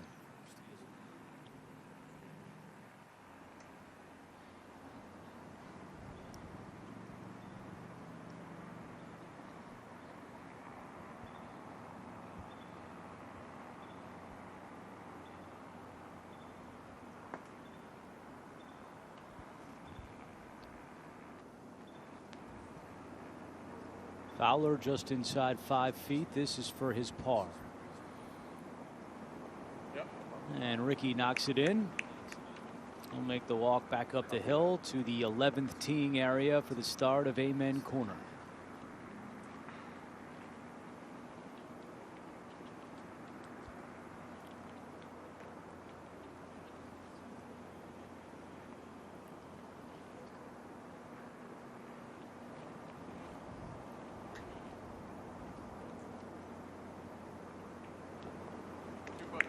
And Tiger off the tree with his second shot, still able to walk away with par. Tiger with 9 pars and 1 bogey today. He is 4 under for the tournament.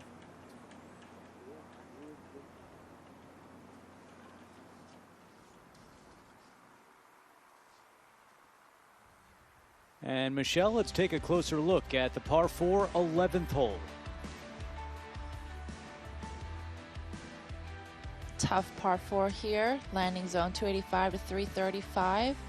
Hole curves around to the right a little bit and slightly back to the left. Downhill, as you can see, the green is well protected by slopes on the right, bunker to the right, and also water to the left. Start of Amen Corner here. This green is one of the lowest greens on the golf course. Pin in the front of the green will be slightly more accessible today. Second toughest hole this week, a stroke average of 4.2. Historically, it's the second most challenging hole.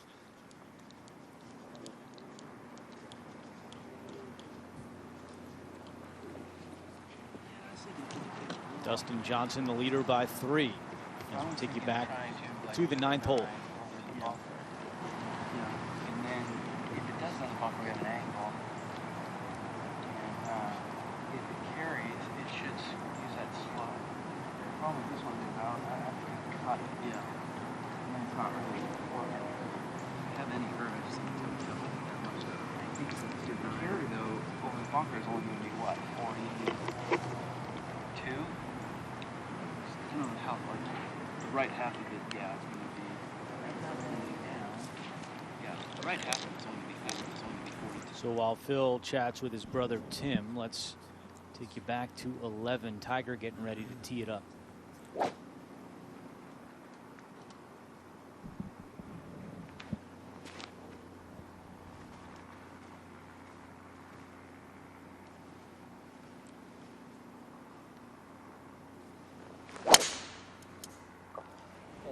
Thank you.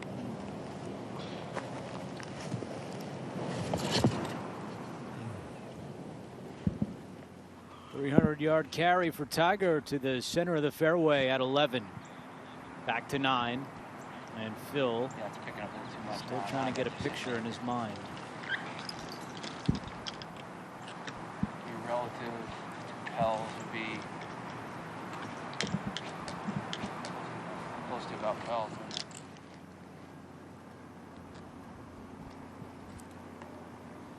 While we wait, back to Fowler.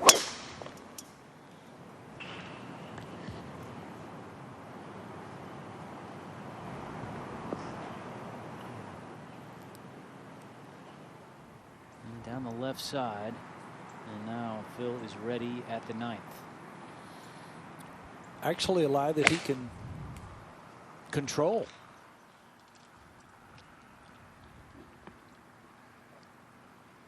Oh, great shot by Mickelson. Did a nice job of it there, Andrew. I mean, right on the proper level.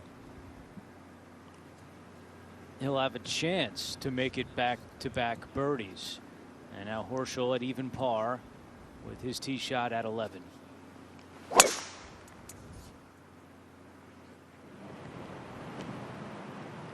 Just a little left, and that's going to be okay. There you go.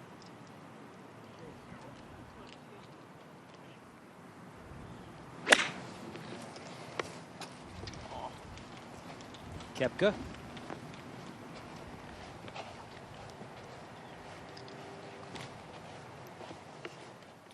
Able to putt that just off the 9th green. Actually, that's not a bad lead because he's more flag high. Saw Tiger above the whole location, but it's going to be quick, but I don't think it's going to be nearly as quick as what Tiger had to deal with.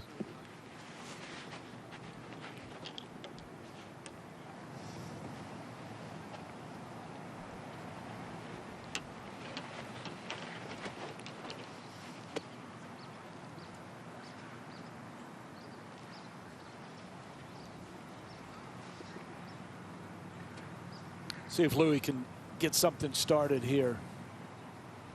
A big drive. He's only got 120 in. Yeah, and wedge in hand. Got to come up with a good shot. And he does.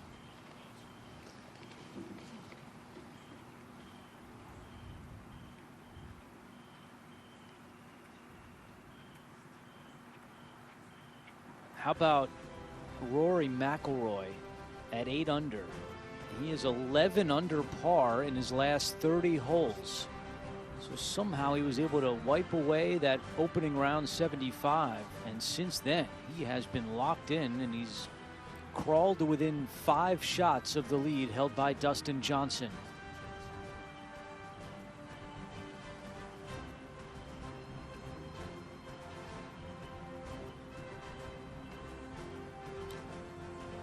Tommy Fleetwood played well yesterday, just not getting it going yet. Good to see Danny Willett have a nice round in the second round.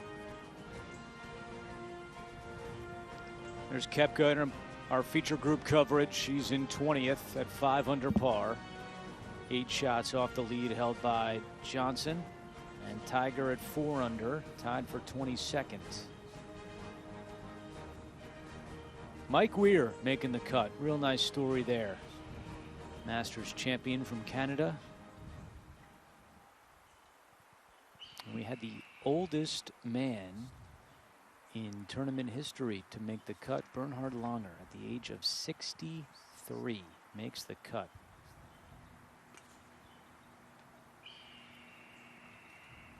How, Billy? I would have to say that Langer, with the efficiency that he displays, the discipline, you know, he understands the risks, what he can do, what he can't do, and I think that's how he does it.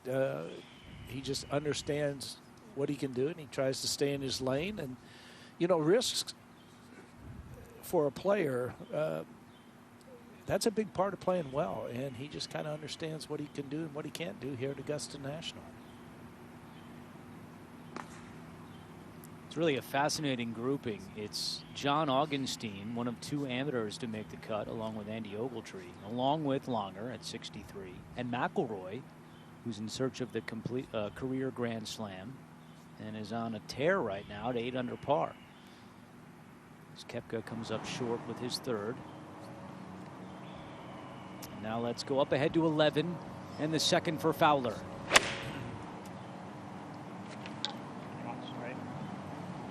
Out to the right.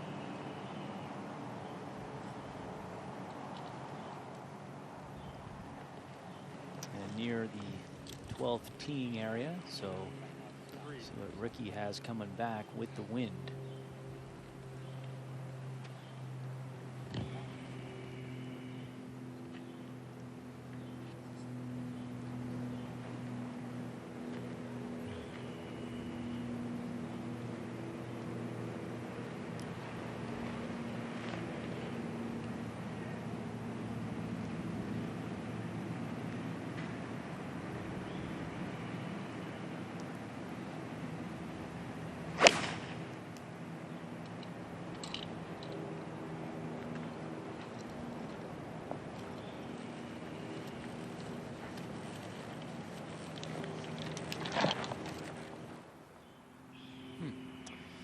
Off the mark there as we go back to 9. Oosthuizen for birdie to get to 3 under, and he puts it in. So Louis is able to take advantage after that big drive at the 9th. And an opening 9 39 for Oosthuizen.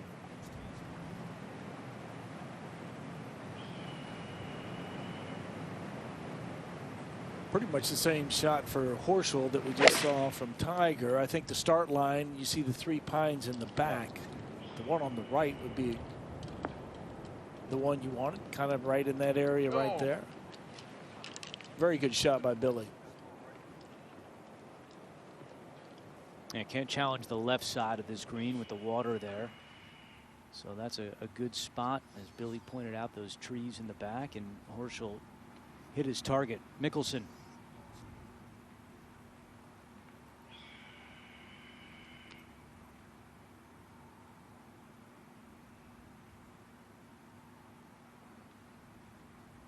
The thing you love about Phil is he doesn't sugarcoat things. He called himself out for his putting after the 2nd round, and you'd imagine he'd do the same exact thing after this round is complete. Maybe more so, because the expenditure of strokes that he's had on this first 9 in the 3rd round, I mean, everything's pretty much evaporated.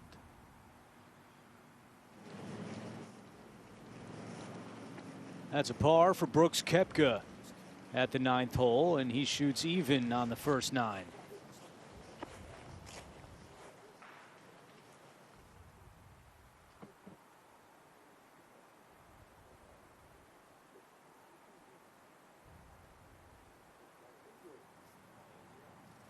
A warm day in November in Augusta. Temperature in the upper 70s, beautiful sunny skies. And the forecast looks great for tomorrow's final round as well. Players making the walk from the 9th green over to the 10th teeing area and the start of the 2nd 9.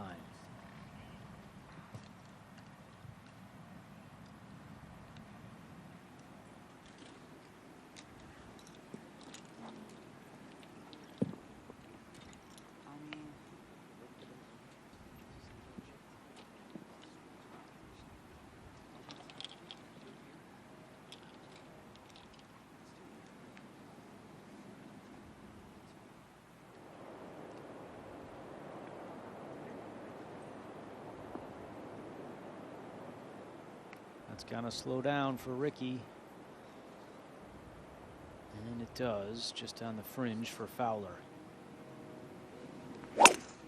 Oosthuizen's tee shot at 10. Well, it's a good start line, and it's going to be a good finish line, but you can tell by the reaction that it was hit maybe a little bit on the bottom of the club, but he's going to get the benefit of that slope.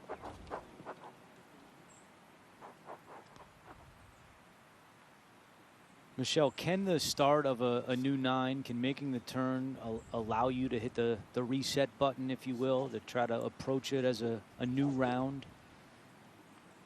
I think when you have a long walk like this, you just really have to take time to reset yourself. Just because you are starting off on U9, it doesn't automatically mean that you're going to have a different mindset. You're just going to have to force yourself to be positive, look back, take the positives out of what you have, and move forward. It is a new 9, so hopefully they can take advantage of it. But you just need to get out of your own way when stuff like this happens.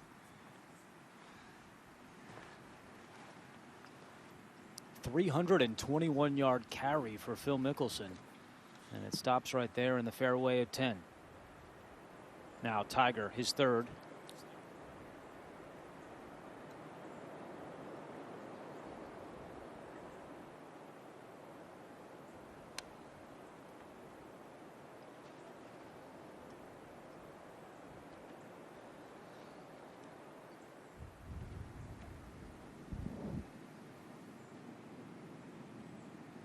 Koepka has struggled here at 10 so far this week. He's played it at +2.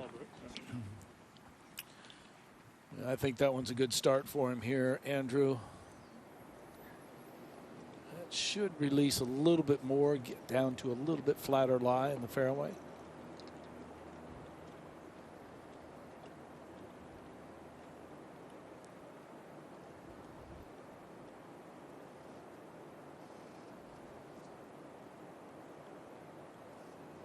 Be Fowler first at 11.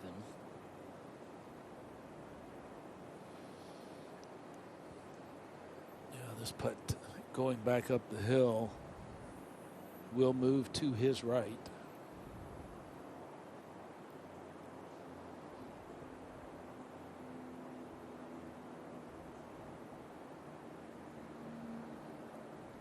Bogey for Fowler. And now 2 bogeys in the last 3 holes for Ricky. He's at 2 under.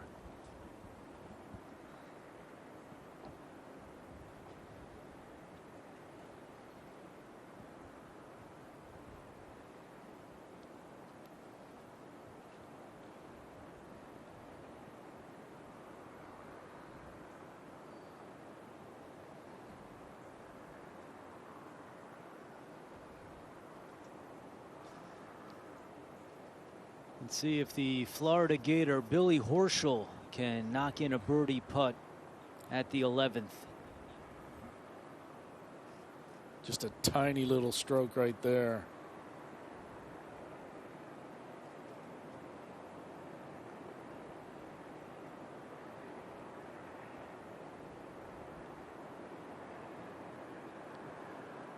And I think that's the big difference that we're seeing in our 2 featured groups is that the greens, the speed of the greens, they've gotten quick. They've gotten to Augusta National speed, and we're seeing our groups struggle with the pace. And when you struggle with the pace, they're hard to read.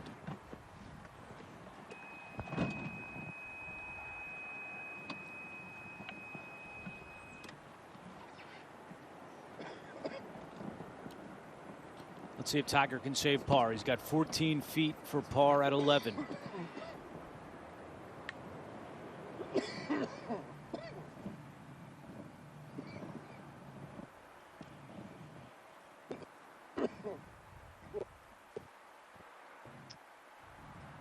So a bogey for Woods at the 11th. And he is 2 over on his round today.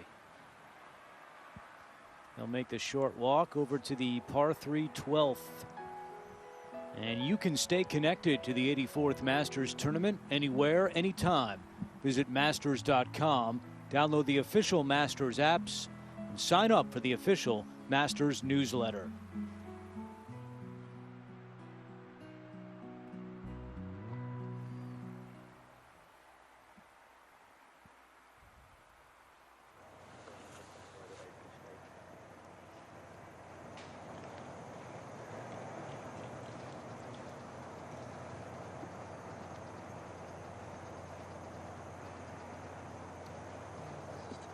Talking about Rory McIlroy, who's making a charge up the leaderboard, and one of our featured groupings about to get to the 12th hole. That's where a short time ago Rory was in the front bunker at 12, and he holed out from the bunker. So it's been one of those days for Rory McIlroy, a name that continues to surge up the leaderboard.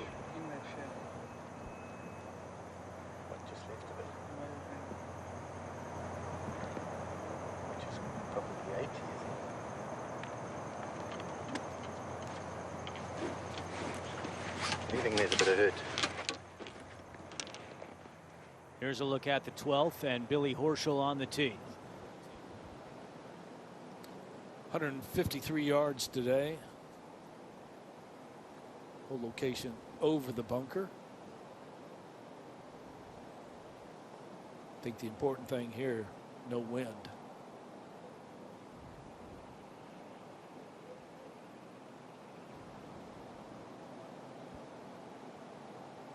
Billy Horschel with his tee shot at the par 3 12th. Pretty calm right now, 153 yards.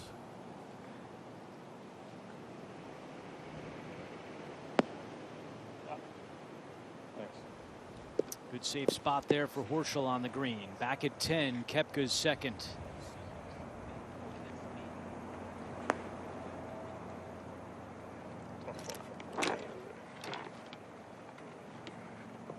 Tell right away he knew that was going to be a little more left of his intended target. And now Tiger at 12, which today is playing 153 yards. And I think that's pretty much just a kind of a nice 9-iron for most of the players.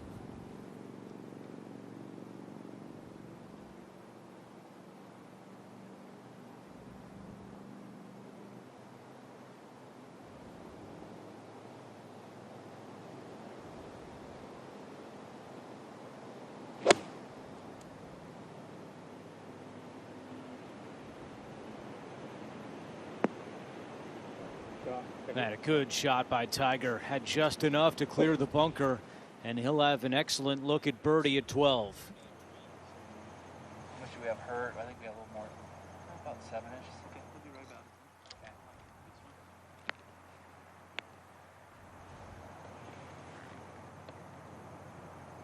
Now back at 10, Phil Mickelson has 167 to the hole. That was a big tee shot right there by Mickelson. Oh, gosh. What an awful swing.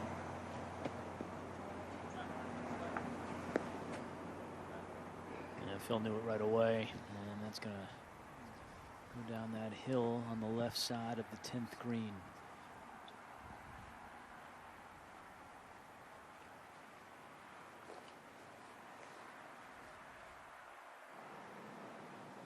Now Fowler at the 12th. Made triple bogey here in his opening round.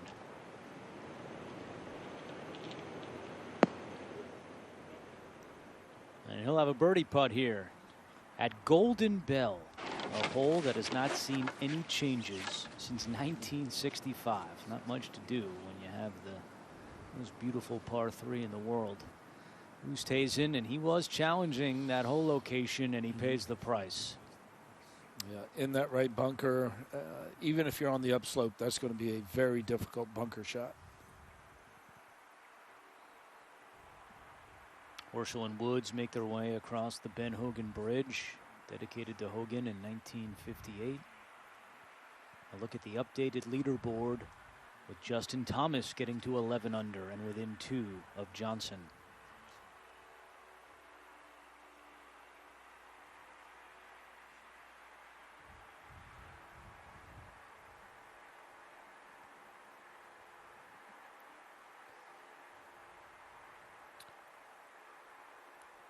Still smiling, even though the birdies have kind of dried up today, up to this point, I might say.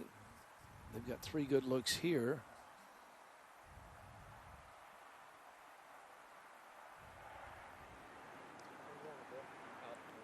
These are the 4 or 5 holes that you can get on a nice little run. 12 with the whole location where it is. 13, then you look at 14, the whole location in that back left corner. Then obviously 15's par 5. Just need to get it started, Andrew.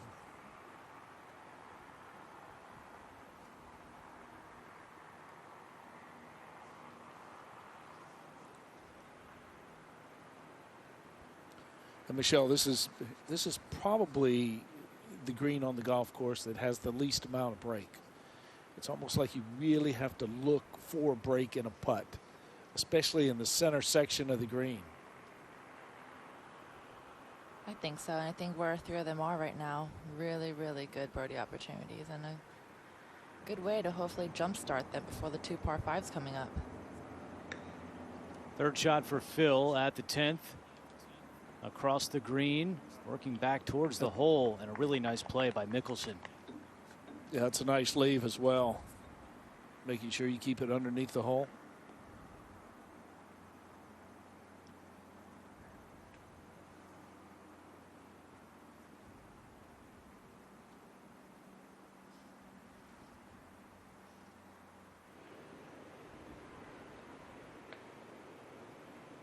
Now Horschel for birdie. Oh, and he puts it in. Finally, big putt Michelle, there for Billy made a Horschel. putt. Yeah, Billy.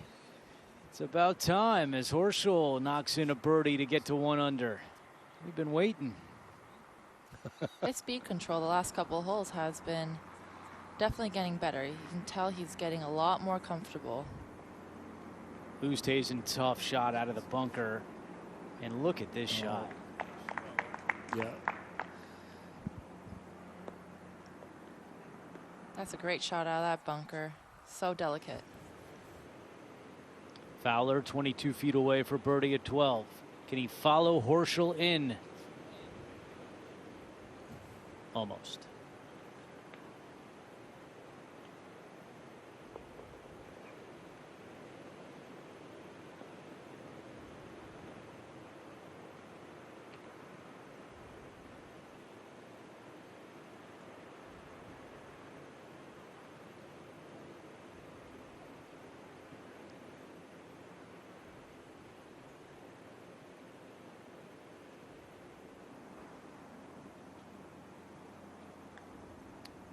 Here's Koepka. Going up the hill. A lot of players leave it short. All right, up ahead at 12. Tiger Woods, beautiful tee shot, cleared the bunker, and has this putt for birdie.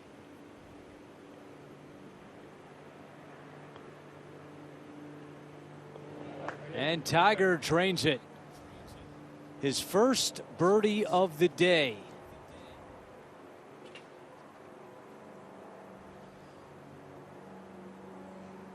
Tiger back to 4 under for the tournament. Koepka tapped in at 10, and now Mickelson for his par at the 10th hole.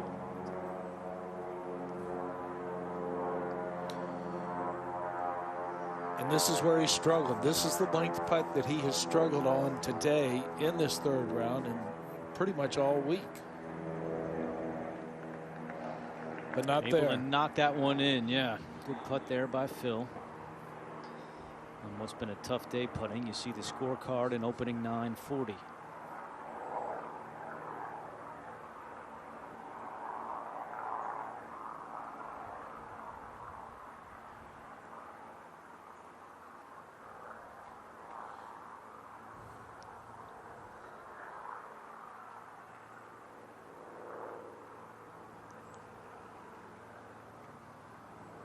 This would really be a nice up and down for Oosthuizen. Trying to stay at -3.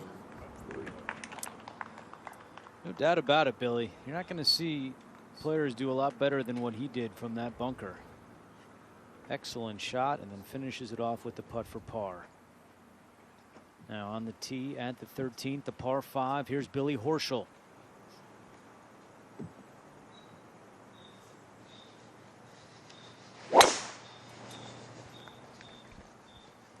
Billy.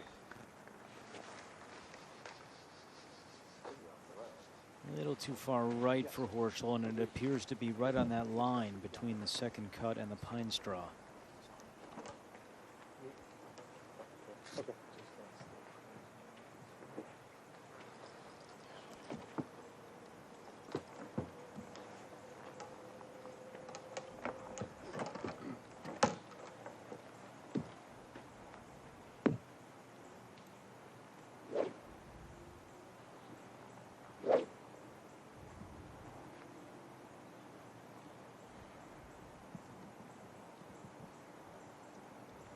Another birdie for Dustin Johnson. He has now taken it to 14 under par.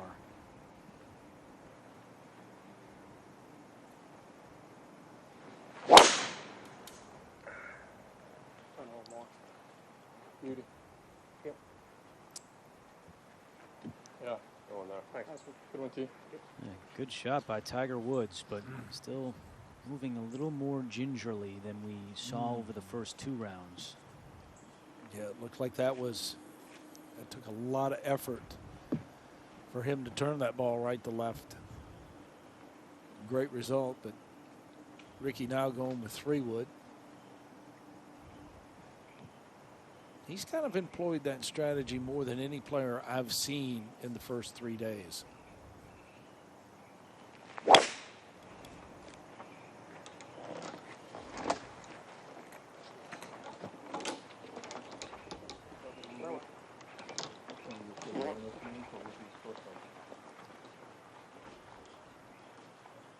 Well, the 13th is played as the set. Yeah, he's pretty. Yeah, you're right, Billy. Second easiest hole this week is 13. Already 5 eagles this week. As we go back to 11, and the tee shot for Oosthuizen.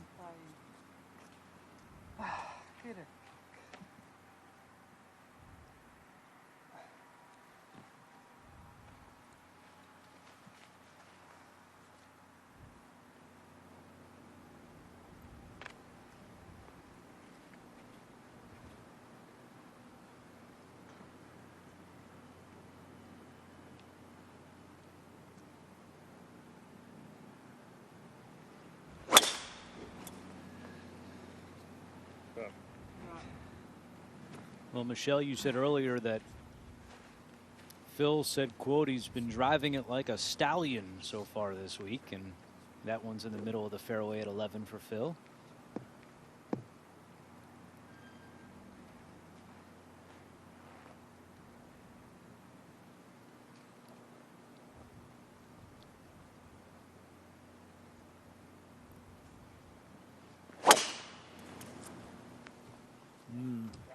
That's a beauty there.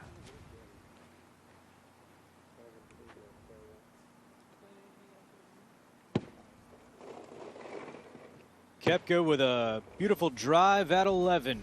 As you continue to watch live coverage of the Masters tournament, Dustin Johnson, the leader by 3.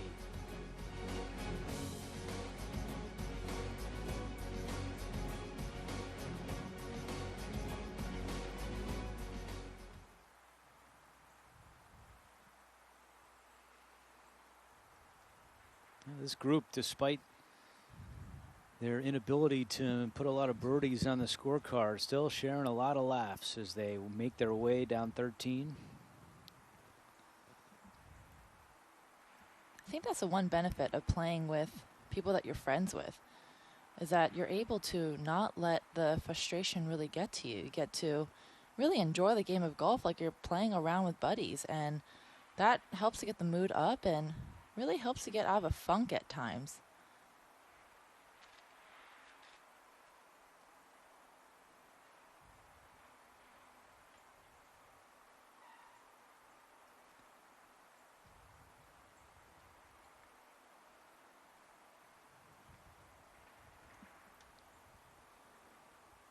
There is the par 5, 13th hole. 5 eagles at this hole so far this week. And you can just see the type of slope that fairway yields. Horschel down the right side, and it was Fowler going with 3 wood, so he'll be first to play. And Ricky's got 259 left to the hole.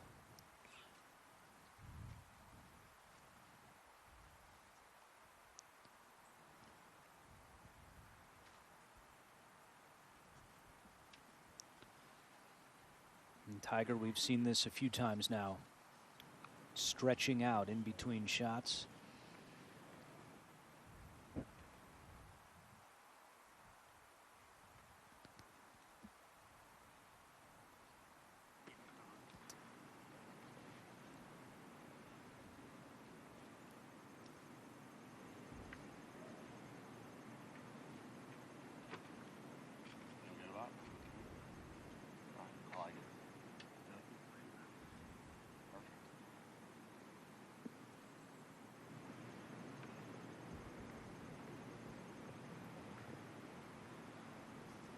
All right, at 2 under, Ricky's going to give it a go.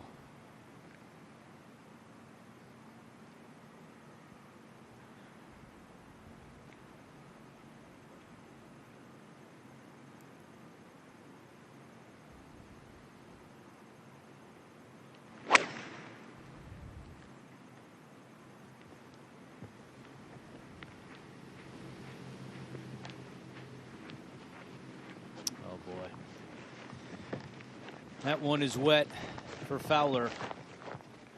Tributary of Rays Creek that guards the front of the green, and Fowler has gone in.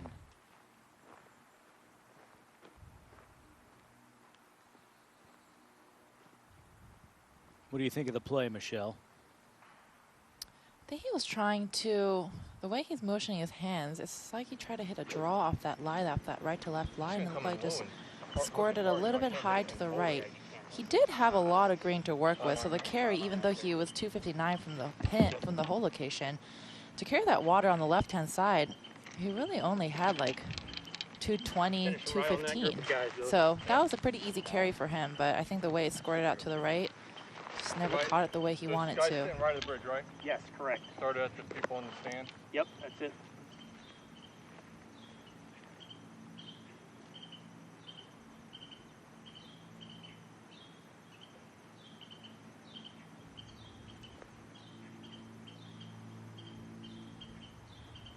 Horschel's going to try to play a big sweeping right to left shot.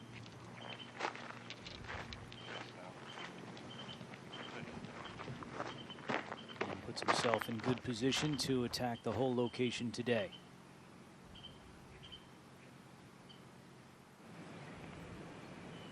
Back at 11, Louis Oosthuizen in the second cut.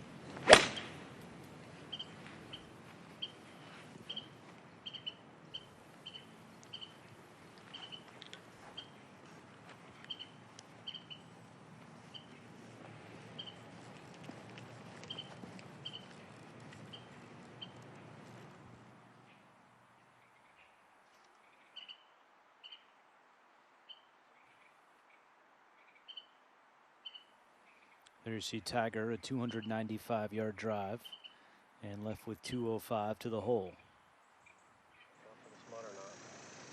Well, I don't know much about this one. It's globby.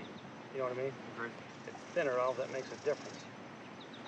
But 2 for 2, it's gone the other way, and we know that on 10, right? Yep. 86. Oh, sorry, 96 bottom. 96 base. 206.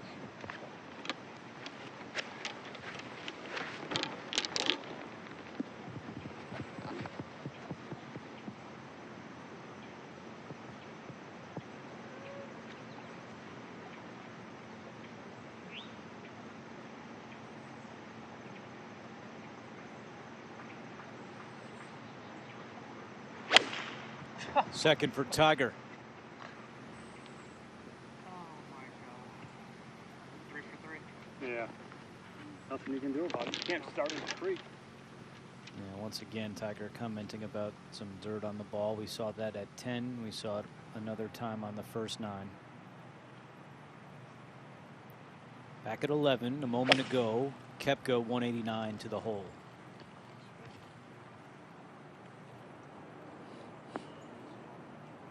And a great shot there by Brooks. Hole high and a good look at birdie for Koepka. And Mickelson was right in the fairway next to Koepka. Here's his approach at 11.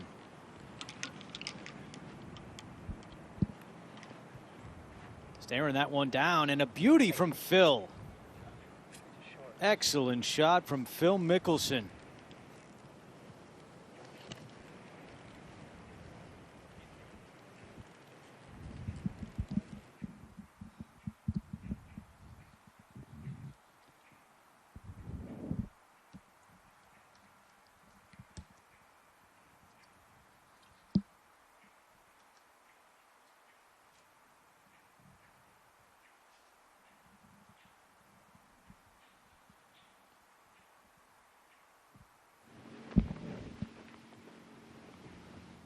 All right, the third shot coming up for Billy Horschel, competing in his 6th Masters tournament. His best result was 4 years ago when he finished in a tie for 17th.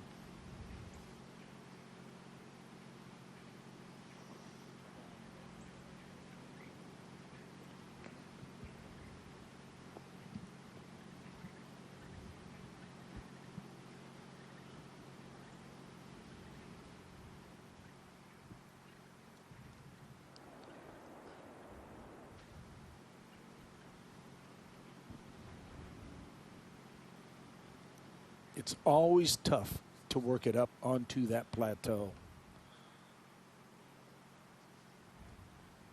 Saw Fowler's second shot go into the tributary of Rays Creek, so it's a drop for Ricky. Along with Billy Kratzer, who finished tied for 5th in the 1978 Masters tournament.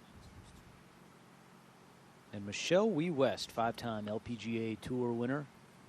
I'm Andrew Catalan. We thank you for joining us. We've been with you for the entire day on Feature Group. The conclusion of the second round early this morning, and then the third round started approximately 10:30 local time. 60 players made the cut, which was even par, the lowest in tournament history. And the lowest scoring average through 2 rounds as well, 71.6. But the conditions a little bit tougher today, as this course has dried up just a bit, and our feature groupings have been struggling to put some circles on the scorecard.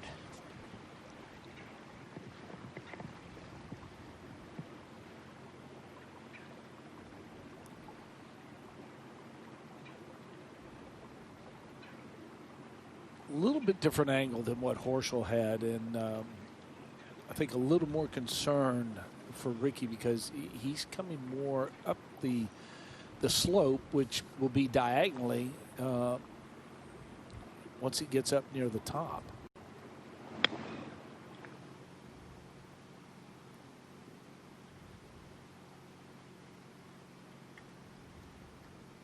And that one's going to work back.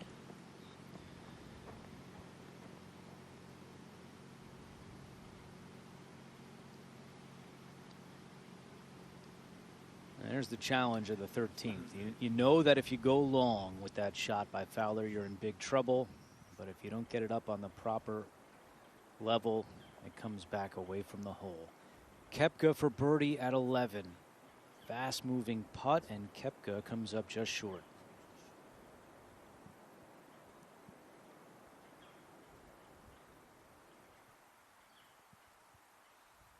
Up at 13. Third for Tiger.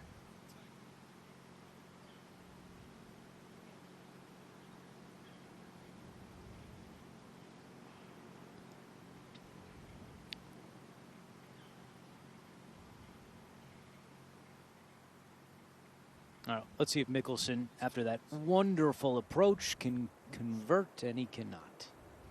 And that sums up Phil Mickelson's day.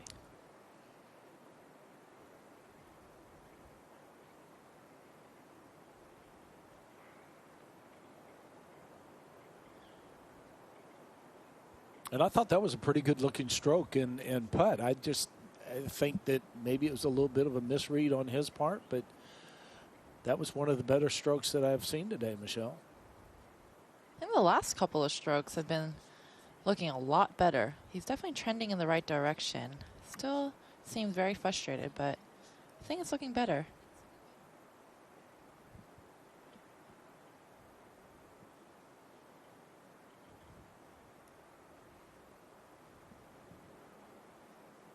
"38-year-old South African Louis Oosthuizen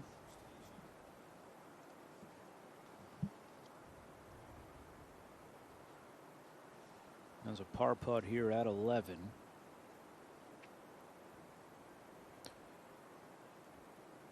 Really nice work back at the 10th to save par.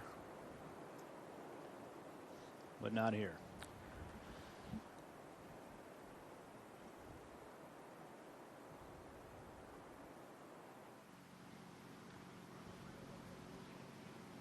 "13, Ricky Fowler trying to save par. 2 putts from here would be good, though.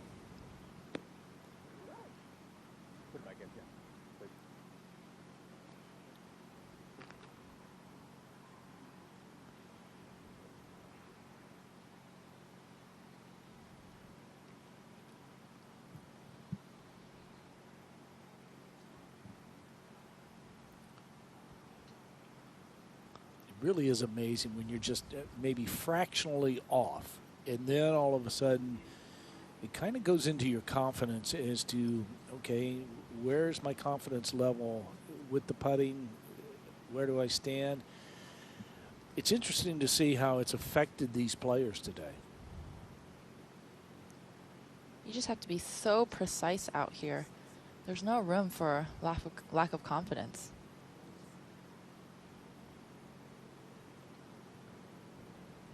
Tiger's got his putter out for his 4th.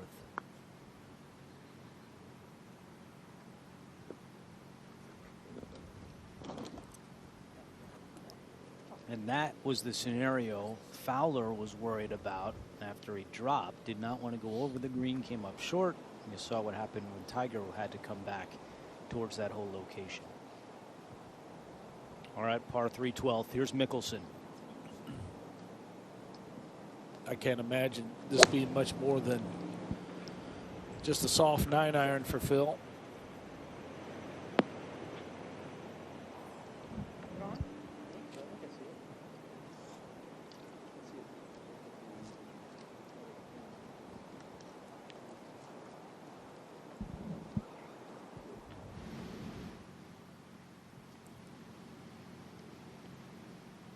At 13, Horschel a chance for birdie. Trying to make it back-to-back, and that one slides past. Now at 12, Koepka's tee shot. There have only been 3 hole-in-ones at 12 in Masters tournament history. And the last one was 1988 when Curtis Strange made an ace.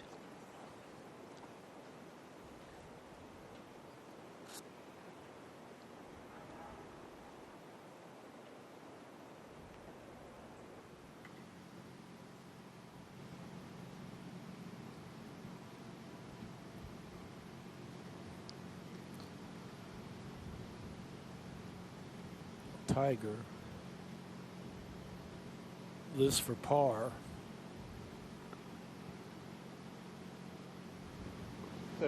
And he saves it. It's a lot of hard work on the par 5s, Michelle, and when you look at what he's done on the first 3, he's 1 over today on the par 5s. And that was a little bit unnecessary. It felt like he had a really great chance to make an easy birdie there, but left himself a really hard par putt that he didn't really need to have. Oosthuizen short of the bunker, and we saw a little ripple there in Rays Creek.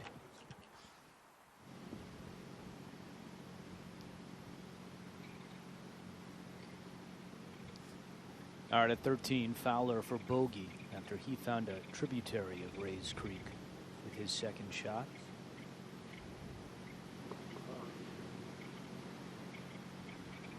Ray's Creek is named after John Ray. It was Ray's house that was the farthest fortress up the Savannah River from Fort Augusta.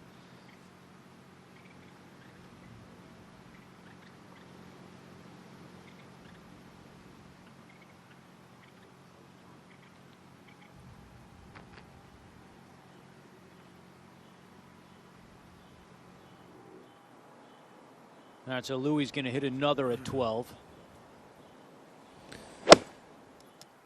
Yeah, you do have the option of going to the drop zone, or you can just re-tee.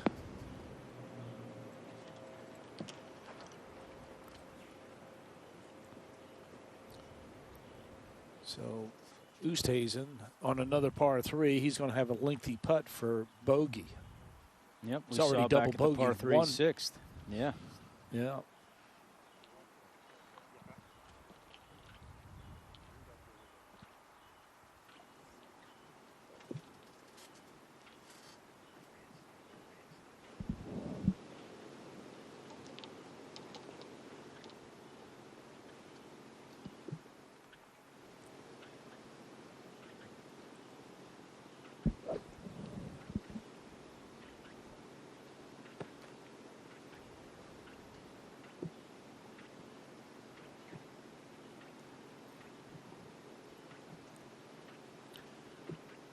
Looks like Billy's going to try to hit a drive that's going to hold it right up against the fairway. You can see the fairway tilt from left to right.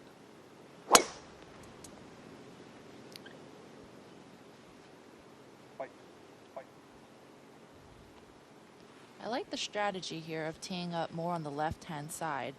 14 is one of those straighter holes, but he almost gives himself that nice right to left angle when he tees up so far on the left-hand side.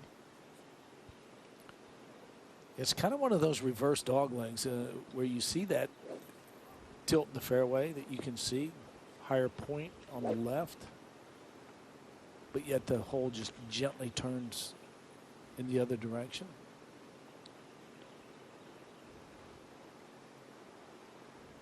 Let's see what Tiger can do here.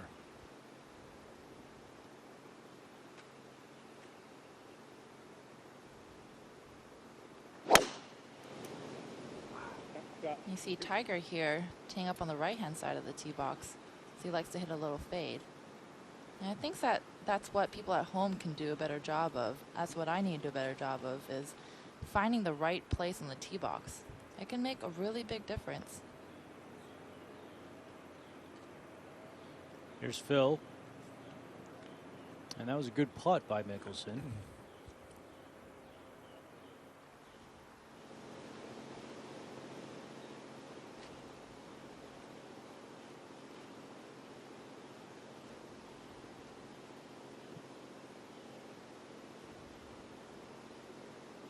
Mickelson tapped in for par at 12. There's the tee shot for Fowler at 14.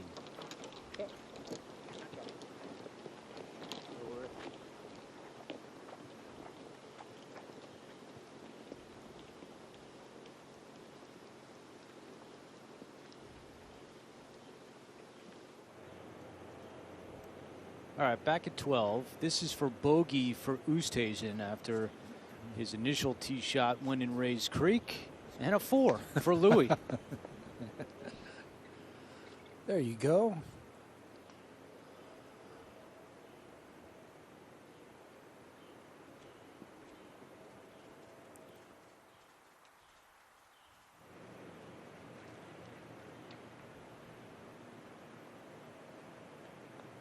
Let's see if Koepka can knock in a birdie at 12, and he can. 6 under for Brooks Koepka. As you watch live third round action at Augusta National.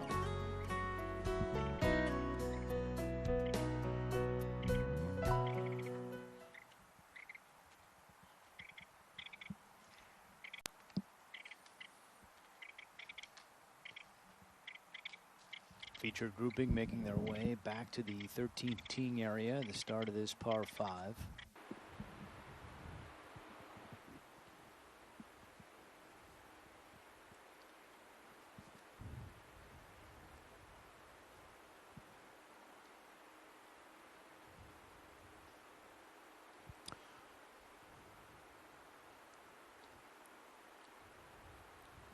Much easier drive for Mickelson with this dog leg. You see Koepka and Ricky Elliott trying to figure out just exactly what they want to try to do.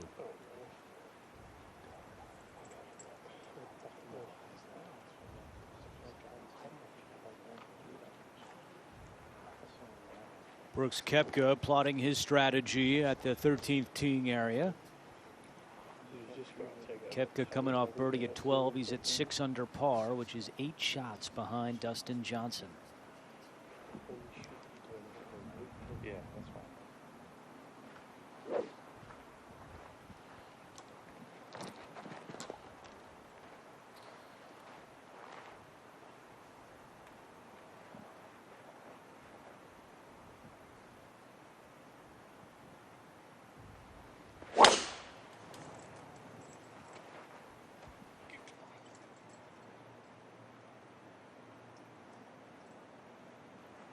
And too far for Koepka into the pine straw down the right side at 13.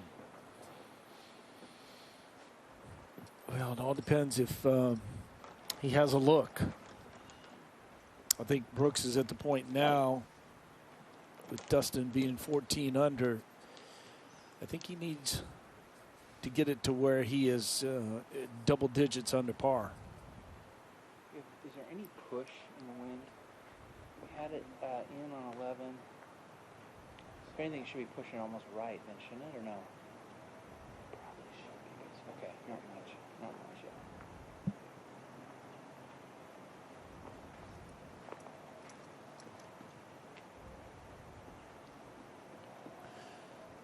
Well, Michelle, he's trying to maximize the angle right here.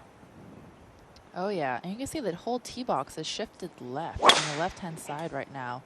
And even though that's really only 3 or 4 yards, that makes a big difference in angle. It looks like Way right, fairway. he overcooked that just a little bit. I mean, don't you think, Billy, that left-hand side is just so inviting? It just, everything about this hole, the way it's sloping, the way it's curving, it just draws you to that left-hand side. I would agree, 100%. Approach for Fowler at 14.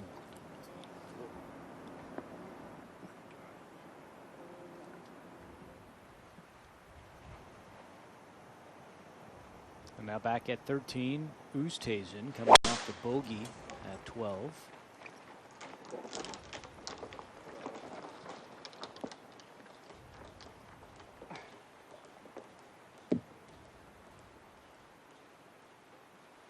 Frustrating day for Louis.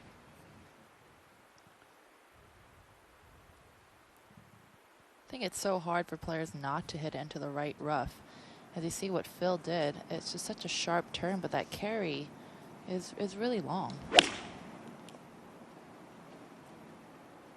Billy Horschel's approach at 14. Yeah, that was a good looking golf swing there. That was in balance, didn't try to do too much with it. Excellent. 2006 first round, Tiger Woods here at 14. His second shot, oh, that was a big time club twirl from Tiger. You know he liked this one, as he should.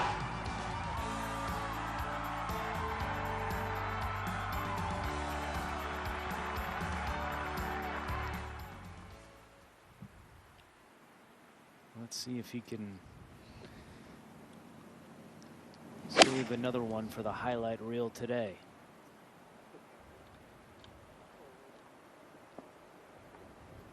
And a good shot the eyes there told by you Tiger. that. Yeah, I was going to say the eyes told you that it was going to be a good one. Michelle, what was your first Masters memory of watching it on TV? It had to be 97 when Tiger burst onto the scene. I remember he just wearing that red outfit on Sunday. It was just so much fun to watch. But I think my most memorable moment with the Masters was last year. Seeing him after he made that winning putt, put both of his arms up, I could just feel it. I could feel the happiness. It was almost the same thing that I did when I won the US Open. The only reaction I had was put my hands up. I felt like that's all I could do. And the moment with him hugging his son Charlie, someone was cutting onions, because I was just, there was a lot of tears in my eyes there. Incredible moment from a year ago at the Masters tournament. Tiger Woods there at 4 under par as we continue on in the 3rd round.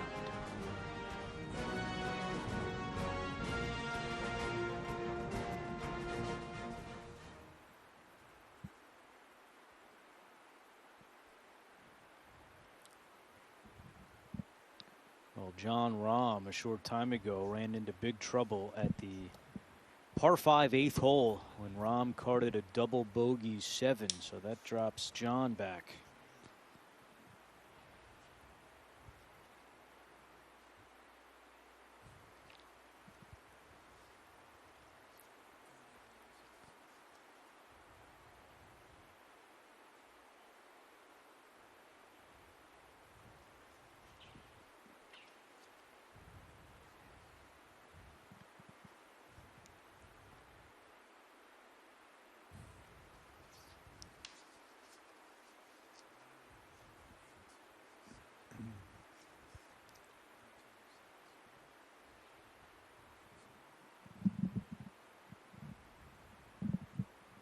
Plenty of sunshine today in Augusta, Georgia for the 3rd round of the Masters tournament. The first time the tournament has been held in the month of November.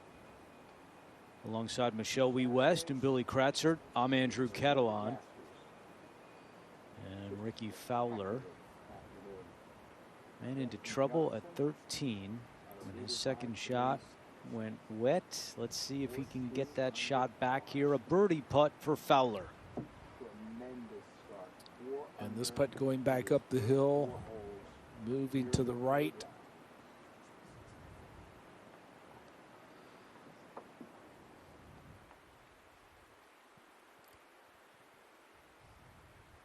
All right, Phil Mickelson back at 13, drove it 251 yards, so he's halfway home at the par 5.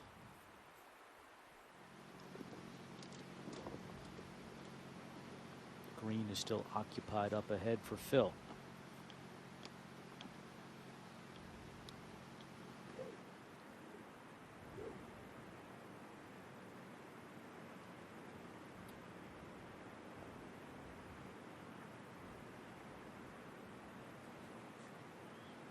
While we wait, it gives us a reason to look at this once again. 10 years ago in the final round at 13.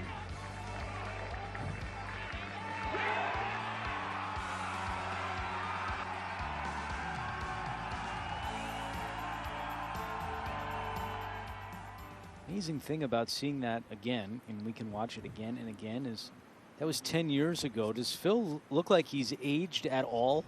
He looks the same. I would agree. All right, well, we continue I think he has to wait. more swing speed. He might. Tiger for birdie at 14.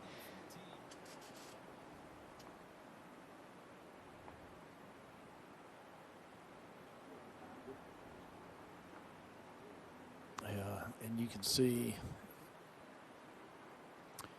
each time he has to bend over, you can see that he's reacting as though there's just a little discomfort there, maybe a little tightness. We talked about it earlier. Been a long day. He was out here for the resumption of the 2nd round at 7:30 this morning.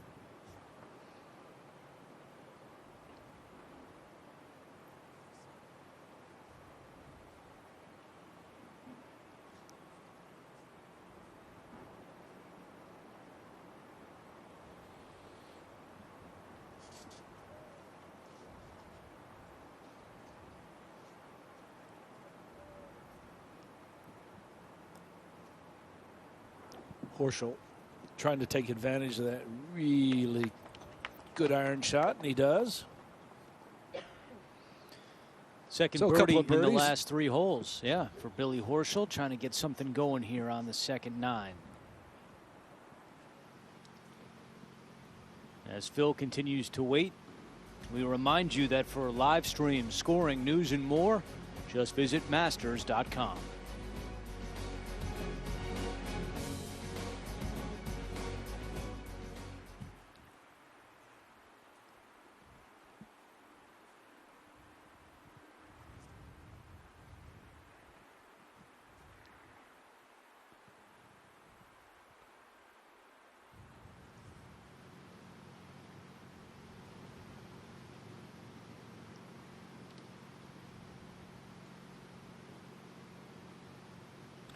Just kind of wonder what's going through his mind.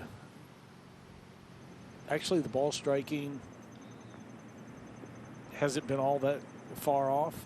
There's been a couple iron shots that have been misplayed by Phil today, but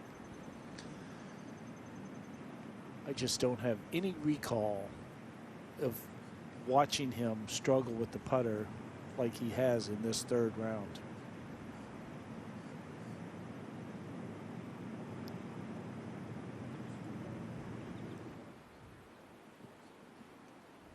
Par 5, 15th hole. Our first look at it today as Billy Horschel, who's made birdie at 2 of the last 3, is set to fire away.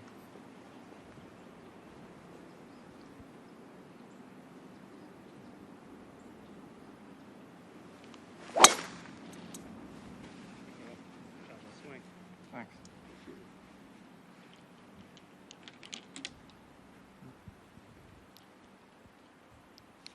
Good start to the 15th.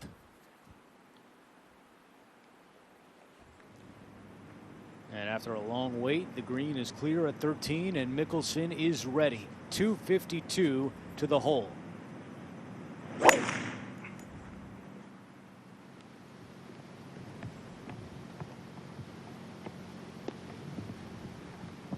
And Mickelson will have an eagle putt coming up at 13.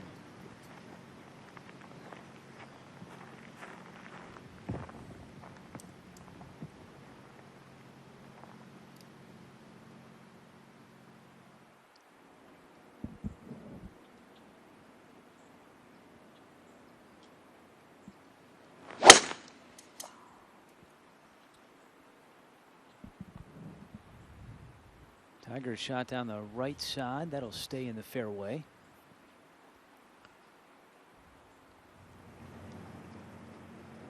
And now Koepka, you saw his tee shot in the pine straw at 13. He does have an opening to go for it here and just puts it on the front right portion of the 13th green.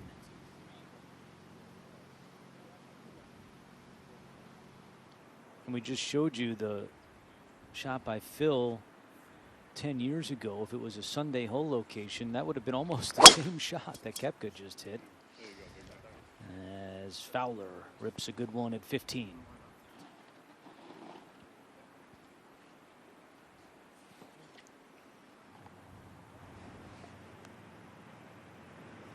And you can see, can't even see Louis' shoes from the second cut there.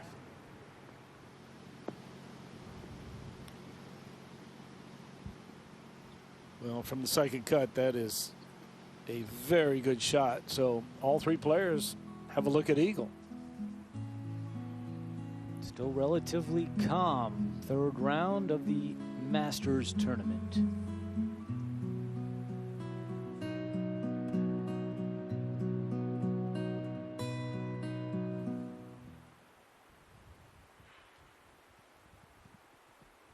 We mentioned earlier that Jon Rahm made a double bogey at the 8th hole.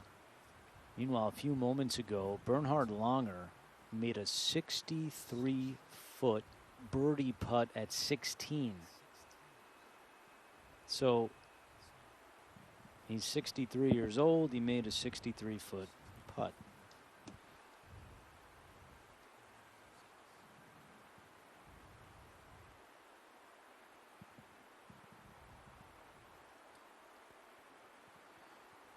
Well, I'm sure those 3 right there anticipated much better than what's happened in this third round, but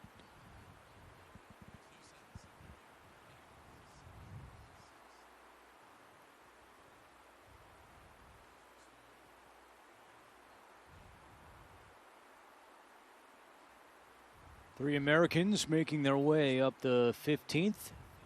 Woods, Horschel, and Fowler. We thank you for joining us once again today on Feature Group, along with Billy Kratzert and Michelle Wee West. I'm Andrew Catalan.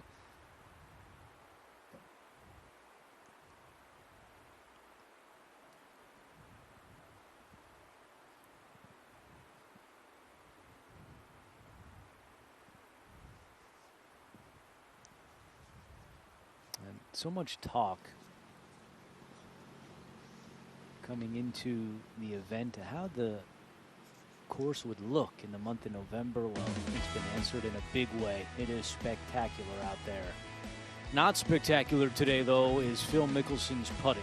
He had issues with it coming into the day. He was pretty hard on himself after the second round. He said he would get it fixed, and Michelle, so far, he has not fixed it. He just really does not look comfortable with the ball. The last few holes, he's looking a little bit more comfortable, but that one, you can just tell, is a product of being antsy, product of trying maybe a little bit too hard to get something going.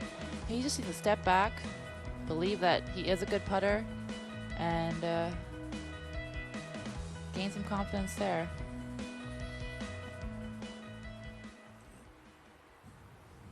Mickelson is averaging over 2 putts per hole in round 3. There's only 2 players who are averaging more than 2 putts per hole, and they're both in our featured group coverage. Billy Horschel is the other one.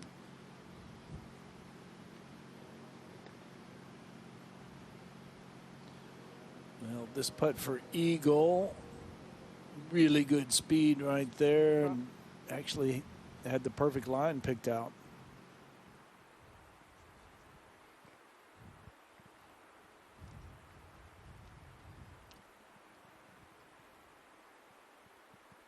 See the drives of the 3 between Fowler, Horschel, and Woods. Tiger will be first, 244 away.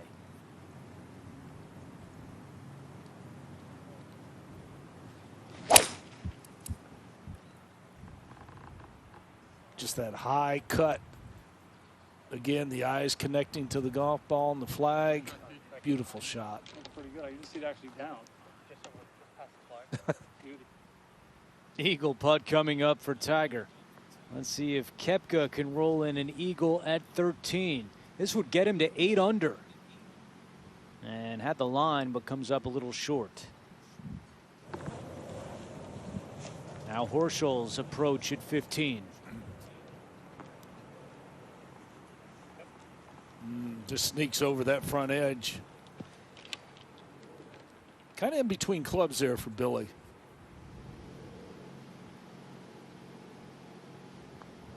Oosthuizen for eagle at 13.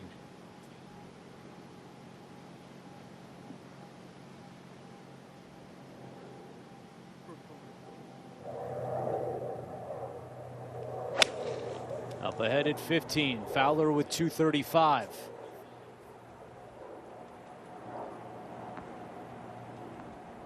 And all 3 in this featured grouping will have eagle putts.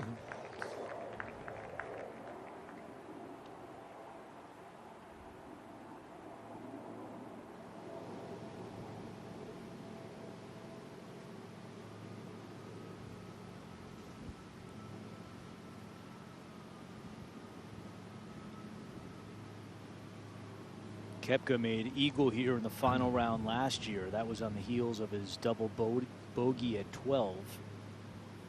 Ended up in a tie for second behind Tiger Woods, his best result at the Masters tournament. He's made the cut every year he's played it.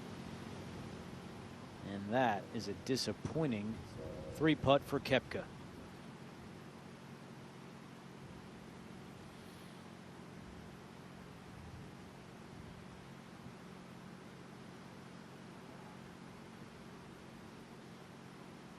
Almost like he did the same thing back at number 8, the par 5. Both putts missed on the left-hand side. Just kind of fired it right through the break.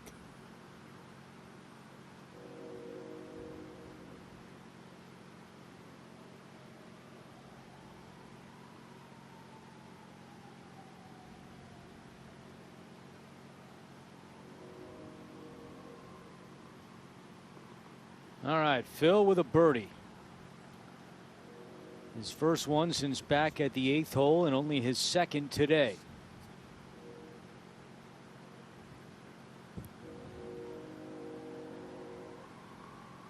And Oosthuizen follows suit, a birdie for Louis at 13. So Oosthuizen is now 4 over on his 3rd round.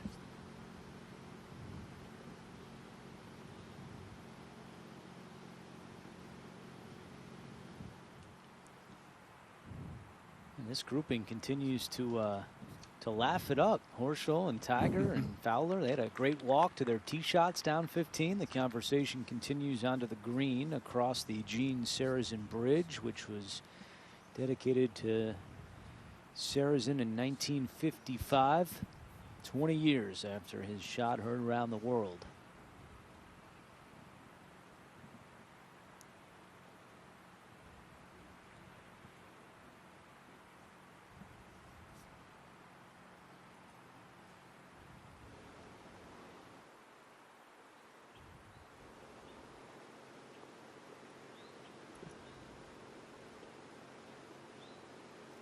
The 14th hole is the only hole on the golf course without a bunker, and Phil is ready to go.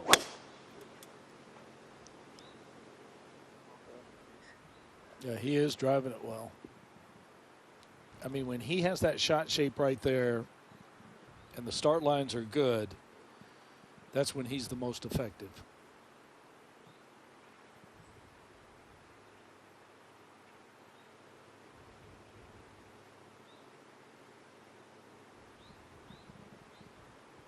Double bogey here yesterday for Louis Oosthuizen. And Louis' tee shot is well left.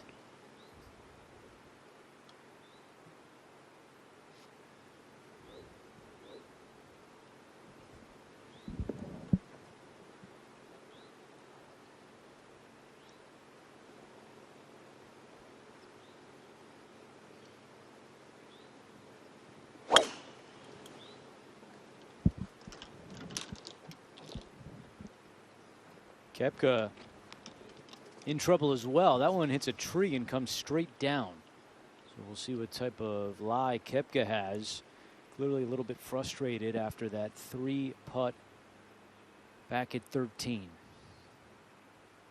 Now we have 3 eagle putts coming at the 15th, and Horschel is first. Right there, you can see it just gather speed. Anything to the right of the flagstick today is going to be a quick putt. Tiger, on the other hand, on the left side of the flagstick from the fairway view. Now you're going back more up the hill. Certainly one that you can be more aggressive with.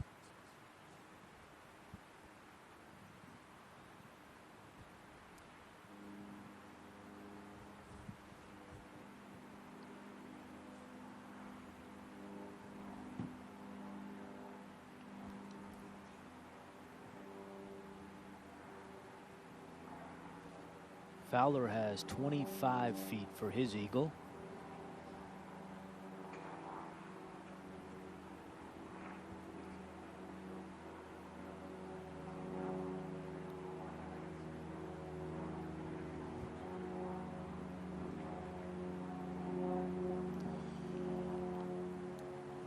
Pretty good effort there.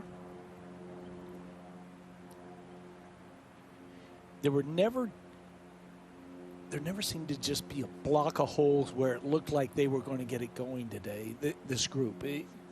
Usually you'll see guys and they'll birdie 2 out of 3 holes, 3 out of 4. They'll get on a nice little mini run, and then when the tough stretch, they'll kind of sustain through that. But we just did not see it with our featured groups today.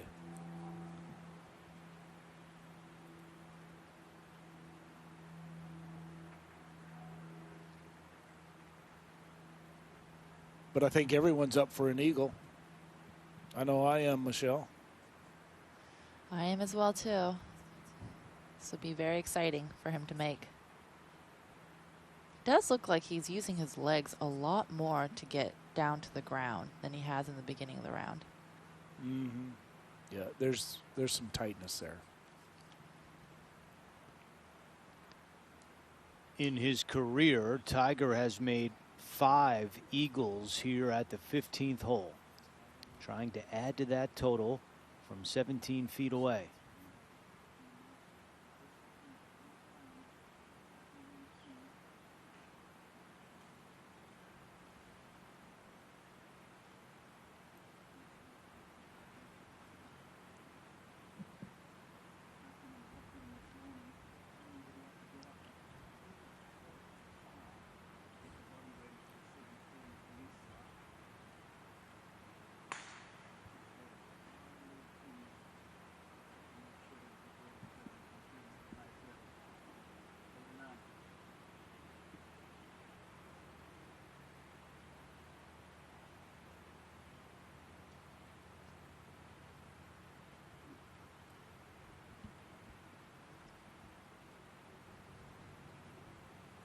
All right, birdie for Tiger at 15.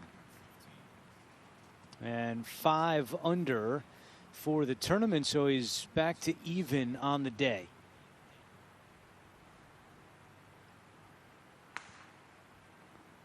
Three holes left for Woods.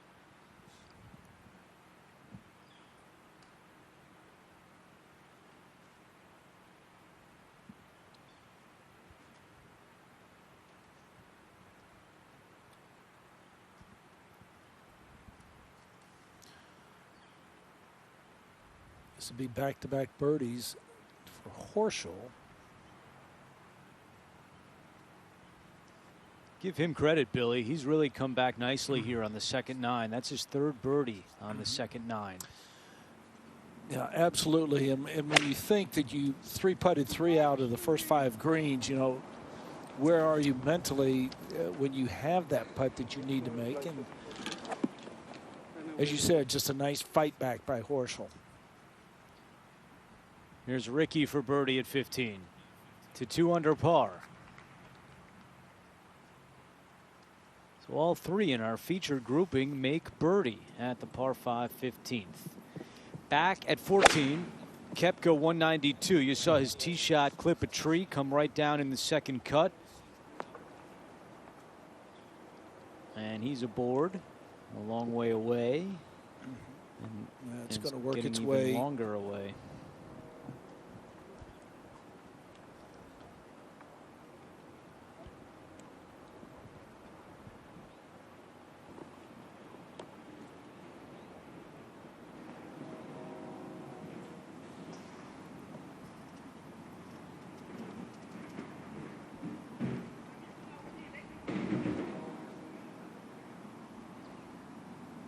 .163 from Mickelson and his second shot.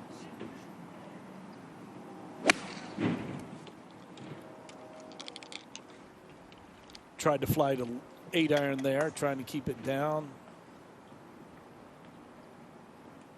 It's tough to get it flag high back at 14 with that whole location.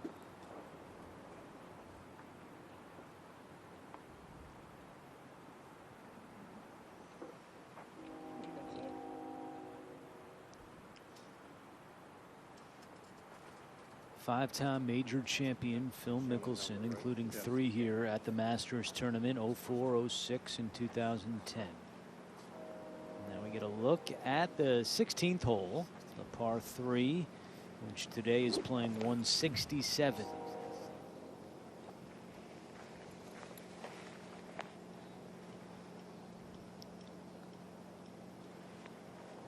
I think if you poll the players here, Andrew and Michelle, they'll tell you this is one of the toughest hole locations at 16 on that right-hand side.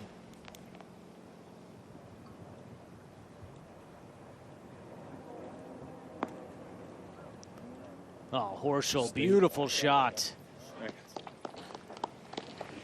It's all of a sudden Michelle, he's kind of found something. He had a great iron shot back at 14 and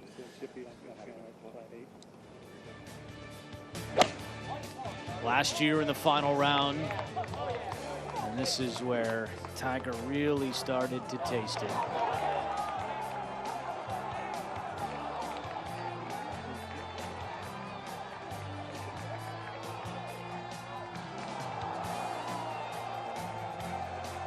Would make that putt for birdie and go on to win his 5th green jacket. Second most all time behind Jack Nicklaus. My favorite part about that shot last year was actually Michael Phelps eyeing it down from behind. They hit a first row seat.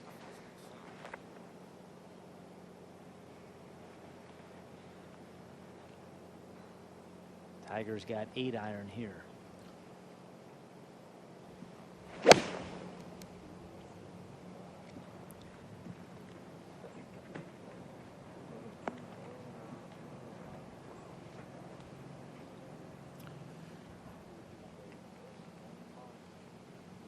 And that's the spot right there where that ball ended up of Tiger, where you see a lot of players with this whole location find their tee shots. How about this for Louis, his third?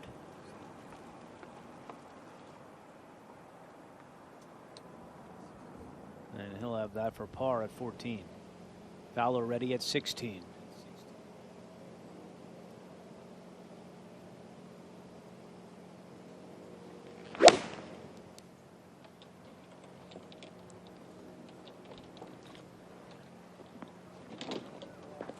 Wow, to the right of the hole location, and Fowler is able to stay up.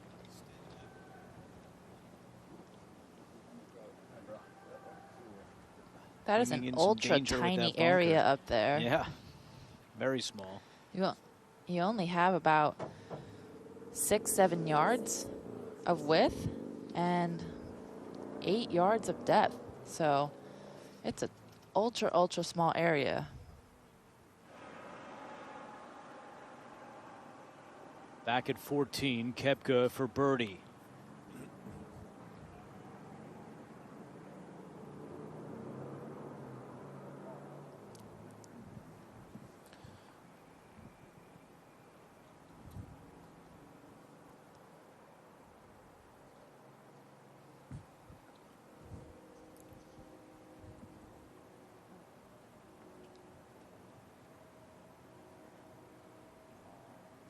In 1947, the pond was built here at 16, and the green was moved to the right.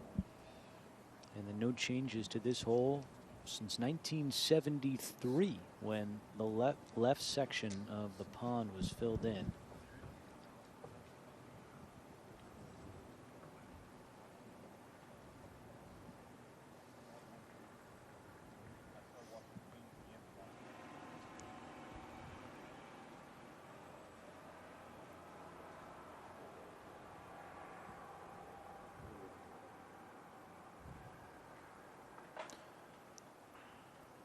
Well, they are really working hard on this putt.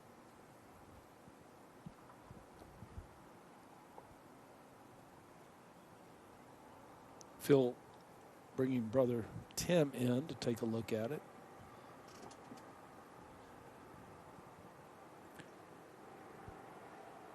Usually Phil is a little more decisive with the reads, with the putts, but you can tell that there's just that little lack of certainty from Phil right now.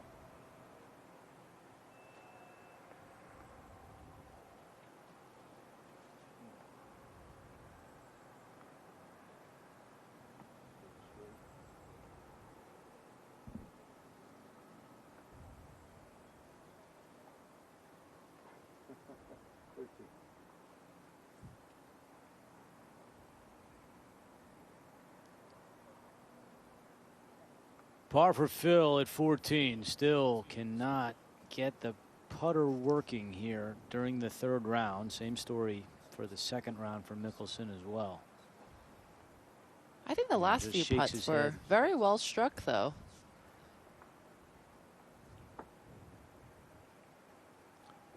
I would agree.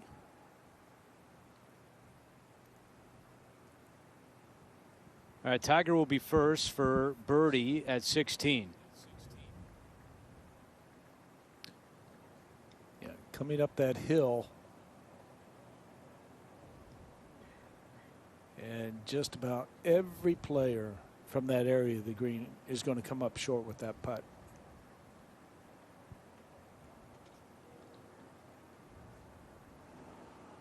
Oosthuizen for par at 14. Ah, nicely done by Louis. Runner-up finishes at all 4 majors, including the Masters 8 years ago when he lost on the second playoff hole to Bubba Watson.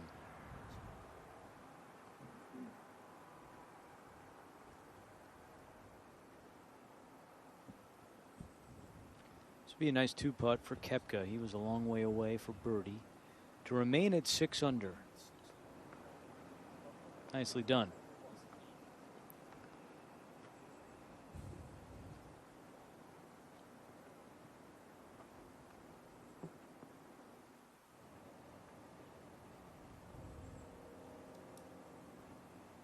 Let's see how Fowler plays this one for birdie. And then he's going to leave it short.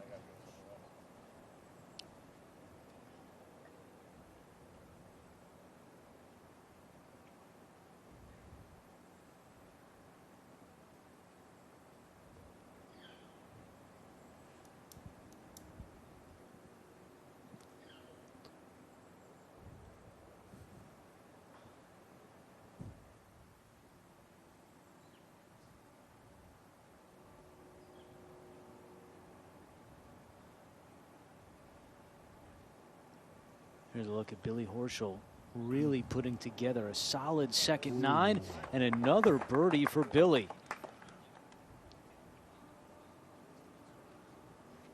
How about this scorecard for Horschel? As I was talking to Michelle, I said all of a sudden the iron shots have been really good. The distance control has been good. He's given himself some opportunities. It's just so unsettling to get off to a start like that, and then you kind of, the more you press, the more it goes in the opposite direction. I think Billy's done a good job of smiling. You can see him being relaxed out there, and that's what you need to do sometimes to really change your round around. You just can't be antsy. You can't be anxious. You just have to believe in yourself. Yeah, it's hard to let the game come to you when things aren't going well. It's kind of like you always want to force it, but if you let it come to you, more times than not, it will. Tee shot from Mickelson at 15. Too far right, and he's in the pine straw.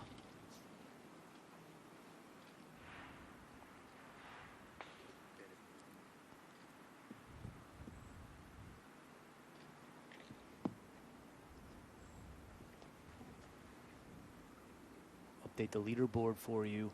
Sungjae Im just made a birdie at 11, so he's at 11 under par, 3 shots behind Dustin Johnson.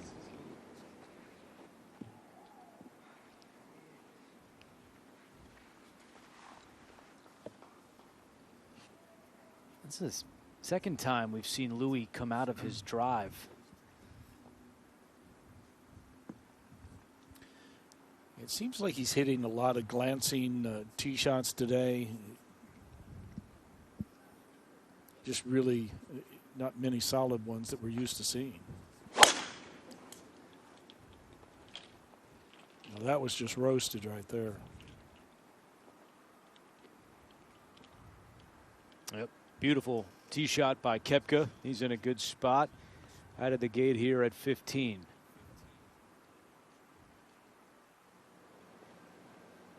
On the tee at 17, it's Billy Horschel, who's now up to 4 under.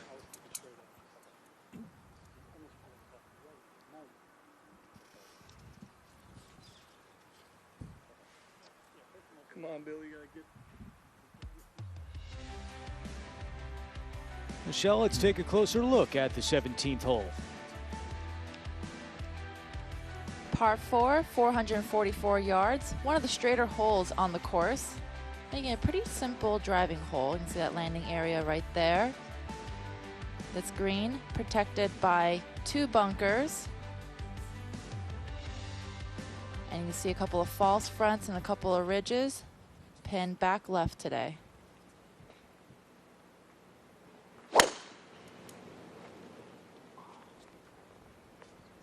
And that one's headed right for Tiger.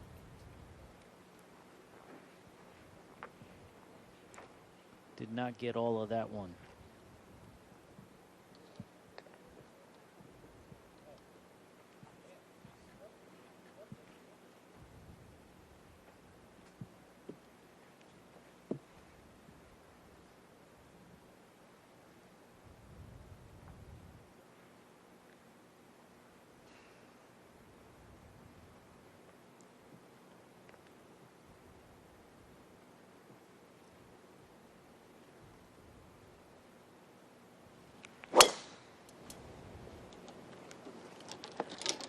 Only 1 birdie today so far at the 17th hole. We'll see if anyone in our feature group can add to that list as Fowler is in the fairway off the tee. Dustin Johnson, 5 under on his round today, and he leads by 3 in the 3rd round.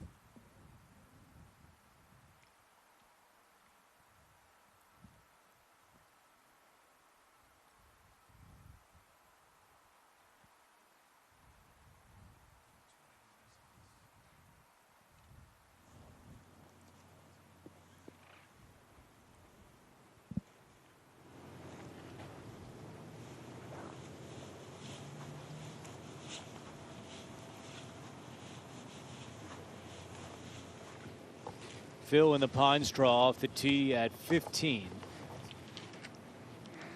And so far this week, 15 is played as the 3rd easiest. Front. 219 pin.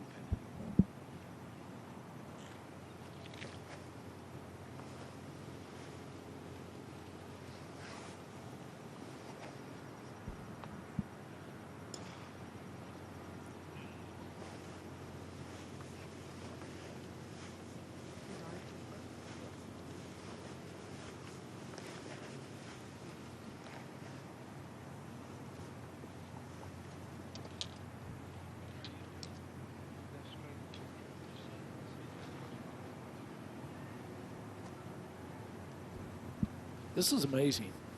If he's contemplating going for this in 2. I mean, you can see that lower branch on the pine tree that he has to take it underneath that, move it a significant amount from left to right.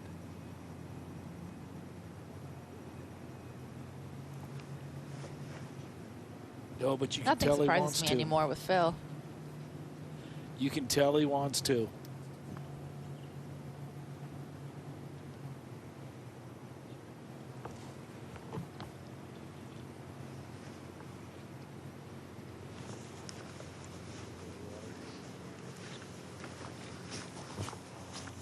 Well, I think he's making the smart play right here.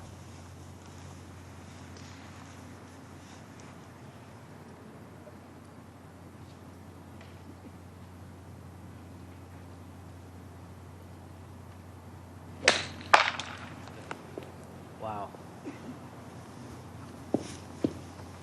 He squared up that tree, and that's sums up the day for Phil. The ball goes behind him. There it goes.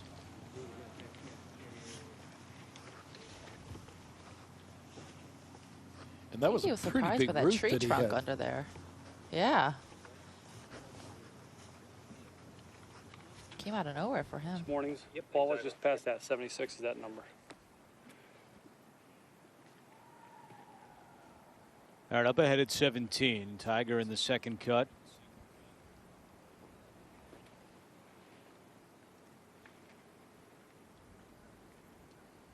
Pretty good lie. I mean, you can see a lot of the golf ball. It should be a clean strike. Not a lot of grass between the club face and ball. Go.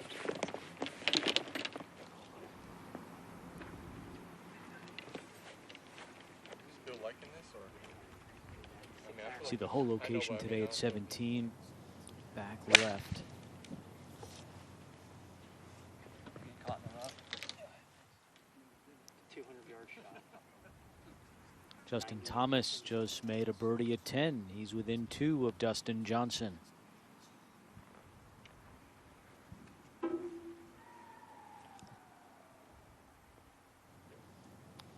All right, up at 15, the 3rd for Phil, and he just is able to squeak that one out.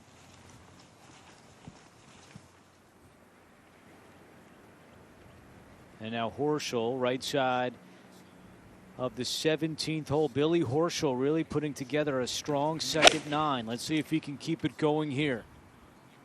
Yeah, he's hit a lot of really good iron shots. Oh, and that's a tough spot right there.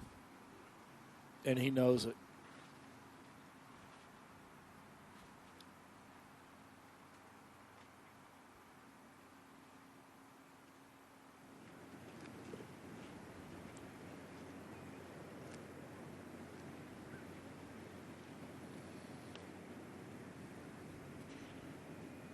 See the flagstick all the way on the left over there.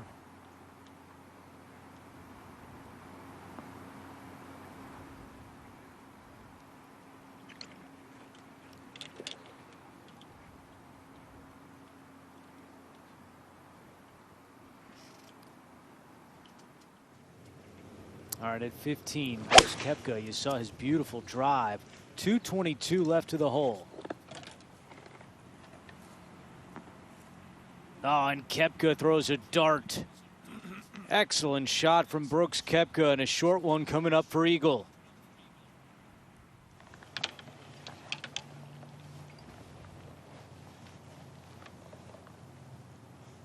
Now the 4th shot for Phil.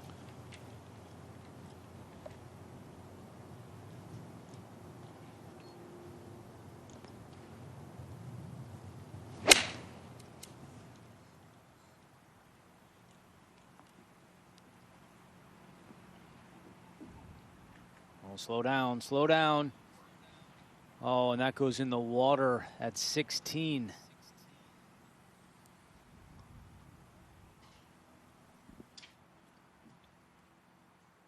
And actually, that's the first shot I've seen out of the second cut actually come out that quickly.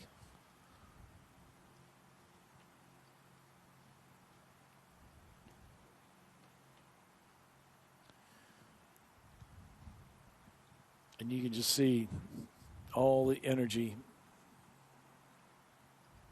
gone. Really stunning. It's been that type of look from Phil all day. We're all in disbelief about his putting, but his face right there sums it up best.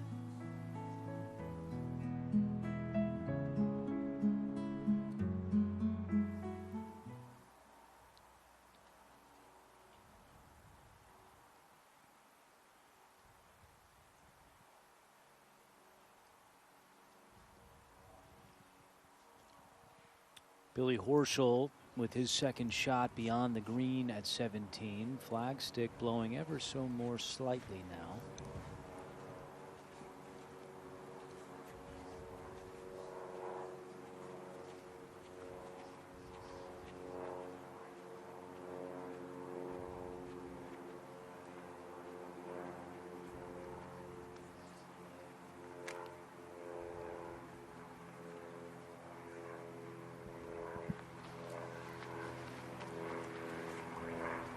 Look at this. Billy Horschel nearly holes it.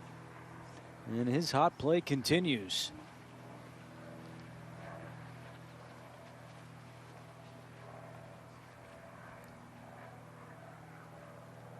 Great look from beyond the 15th green at Augusta National.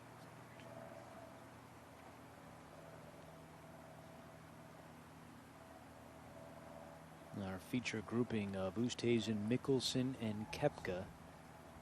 And you see Phil is making his way over toward 16. That is where his ball went into the pond.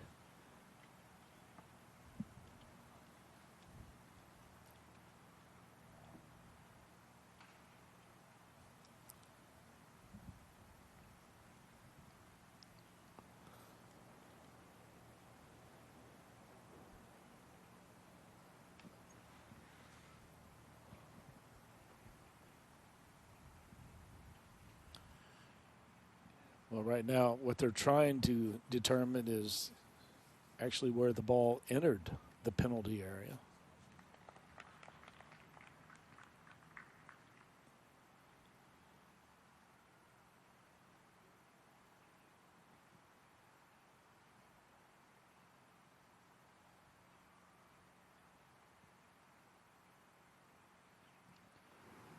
So while we wait, let's go to 17, and Tiger has this long putt for birdie, 46 feet away.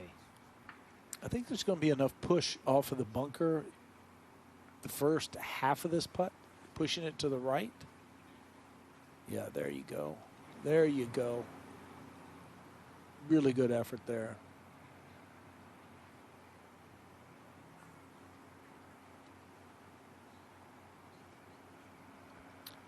Andrew, they just really never got that momentum going, and they never collectively went on a birdie run. I mean, Horschel's done a nice job bringing it back on the second 9, but he's it was a little late.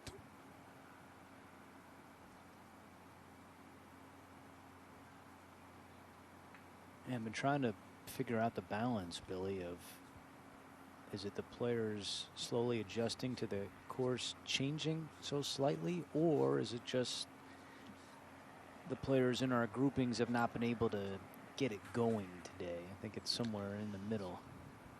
I think you're right. I think it is in the middle, and I think the adjustment to the pace of the greens is certainly much quicker today. It just didn't happen quickly enough. When you look at Mickelson, the way that he 3-putted 3 times early in this round, Billy Horschel 3-putted 3 times early in the round, so it's just hard to get any momentum. All right, that was Phil's drop.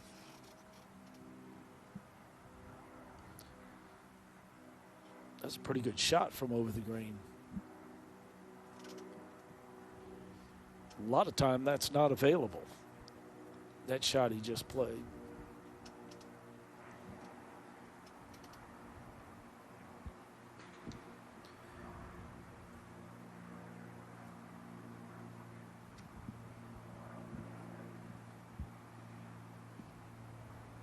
Good 2-putt for Tiger Woods. And with 1 hole left to go, Tiger is still even on the day.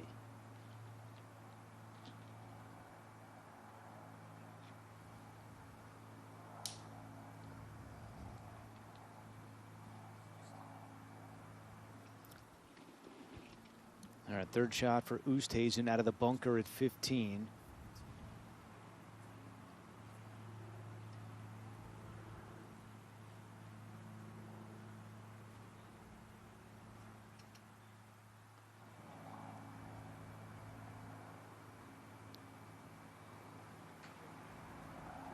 Horschel remains at 4 under with 1 hole left, and 4 under on the second 9.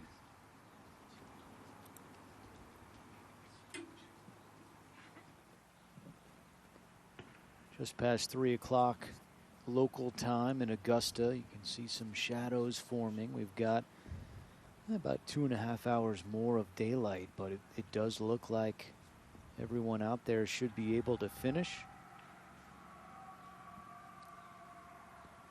And we're back on track for tomorrow's final round.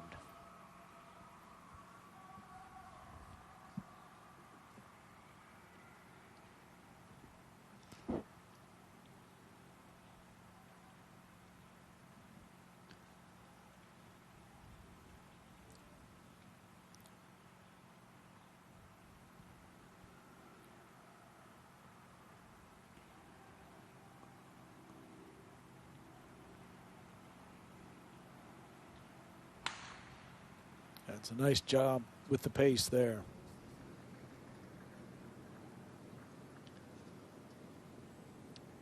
Horschel on the tee at 18.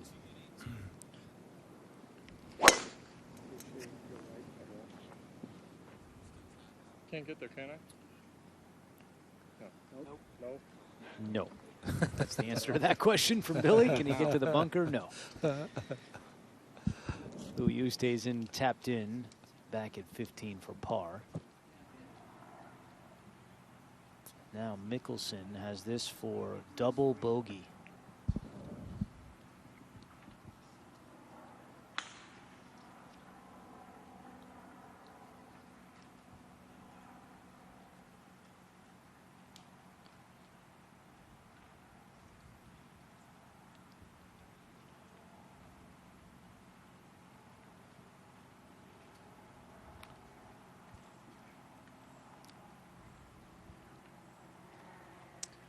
And Michelle, watching Phil putt today, you really can't define, if he was above the hole all day or below the hole all day, because it was actually a miss on both sides with the putter today.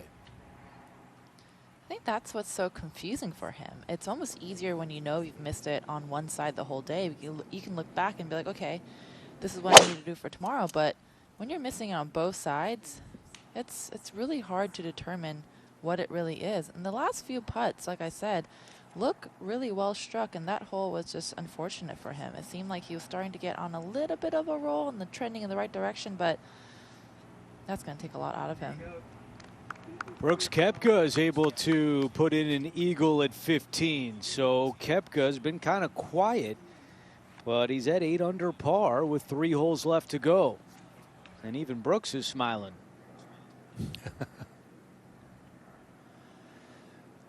Okay, the bunker straight away. 298 to that bunker.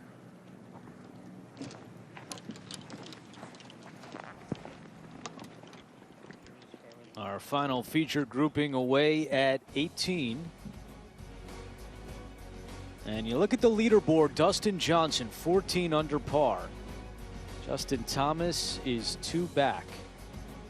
You can get your junior into the game. Just go to drivechipandputt.com to learn more and follow on Facebook and Instagram.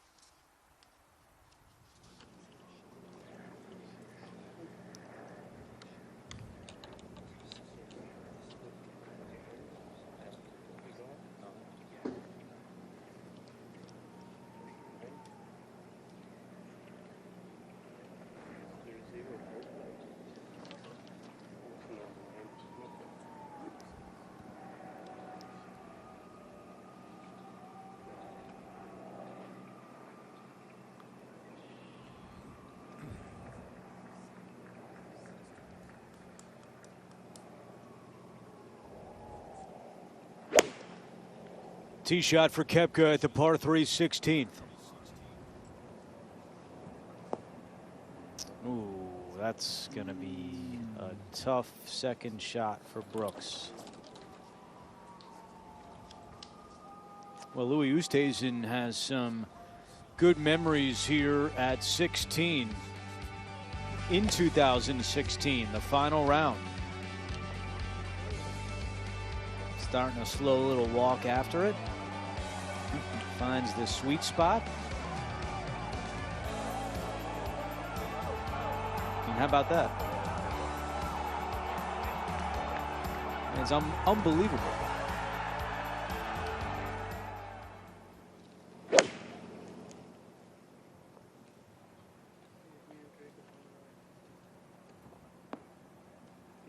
Oh, good shot there by Louis. He was taking dead aim at it. Yeah, that was directly on. 22 hole-in-ones all time at the 16th hole, and Phil came pretty close last year.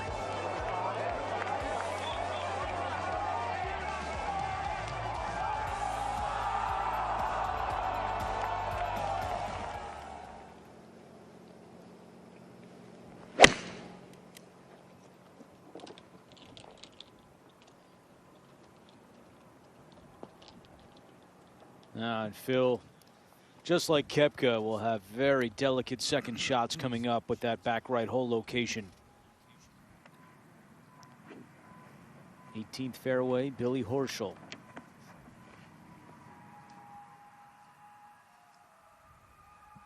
Big elevation change here at 18. 36 feet in change.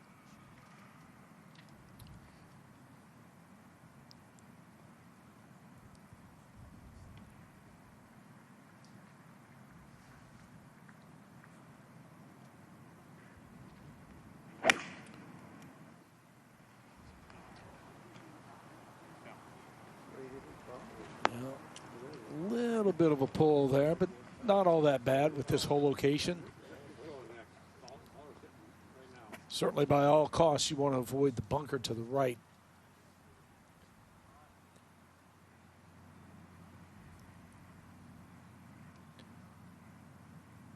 Ricky just missed the fairway down the right side here at 18. Yeah, just how much is he going to be able to move the ball left to right out of that second cut? Not enough. Yeah. You know, as we look at the 18th green on our screen, it looks like a pretty big putting surface, but it does not have a whole lot of width to it. It is a tiny target up the hill.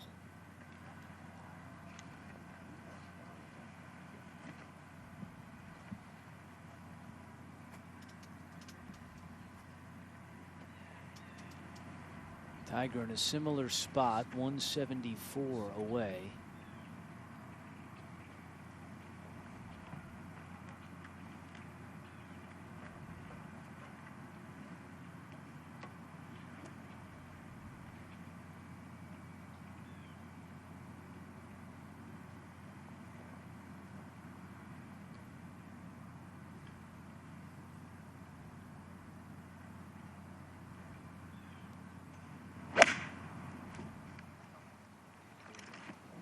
Trying to work this back to the right. And Tiger is able to put it on the green.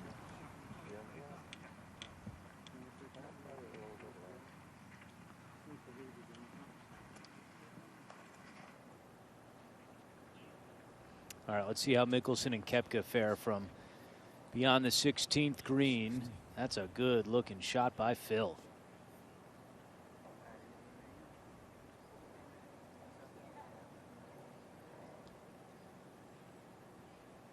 Yeah, I think the options are certainly limited there.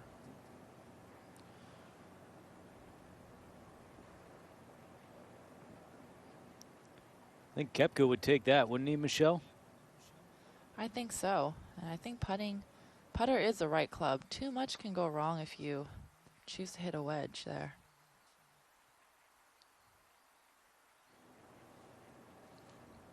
Koepka does have putter.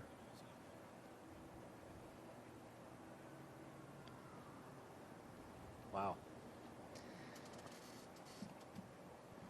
Two terrific shots from Mickelson and Koepka. They both tap in for par. Koepka still 6 off the lead.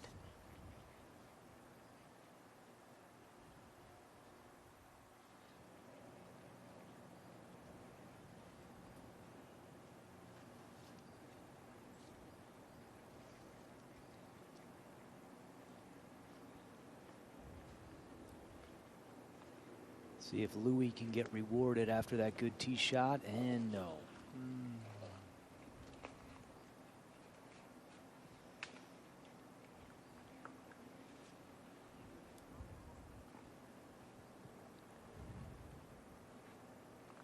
Just 2 birdies today for Louis Oosthuizen with 2 holes left to go.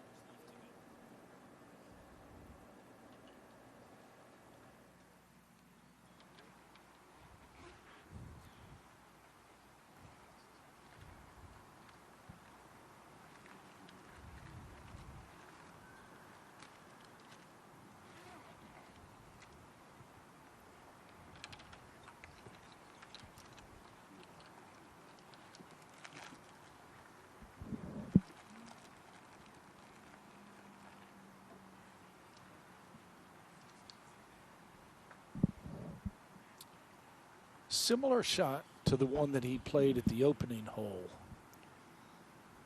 Plenty of green to work with, just kind of hit kind of a low checker. Got a little slope there, it should bring it back.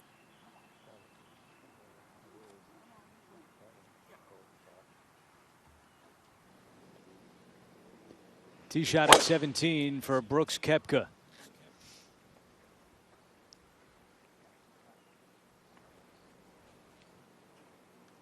That was way down there for Brooks.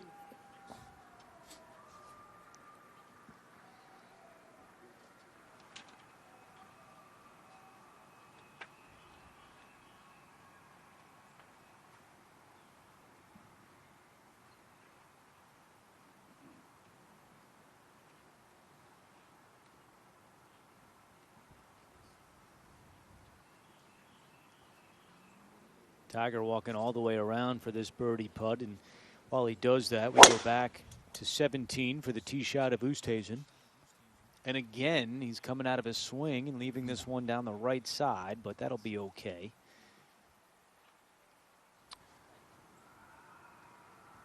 Again, the reaction is more to a kind of a mishit, not the direction.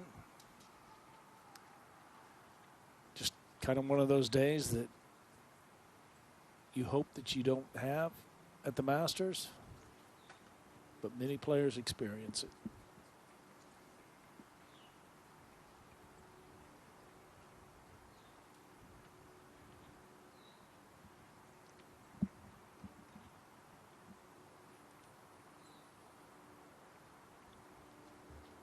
Tiger Woods at 18 for birdie.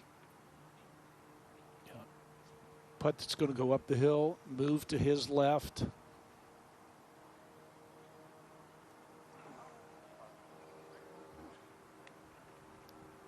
Good run at it by Tiger. But if he finishes off that for par, he'll end the day right where he started.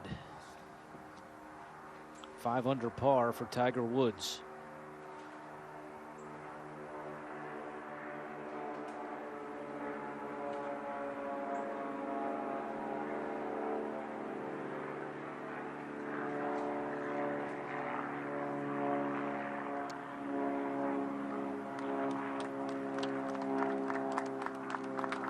.72 for Tiger Woods today, after he finished off his second round early this morning with a 71. So currently Tiger at 5 under par for the tournament, as you see the tee shot by Mickelson.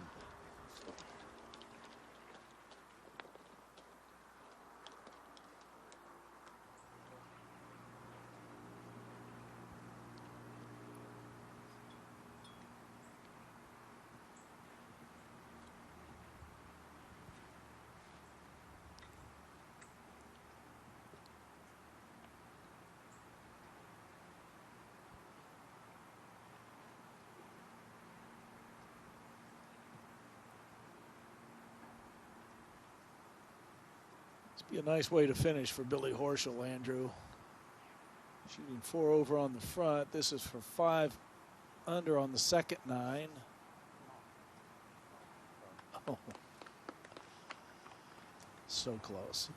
You think about those 3 putts that Horschel had on the first 9 and how much better it was on the second 9. Tip of the cap to Billy Horschel, who really turned things around when he made his way to the 10th. And he ends up with a 72, and he's still 4 under for the tournament.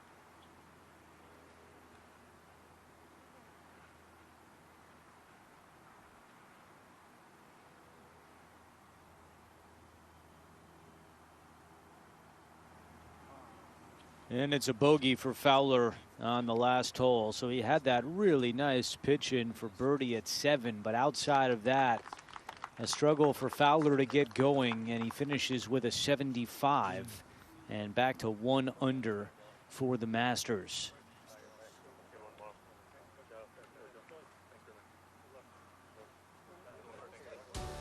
Let's take a look at some of the highlights from our featured grouping today. And this is what we were just talking about. That's 7, Fowler, and then he counted it out.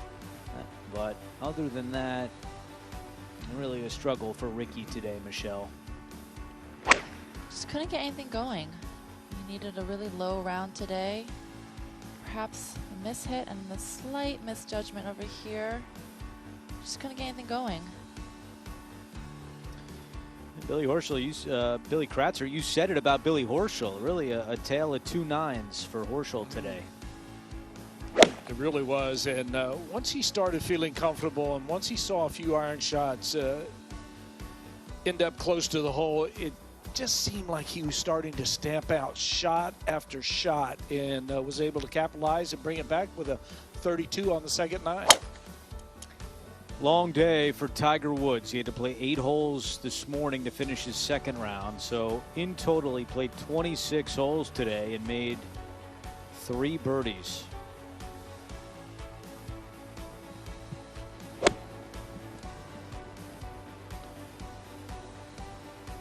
This was an excellent iron shot by Tiger, right in between the bunker and flagstick.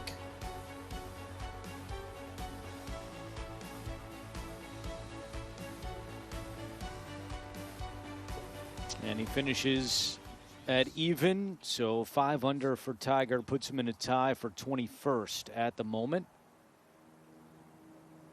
So our first featured grouping is done for the day. Now we check in with our second featured grouping at 17. Here's the approach for Oosthuizen.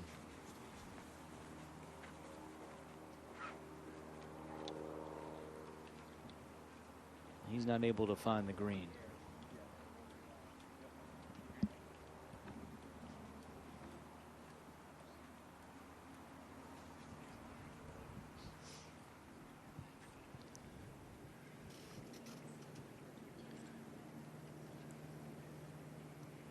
Phil's left with 160 here at 17.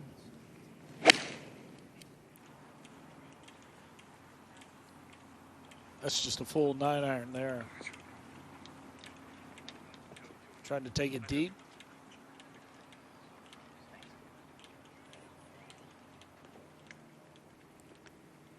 How would you grade his approach shots today, Michelle? We know his putting has struggled mightily, but in terms of getting to the green, how has he done? Not bad. I mean, it could have been better, but not bad. And I think, as disappointing as this round has been so far, I think he can take a lot of positives away from it. Like I said, his putts today were well struck. Hopefully he can take these last 2 holes, shots like that, to really carry his confidence over to tomorrow. Meanwhile, Koepka has a chance to move up. He'll have a birdie putt coming here at 17, with Dustin Johnson continuing to lead the way.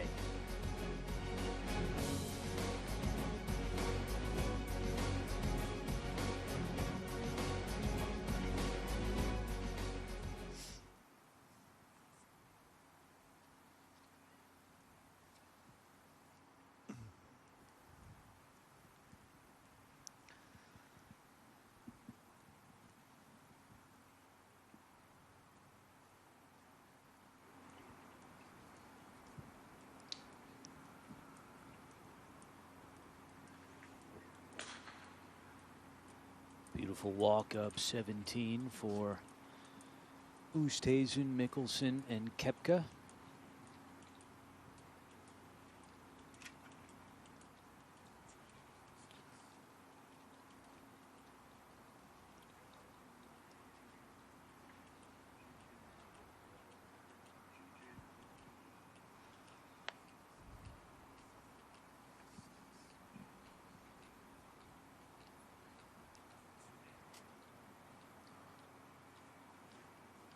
And now we're going to join up with our third featured grouping of the third round, and that is the leader, Dustin Johnson, playing with Jon Rahm and Patrick Cantlay, and they are on the 13th hole. You'll see every one of their shots the rest of the way in round 3. We mentioned earlier that Jon Rahm had a big problem back at the par 5 8th when he made double bogey, and you see him just off the green here at 13. With Billy Kratzert and Michelle Wee West, I'm Andrew Catalon. We thank you for joining us for continuing live coverage of the Masters tournament.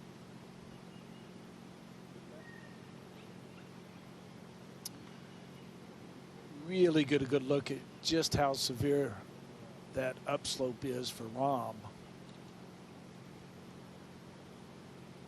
There's the scorecard for Jon Rahm, a birdie at 3 and the double at 8.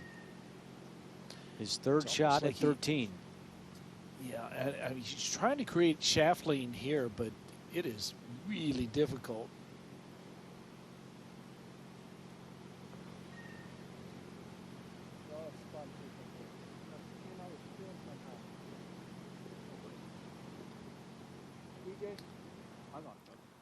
All right, up ahead at 17. Oosthuizen in the bunker.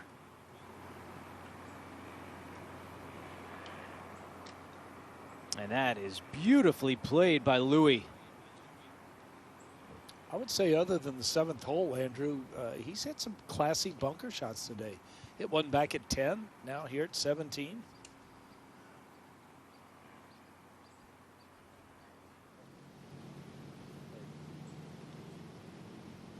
So you saw Rahm play his third. Meanwhile, Johnson and Cantlay both have eagle putts. So Johnson a chance to increase his lead at the par 5 13th. Please, if you don't mind.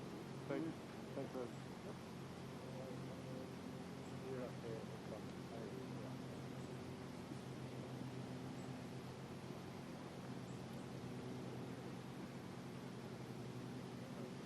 Johnson is 14 under par, 5 under on the day, and he is flirting with the 54-hole scoring record at the Masters. That is 16 under par, set by Jordan Spieth 5 years ago.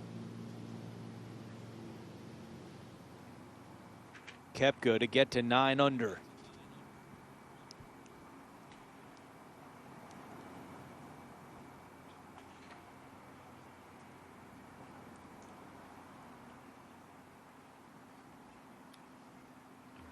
So for the moment, Koepka remains 6 behind DJ. But here is Johnson. 56 feet away for eagle. Yeah, and once it gets up onto that back plateau, it'll kick to the right.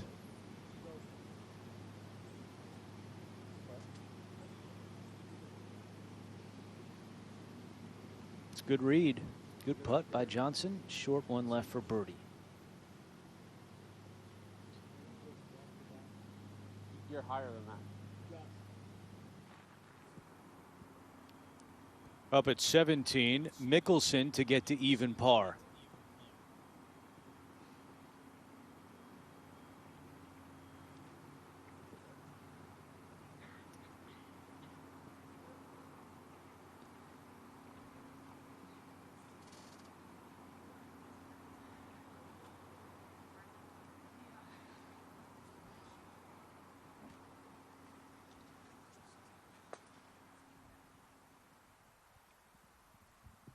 Here's a look at how Patrick Cantlay played the 13th, and he's left with 51 feet for eagle.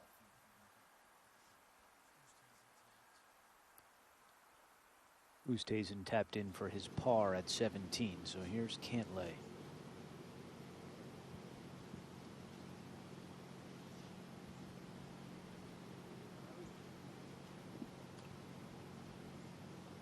In our featured groups yesterday, Michelle, I thought Patrick Cantlay had one of the better putting rounds that we had seen, especially from that 5 to 10 foot range.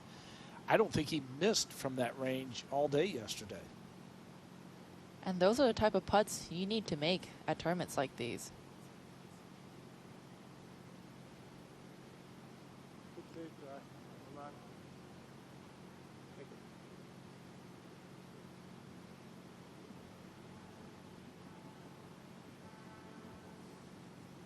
Won in his most recent start entering the Masters 2 weeks ago at Sherwood. That was his 3rd career PGA Tour victory.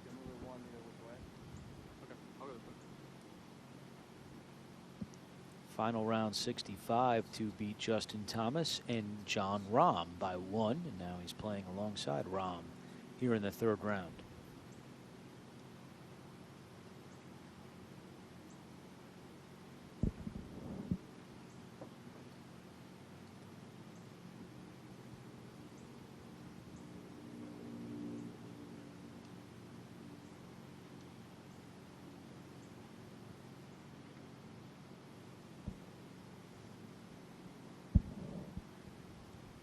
Very close to the line that we just saw Dustin Johnson putt on.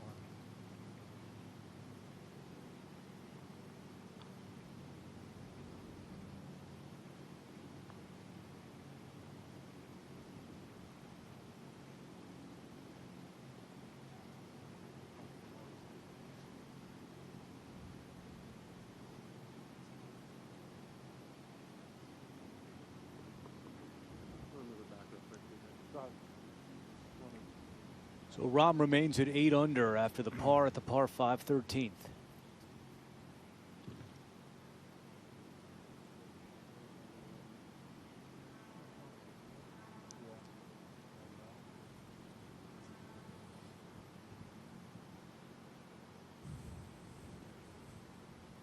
Johnson and Cantlay have birdie putts remaining at 13. They actually played together each of the first 2 rounds alongside Rory McIlroy.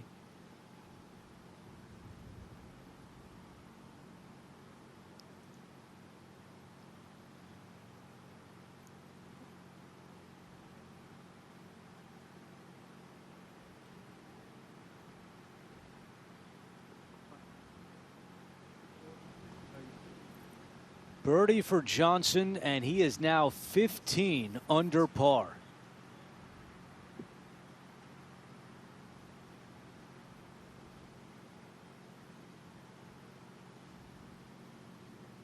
Two weeks off after a positive COVID test in early October. First event back last week in Houston, tied for second. Now he leads the Masters. Meanwhile, Cantlay matches DJ with a birdie at 13. And Cantlay is even on the day.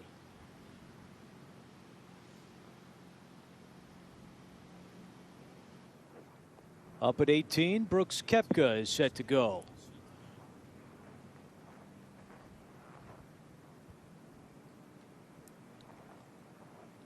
Really tight tee shot here, but the bunker straight away.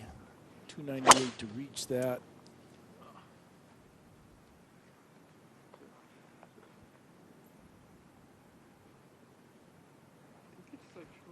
And he doesn't reach it. You remember during our feature group coverage earlier, Billy Horschel was asking, do I have enough to reach it? And he said no. Koepka came close, but he is short as well.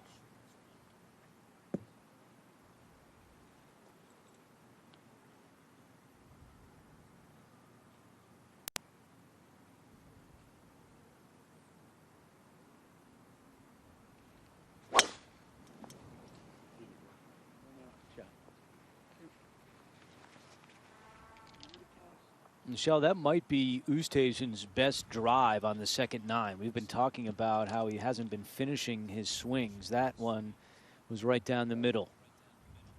The tempo actually looked better on that one. The ones that he's been mishitting a little bit, the one that he hasn't been pleased with, he just, tempo was a little bit fast, but that one was smooth and right on tempo.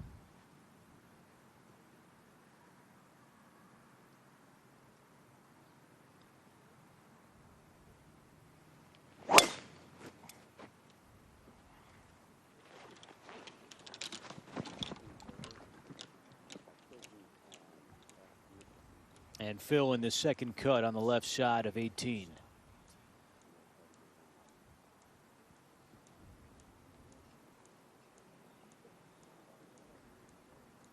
Only a few clouds in the sky here in Augusta as we take you out to 14. And the leader, Dustin Johnson.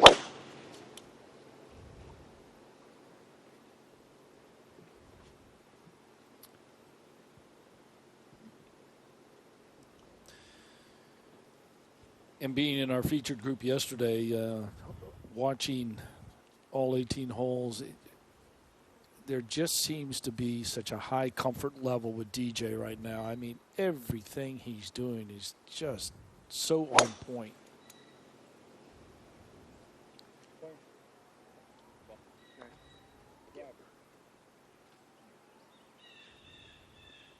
And there's no question in my mind, Andrew and Michelle, that from the PGA Championship on to right now, no one in the game has played better than he has.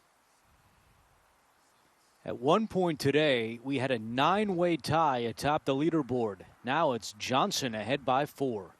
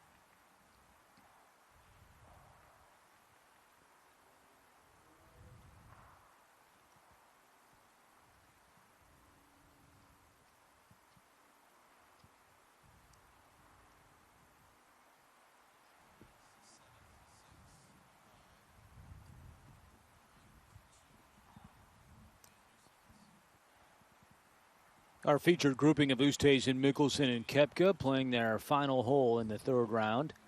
Koepka at 8 under par, which is 3 under on the day. Trying to make one more coming in and then see where the dust settles with Dustin Johnson as he plays the 14th.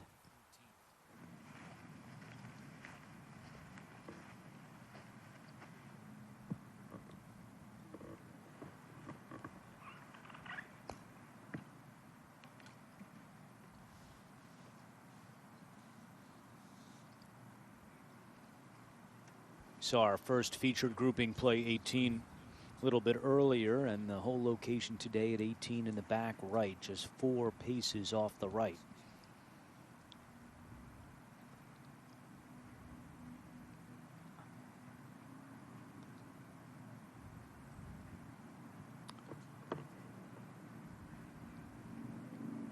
Green is still occupied with Connors, Casey, and Scheffler.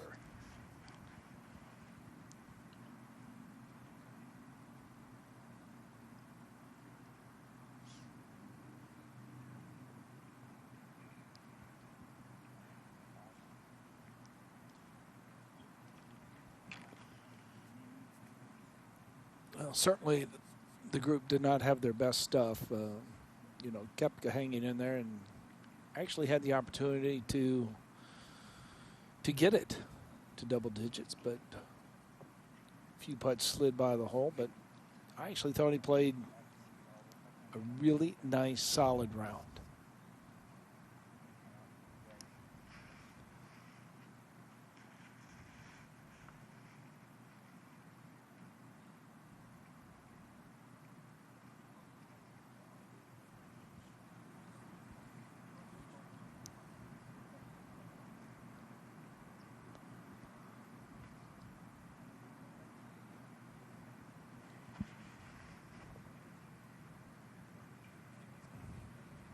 All right, as we continue to wait at 18, let's go over to 14. And Patrick Cantlay, right in the middle of the fairway with 157 to the hole.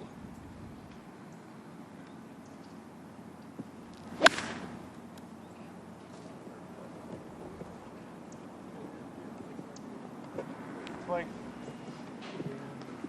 a good play there by Cantlay out of Long Beach, California. Attended UCLA, won the Jack Nicklaus Award as the NCAA Player of the Year as a freshman.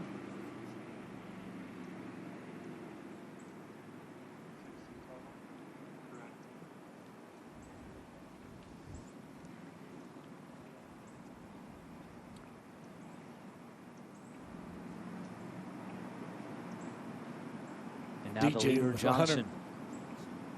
158 yards.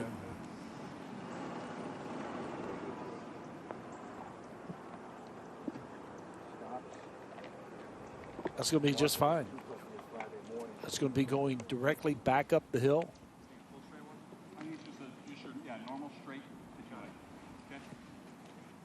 That was an 8-iron for Johnson, and he'll have a putt for birdie to try to extend that lead.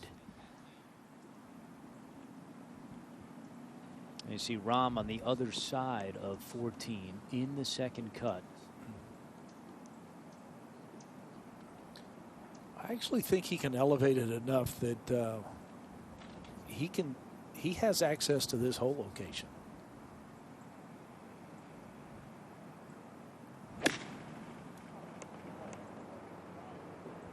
Boy, that was straight up in the air. Oh, great shot by Jon Rahm.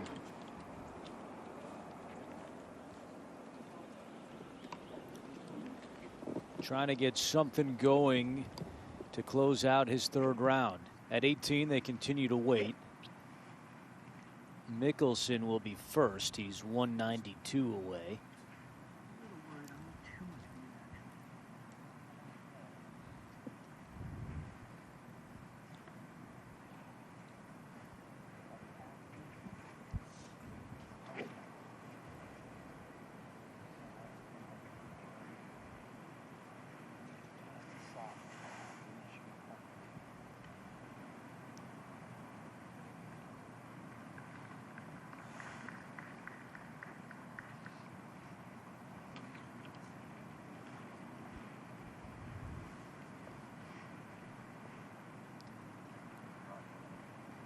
All right, now we're ready to go.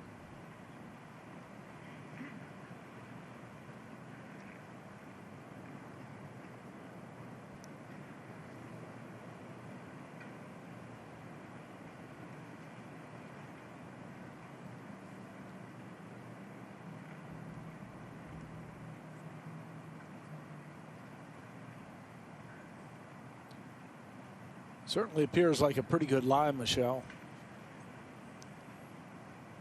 Yes, the second cut doesn't look too thick where he is right now. I guess we can see a lot of that ball.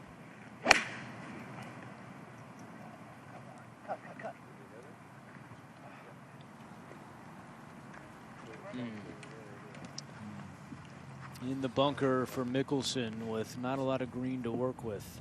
So it'll be a tough finish for Phil. Now Koepka, 299 right to the edge of that front bunker.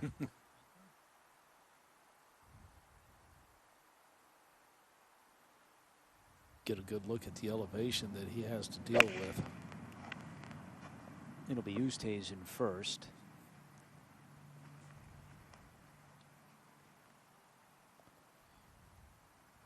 We'll show you that in a minute, but Koepka is now over the ball and ready to go at 8 under par. I think along with the elevation, a little bit on the upslope there.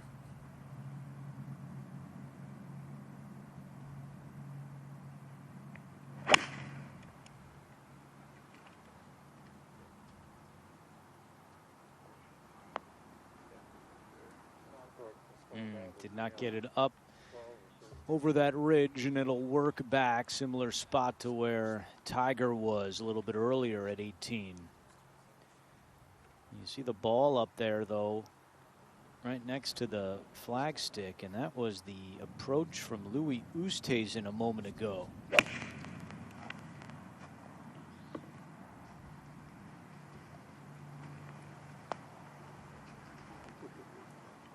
Beautiful shot from Louis and a chance to close with birdie. Now live at the 14th green, and Dustin Johnson, our leader, has been stalking this birdie putt. Just inside 30 feet for Johnson. Grew up about an hour away in Columbia, South Carolina.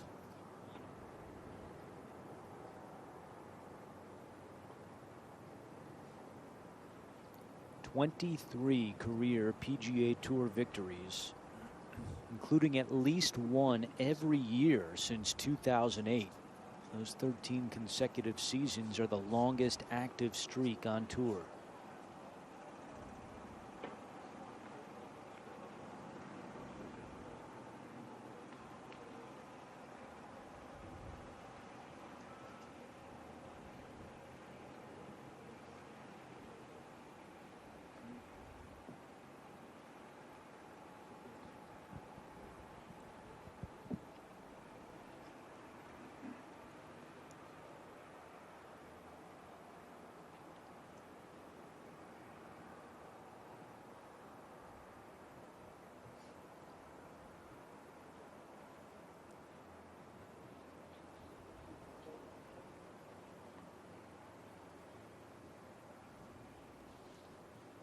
Can't lay even on the day. This to get to 9 under for the tournament.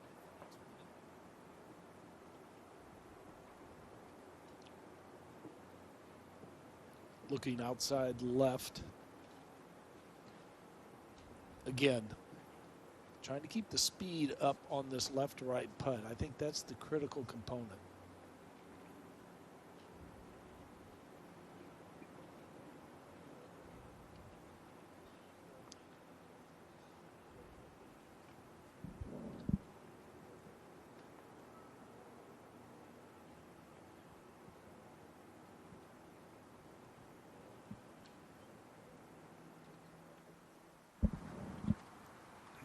All right, up ahead at 18, Mickelson out of the bunker. Up in the air, and it stops.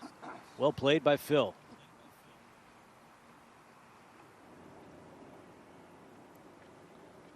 And now back at 14, you saw the approach from Jon Rahm to that back left corner of the 14th green.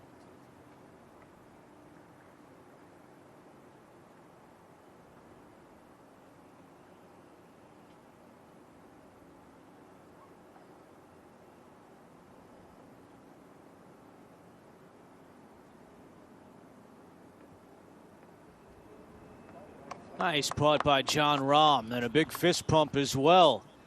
A birdie at 14 for Rahm.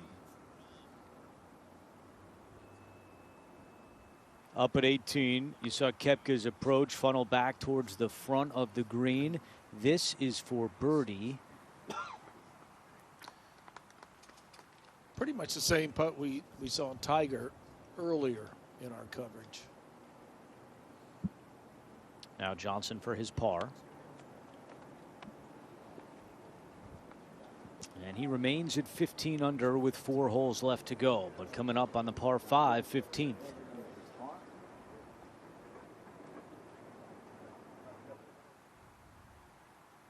Let's see if Phil can save par from the bunker at 18. And all day has not been able to get it going on the green.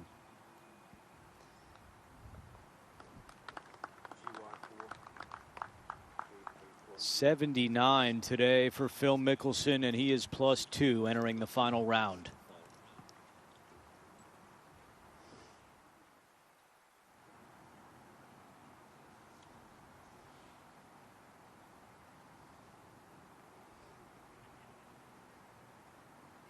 Be a nice way for Oosthuizen to finish here.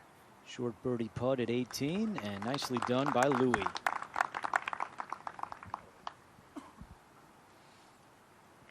'75 for Oosthuizen today, and he's 3 under.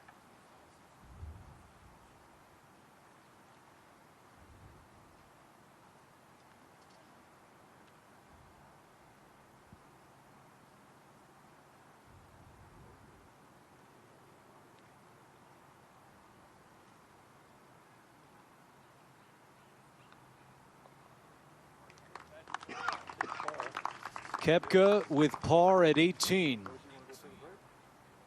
A 69 for Brooks Koepka today, and he'll go into the final round at 8 under par.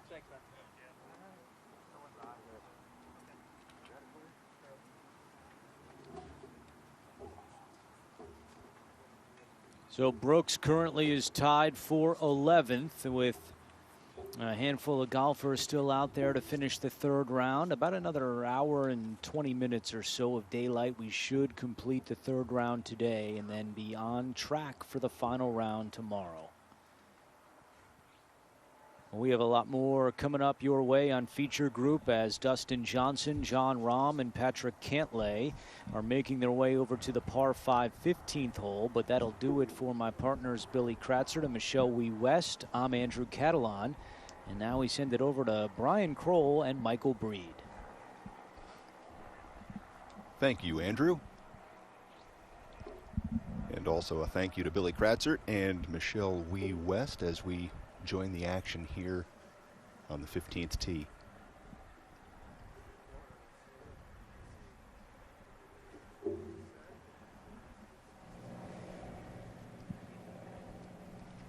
Shadows growing here as we near the end of round 3.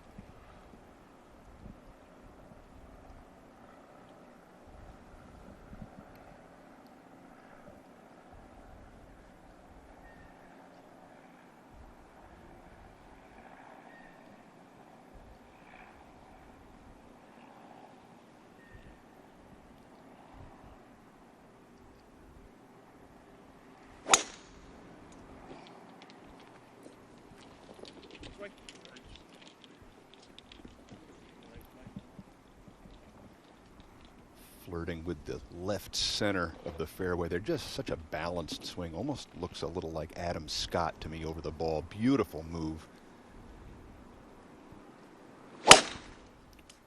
And here was Rahm's drive at the par 5 15th. A little frustrated with that as that's getting left on him. Not sure whether he'll be able to go for the green in 2 or not.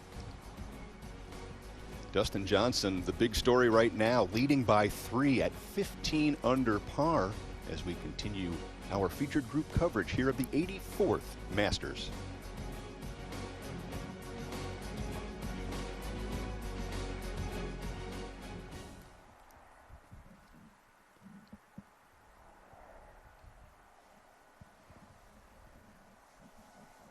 So, Michael, the weather absolutely beautiful here for round 3. In fact, we saw a little bit of the conclusion of round 2 this morning as well. And this man, Dustin Johnson, has really fallen into a groove here, and at 15 under par is poised for all sorts of history if he can keep this pace up.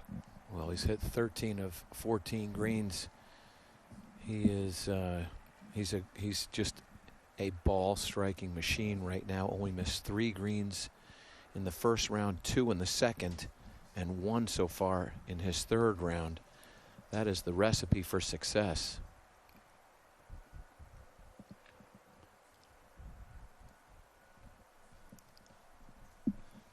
So Dustin Johnson, another opportunity awaits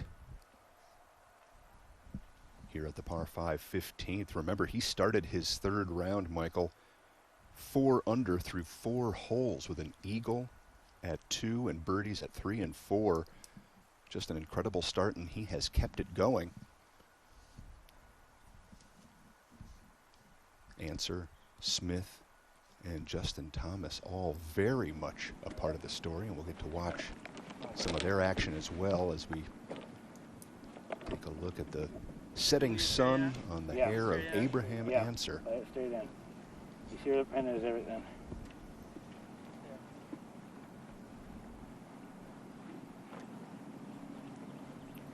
Hole location on this 14th hole in the back left portion of the green. Always difficult to move the ball right to left off of a slope that is falling down to the right.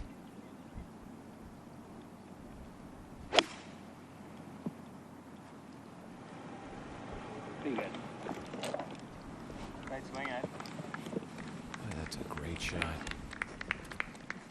You have to respect that hole location so much, and if you get that to the left of that hole location, it becomes extremely challenging to get it up and down. The way you do it is with an angle off of the tee, and that's what Smith has here.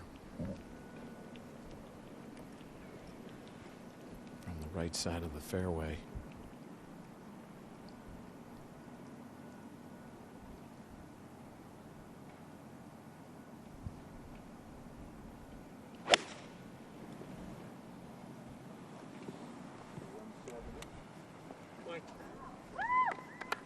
So 2 beautiful shots here at the par 4.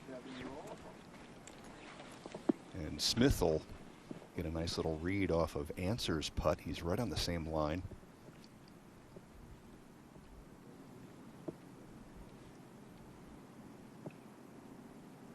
Important for Justin to still maintain his patience, just 3 shots back.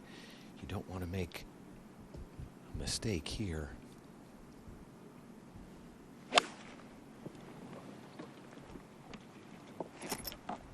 Flirting with that left side.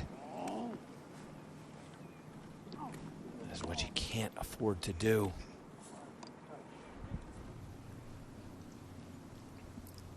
Now to 15 and Patrick Cantlay. A little bit downwind and out of, downwind and out of the right. Softly, okay. It's good now. Solid shot there from Patrick. This is John Rahm now with a 6-iron. He's going to have to turn this pretty dramatically from right to left. Going to have to get this high up into the air to give it enough turn. We saw Rory McIlroy with the same shot hit it into the water.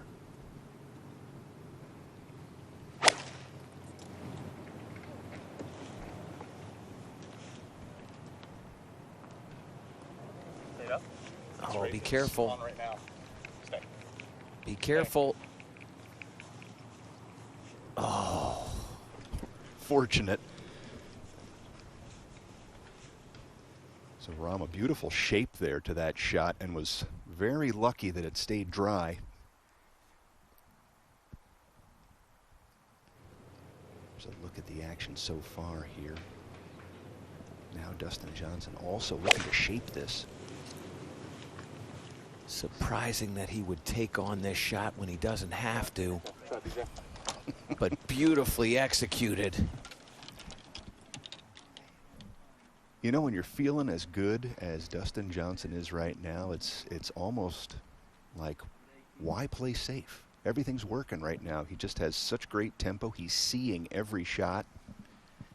I don't even think he thought about it. I don't think he thought about it as a safe shot or a risky shot. I think he just came upon it and went, okay, this is what I have to do. And when you take a player like Dustin, who's playing at the level that he's playing out now, not just today and not just this week, but for the last couple of months. Just one of those players that can so clearly overpower a golf course, has all the tools to go low, and it's almost surprising he hasn't slid on a green jacket yet. I mean, he has such a perfect game for this venue. He can hit the ball high, he can shape it. He's got great hands. I mean, to your point, what's really sort of startling is that he only has one major. That's the startling thing. As good a driver of the golf ball as he is, and as good a wedge player as he has become, as we shift over to Justin Thomas now in a precarious situation on the left side of the 14th green. Settle here. This can get fast.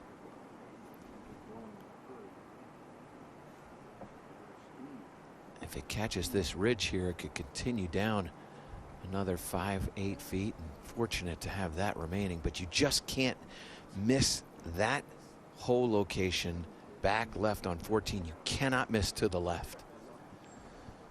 So I was talking about patience. Sometimes your imagination of what you think you have to do can run away from you. Hey, Dustin's here and he's playing 15. I've got a chance. I've got to take on this flag. And the next thing you know, in an effort to try to force that birdie, it can sometimes lead to, well, a 20-foot putt for par.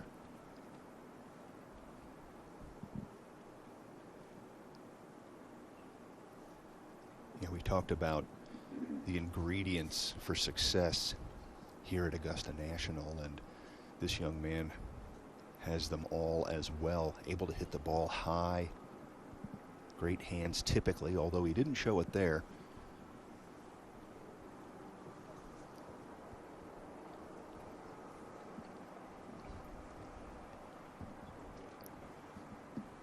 Justin, like you said, just 3 behind Dustin Johnson, and plenty of golf still to play.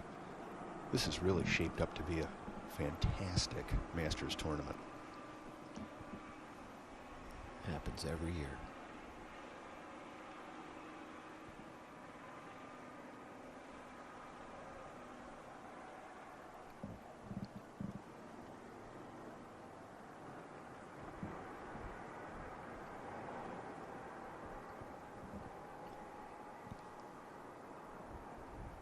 So that'll hurt, especially after the drive. Middle of the fairway and a green missed, and more importantly, a green missed to the wrong side, Michael. You know, Webb Simpson talked about it before, how he's improved his play at Augusta National by understanding where to miss shots. You cannot miss left of 14 when that flag is on the left-hand side. You can't miss that short on 14 when that flag is in the front right portion of the green. There's just certain things you can't do. But I think that was more caused by the circumstance, quite honestly.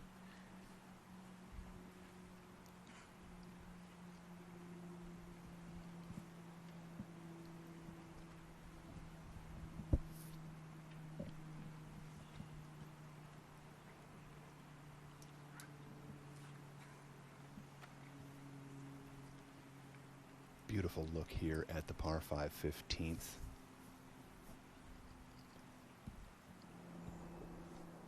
We'll head to answer at the par 4 14th.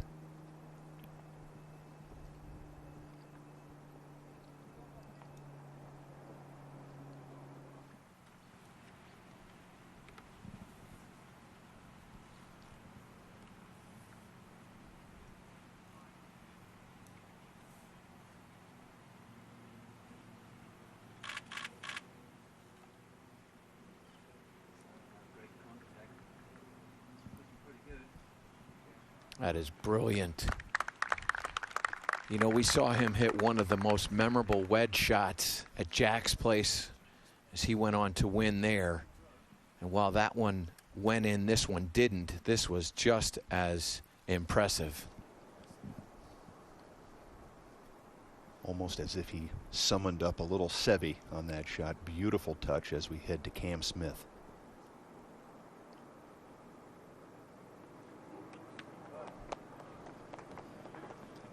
So Smith with a great make there, and Jon Rahm tapped in for a birdie at the 15th.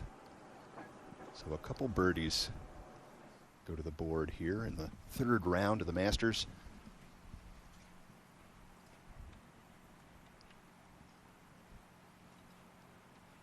And in terms of highlight film, this is the man, Dustin Johnson. And as he prepares, we'll head back for a disappointing bogey from the middle of the fairway, and that shows it.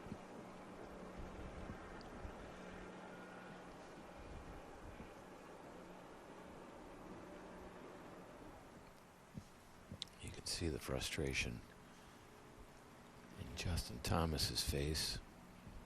What you can also see is more of the property. Just a beautiful look across the 15th green complex. Hole number 6 is back and to the right from that 15th green. Now Dustin. There's a little bit of movement from right to left, but this is really all about the speed. Talked about success at Augusta National. Comes with your ability to control speed and downhill putts.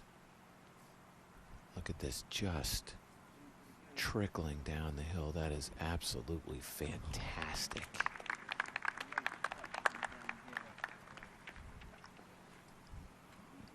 A few patrons on hand to give a little appreciation for that great touch. You do get an appreciation for the speed there, Michael. That ball could really keep on rotating if you're not careful. Cam Smith now from the tee finds the fairway here at the par 5.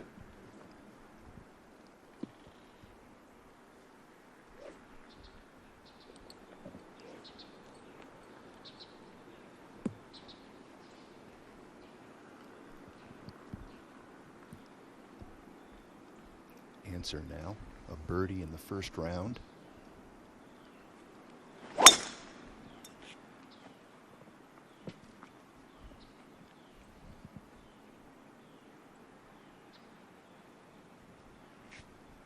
That might eliminate his chances to try for the green in 2. You know, up ahead to Cantlay for eagle. This will swing from his left to right, and it'll pick up a little speed right in here.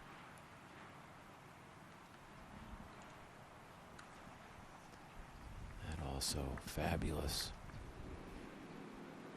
It's an important tee shot for Justin Thomas. Can't let your emotions get away from you.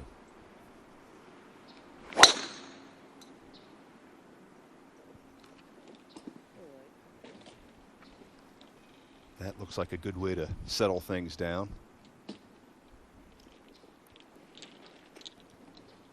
He's going to probably have to work it a little bit around those trees, Michael, but still a good poke from the tee. Yeah. Cantlay tapped in for his birdie. Dustin Johnson now hoping to do the same.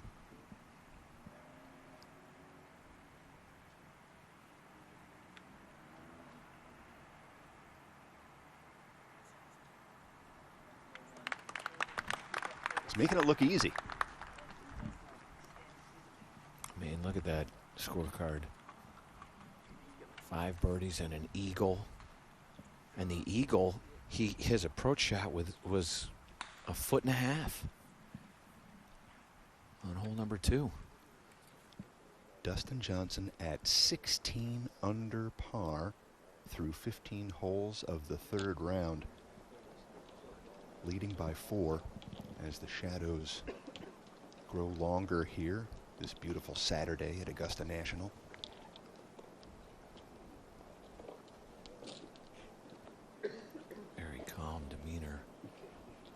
Dustin Johnson. I think maybe the most resilient player in professional golf.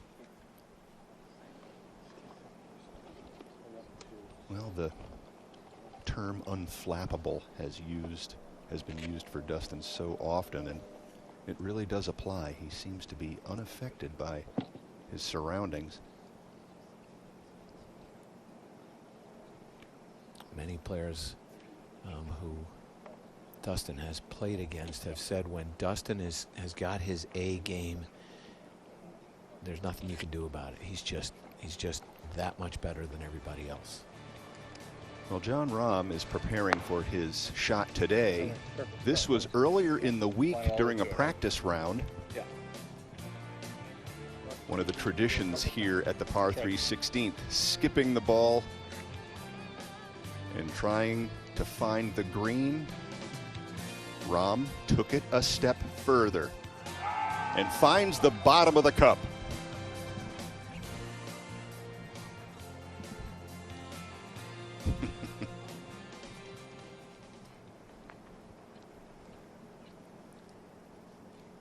Today, hoping to stay above the surface of the water with an 8-iron.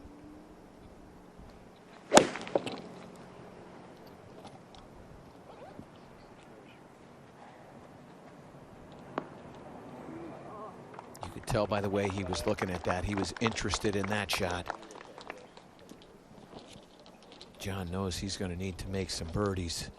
I don't think you can be more than 5 shots back of Dustin Johnson and feel like you've got a chance. So he's got to keep pace with Dustin at 16 under par.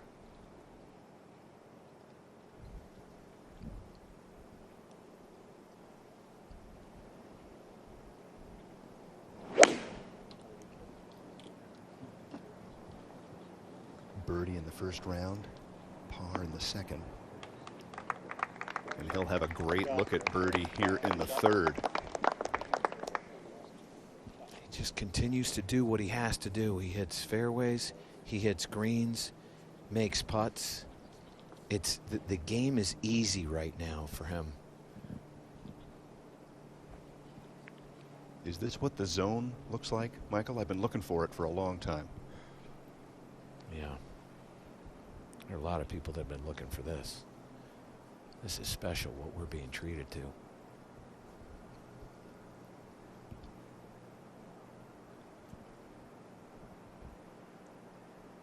Patrick Cantlay now after seeing 2 beautiful shots.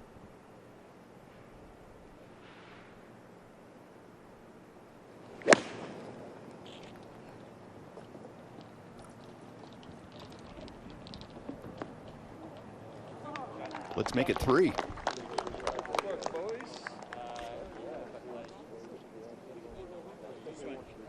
That's quite a trio of tee shots here at the par 3 16th.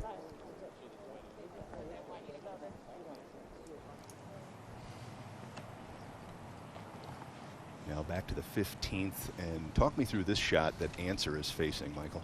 Well, this is probably just a layup. I can't imagine that he would be trying to reach the green from 243.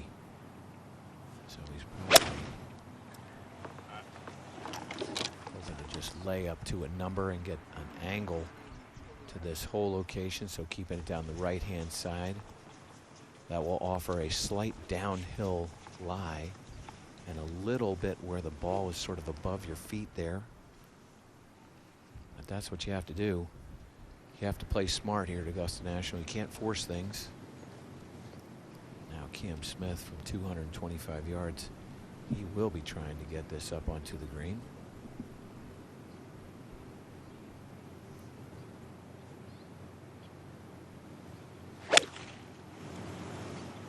One of the shorter distances he's had in this week. Good drive.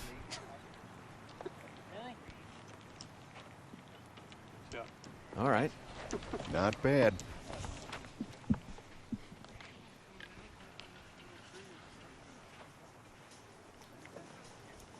Cam Smith has had his share of success here. This shot is sort of in Justin Thomas's wheelhouse. He tends to hit it very high, and from 216. This is likely a 5-iron. You've got a little wind helping and out of the right.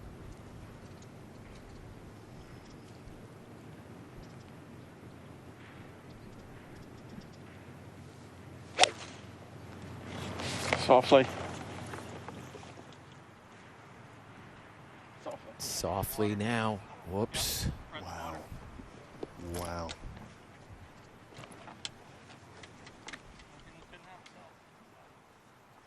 We've seen a number of players today hit that shot through the green on 15, and that's one of those where you're seeing the flag, you know Dustin Johnson has just made a birdie, and you're almost trying to pick one up again, particularly coming off of that bogey at 14.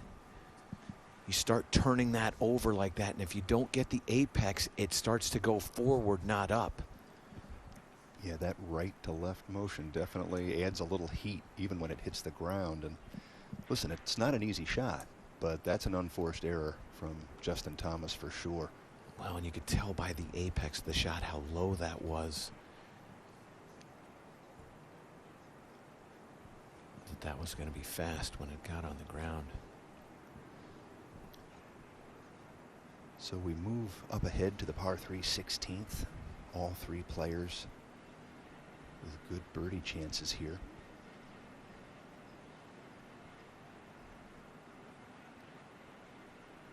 His brother Austin indicating that this putt probably moving, well, almost a foot from his left to right. And you can see that it's downhill. Start line is so important on a putt like this. Look at this, the smallness of that stroke.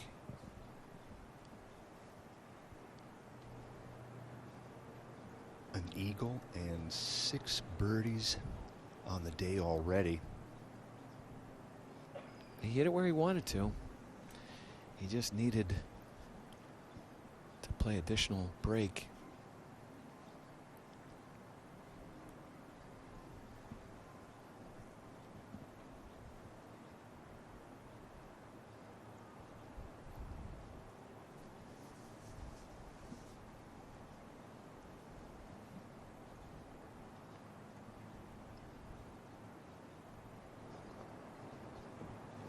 So DJ elects to tap in for his par 3 at the 16th.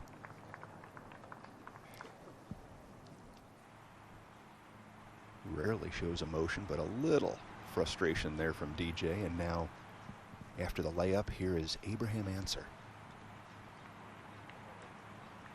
And that was dialed in nicely. Keep in mind, this is his first Masters. He's playing like a veteran as we head back to the 16th and John Rahm. Maybe just a little movement from right to left.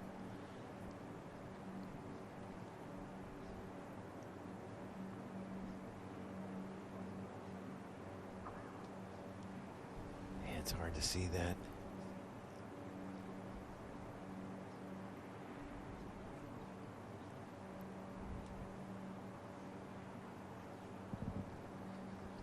So Rahm is going to cool off a little bit and clear the stage for Cantlay. That was an important putt for John. He needs to take advantage of that. Has that opportunity to pick up an additional shot on Dustin Johnson. They're all important now, even though this is on a Saturday. From 5 feet 7 inches, Cantlay for birdie.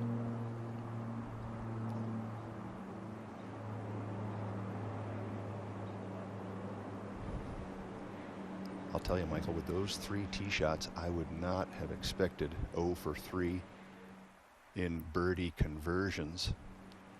This putt here was missed just because the pace was too much. Had that been just a little bit softer speed, it would have gone in. All 3 of those putts, it's speed and line. I know we say that all the time everywhere, but it's never more important than right here at Augusta National.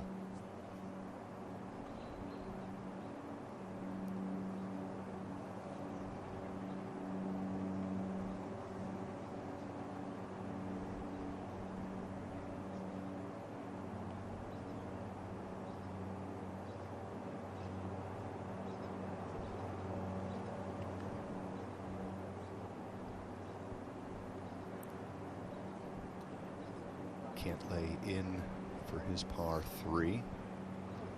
And a little upset about it. Beautiful tee shots from all 3 players.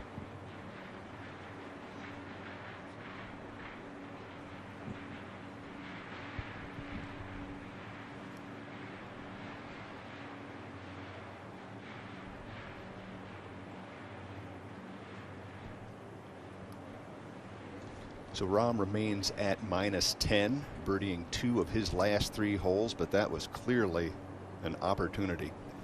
Stay connected to the 84th Masters tournament anywhere, anytime. Visit masters.com, download the official Masters apps, and sign up for the official Masters newsletter.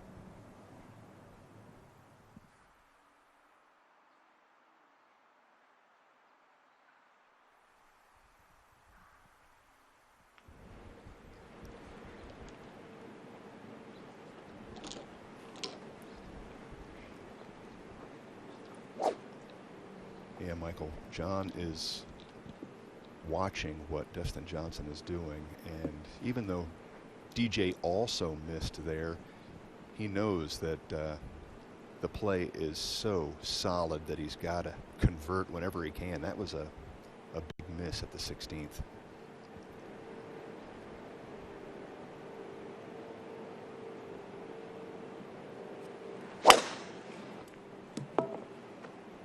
That's a big miss. Go right left, there. hard left.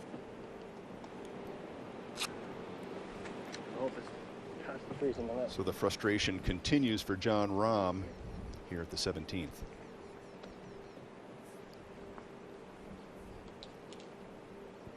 Brian Kroll along with Michael Breed as the sun sets lower here on the 3rd round of the 84th Masters. You're watching featured group action, and we've seen quite a bit of action from this man, Dustin Johnson. What a round of golf. He's now at 16 under par as he steps to the tee here at the par 4 17th. He'll likely start this down the left-hand side with his patented cut.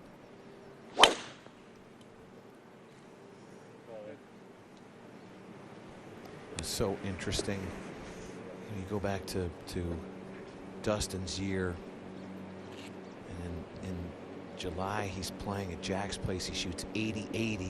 He shoots 78 the next week and withdraws because he couldn't find that left to right shot, and all of a sudden he finds it, and it's been literally automatic, first or second every single week.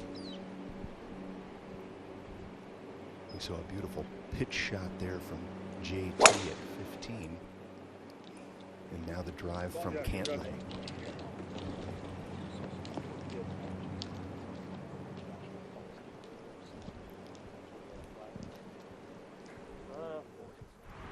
Solid. Cam Smith.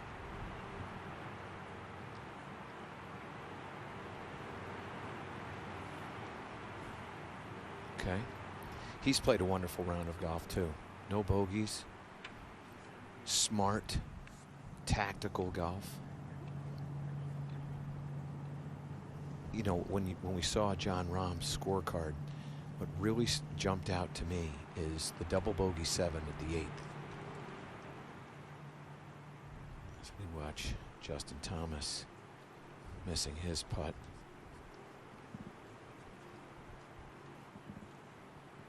He exits this 15th green with back-to-back bogeys, and maybe his tournament.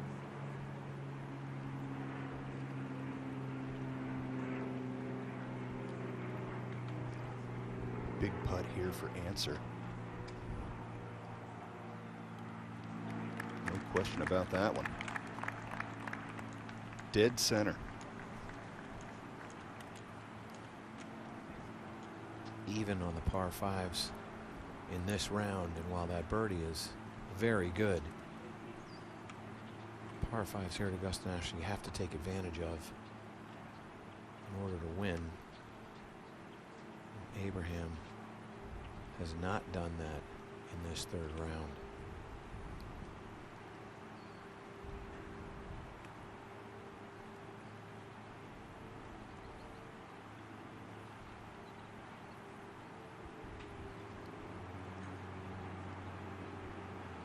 This would be 3 in a row for Cam Smith. Again, a tie for 5th in 2018. And there you have it.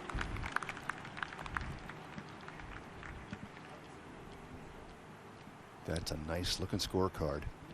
3 under in his 3rd round and now at -12.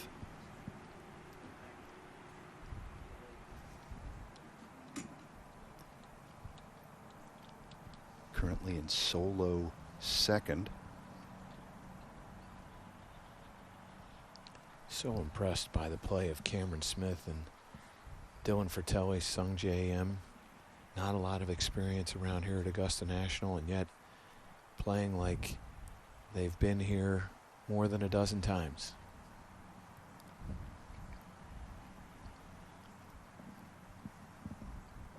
This only the 4th Masters tournament for Cam Smith.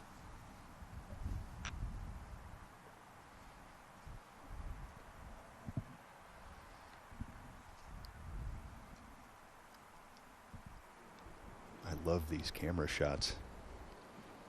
Some beautiful perspective we're being treated to here in this November 2020 edition of the Masters tournament.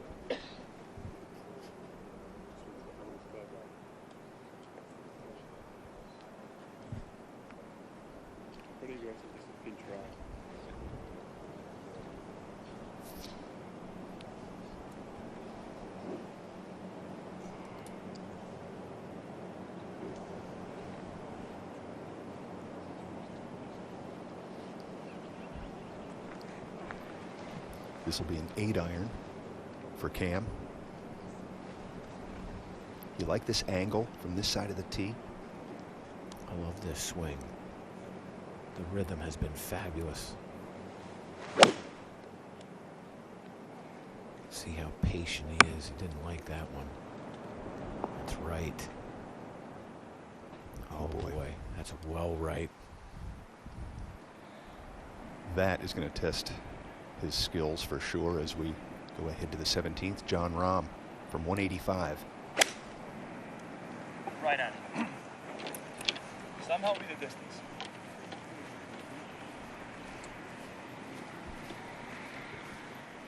Right on.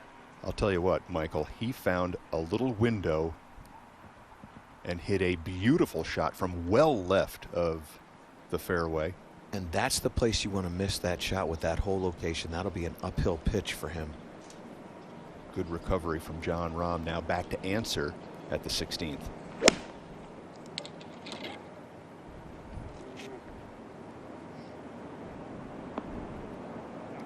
Oh, that's a beauty. Those eyes tell the story, don't they? Very smart play back at 15 and an excellent play here at 16.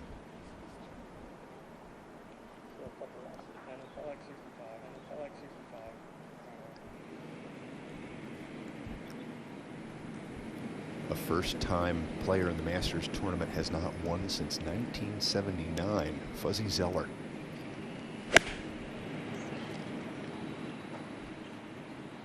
There's only been 3.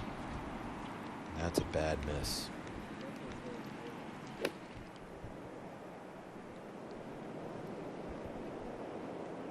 Horton Smith was the first winner. Obviously, that would be the first-timer.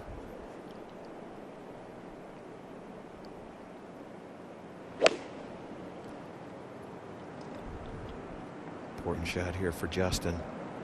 Little spin. I think he likes it. Wow, he Strike should. That. He loves it.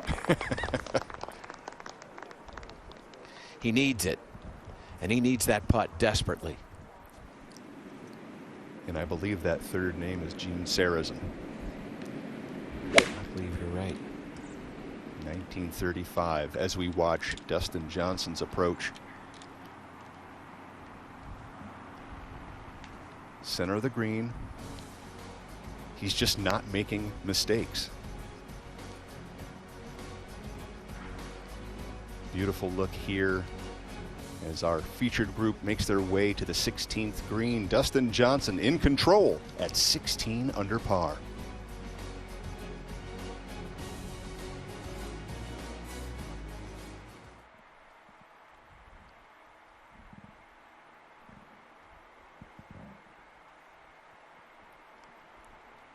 can see there's just a little breeze on the water there, Michael. I want to go back to this other thing we were talking about. 1934, Horton Smith won Masters wire to wire. But what you might not know is that when he won wire to wire, the nines were switched. His first hole was today's 10th hole. And after that 34 Masters, they switched the nines. And what is now the 10th hole became the 10th hole.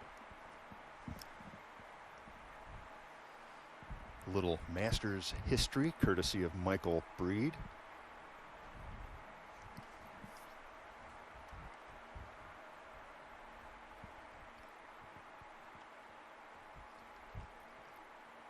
Answer and Justin Thomas both fixing some ball marks that are very close to this hole location. Let's take a look at all the ball marks here. This is great.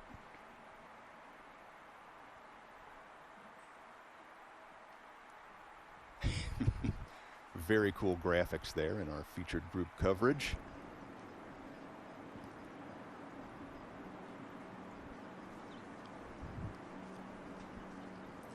Unfortunately, Cam Smith didn't have to fix any ball marks here. He's got a real challenge ahead, but we'll go to a bunker shot from Cantlay at the 17th.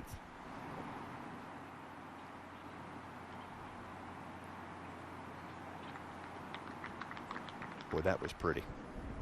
That's an excellent play. This is a challenging one. You have to be careful with that, because if you hit that just a little too hard, all of a sudden it can run right down the hill and possibly even into the water. That's why he would have left that where he left it. That was an excellent play.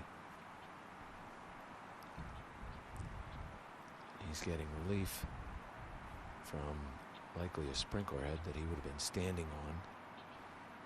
As I said, this is the place to leave this shot for this hole location, and this is makeable. It's right back up into the hill. He's going to try to find the best area to drop that. And now, with a slight uphill lie, he's thinking make here. Make no mistake. This is not a thought of, I hope I get this close. This is, I can make this shot.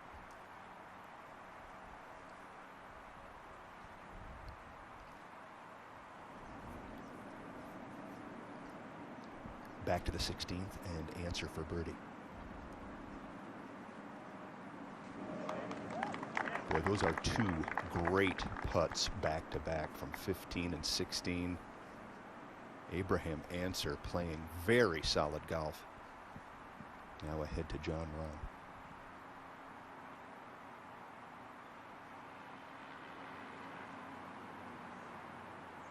Wow. That is completely unexpected for a man with the touch that he has. That's just, you know what that is right there, Brian? That's just letting the toe of the club close down a little bit. That's why it would have missed long and left on him. Didn't have the spin that he was hoping for. He just didn't quite let that club face stay open through the shot, and the club never went onto the ball, just right into the back of it.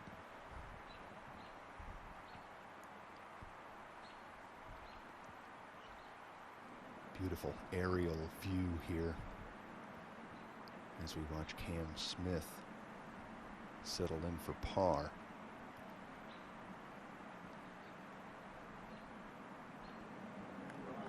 I gave him some good karma. A par it is. That is a quality up and down. An exhale from Cam Smith.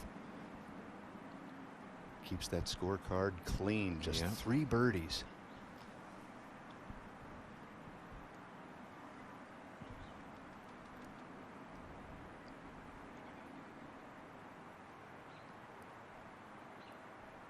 I love that look. The players scanning from the side of the putt, just trying to get a feel for the undulations.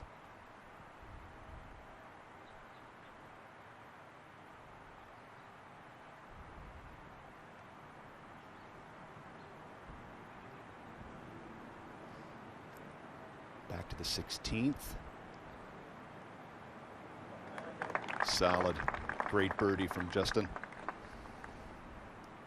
It's those 2 bogeys on 14 and 15 that may come back to harm him.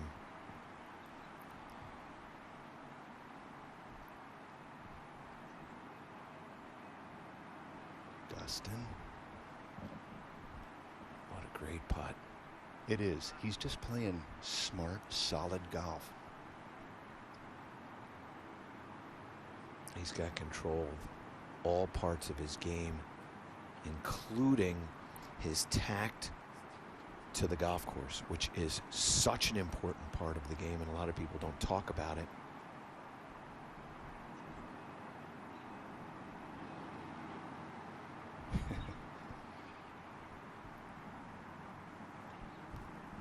The putt there and the putt back at 16, 2 that he thought he was going to make. But as we've said before, he just doesn't let it bother him.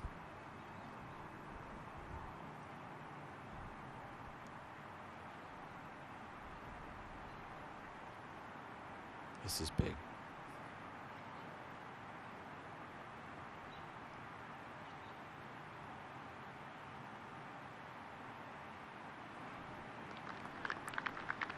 That is huge. You still have a chance at that point. You get to where you're 7 back with 19 holes remaining. That is a tall order. Answer from the tee here at the par 4 17th. You know, Michael, back to Rahm.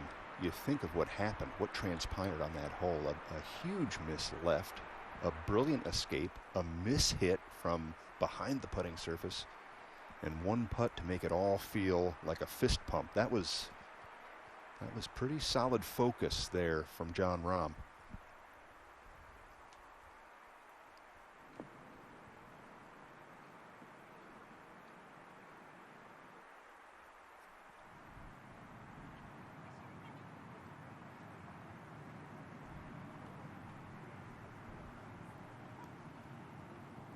You say the word focus, Brian, and focus is such an important part of all facets of the game of golf. But as we have gone through these 3 days and as we approach the latter part of this day, focus is a hard thing. You see it with Justin Thomas. He's losing a little focus.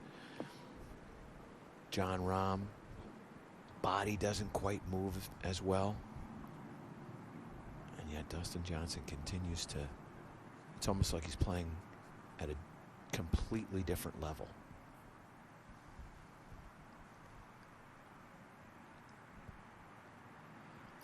Yeah, when he misses, he's still tapping in for pars.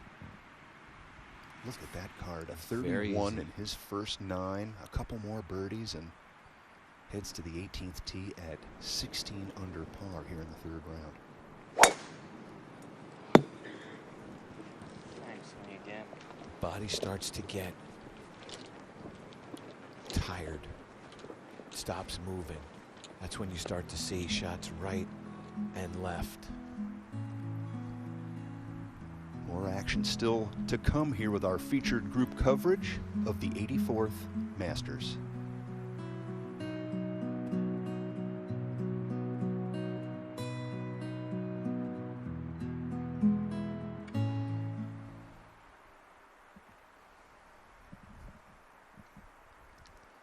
I'm sure you got a chance to see Dustin Johnson's scorecard, and what you noticed is he made an eagle on the 2nd. He birdied both the par 5s on this second 9. And I was telling you before how you have to take advantage of the par 5s. He has done that.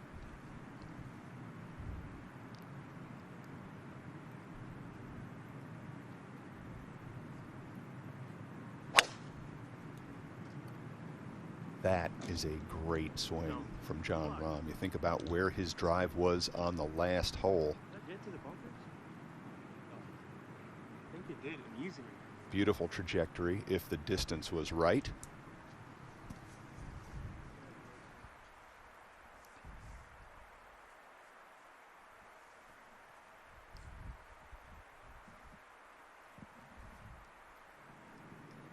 Now to the 18th tee and Dustin Johnson. And Michael, you talk about that little fade drive that he has been perfecting over the years. This is tailor-made for that.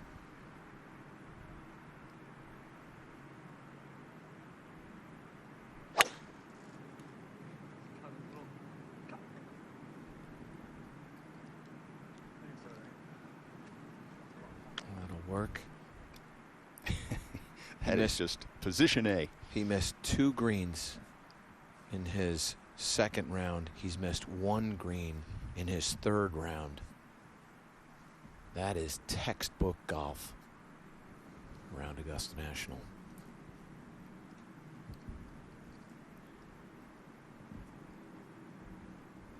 Next up, Patrick Cantlay.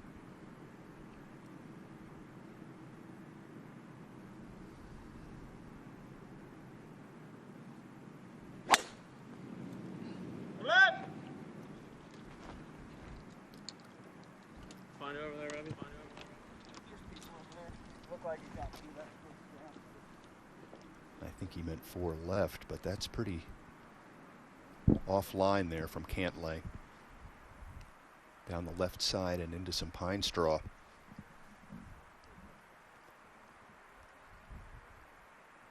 Just a beautiful look here as the sun sets at Augusta National. Most top 5 finishes in majors since 2008. Mickelson and McIlroy at the top with 12 apiece. Woods, Day, and there he is, Dustin Johnson. 10 top 5 major finishes since 2008. And the one guy on that list who doesn't have a major, Lee Westwood.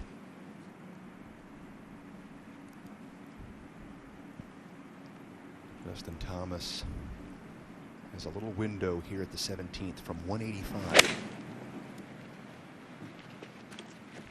Trying to turn it hard from left to right. What a shot.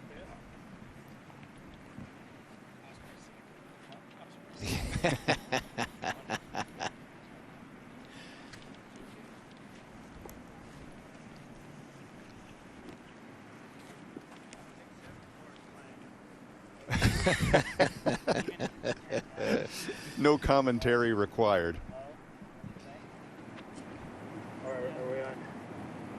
I agree.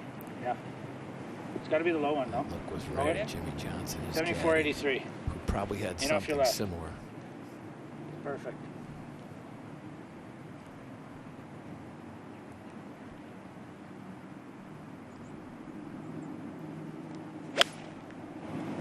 Oh, we have mud.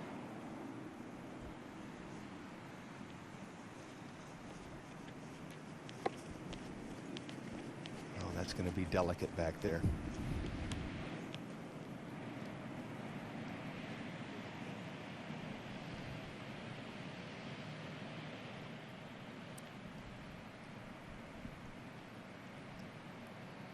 It's always a little harder to move the ball when you're off the fairway. See if Cam can bend this around the tree line a touch. I think he was trying to stretch that a little wide to try to get an angle.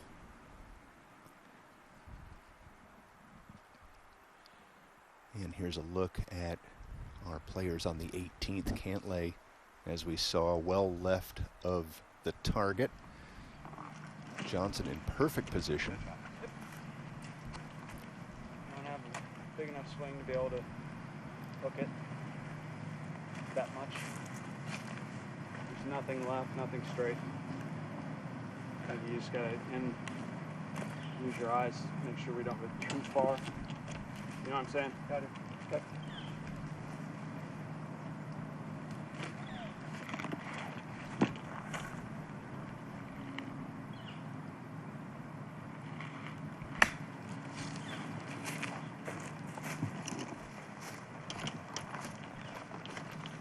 Yeah, he just had nothing there, Michael. That's the prudent play. It is hard sometimes, even for the best players, to kind of take their medicine and say, you know what, nothing good can come from an overzealous attempt from a spot like that. I mean, he had no look at the putting surface. When you have the skill set that these players have, they can do things with a golf ball that most people can't imagine. And so they know what they're capable of, and when they resort to, well, this is my best option, that tells you that they have absolutely nothing.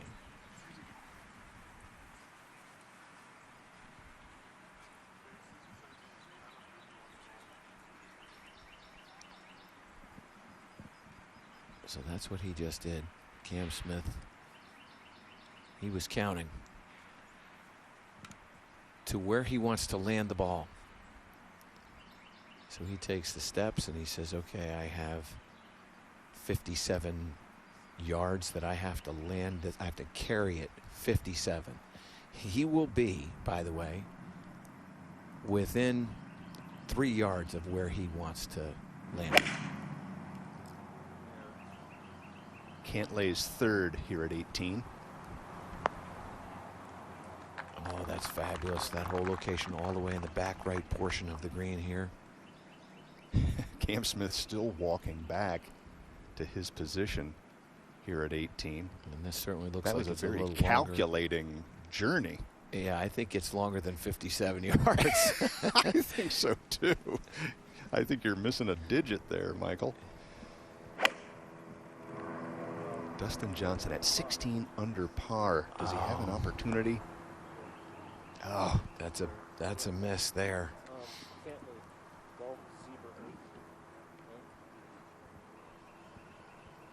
Just a slight uphill lie. If you're John Rahm, that's exactly what you need. Justin Thomas, Cam Smith.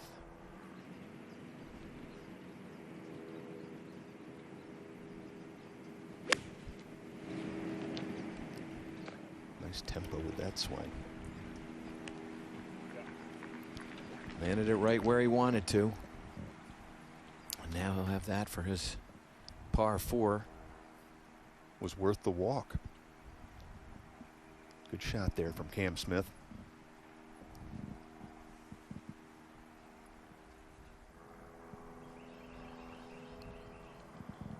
So John Rahm's drive reached the fairway bunkers here. This from 172, and he really turned it over.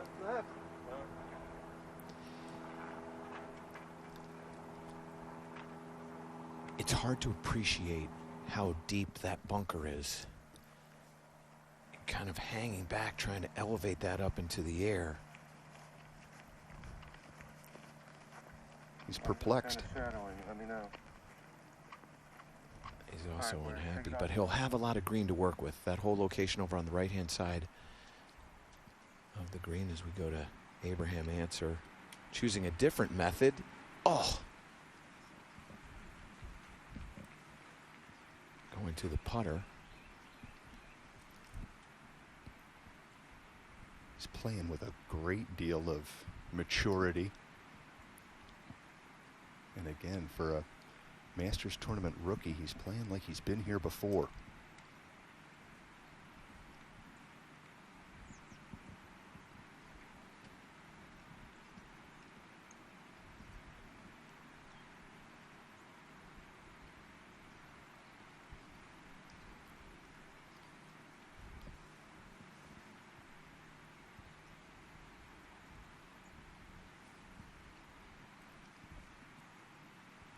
Justin Thomas for birdie. So we'll have some push off the brow of this bunker, and it will be a little downhill.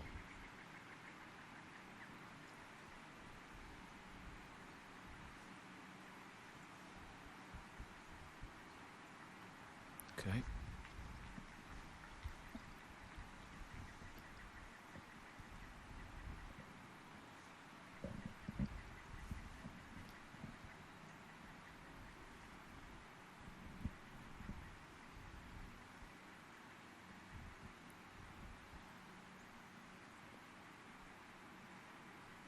Yep, they call it the golden hour, Michael.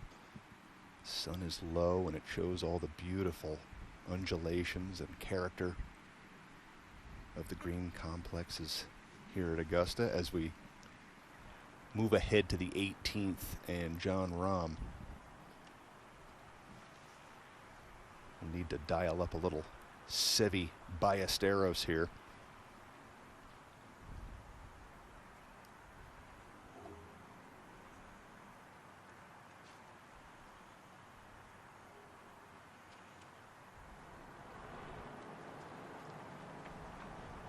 Did not hit a great pitch from behind the green at 17.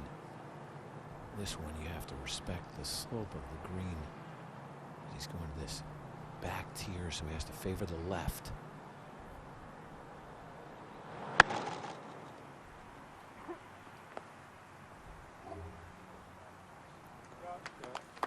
Excellent play.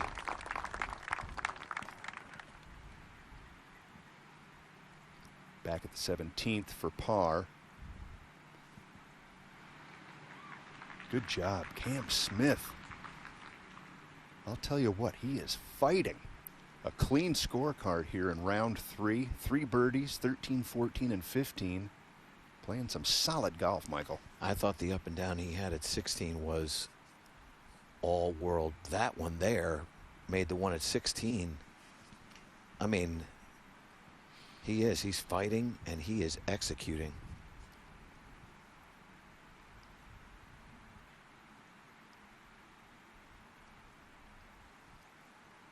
Wow.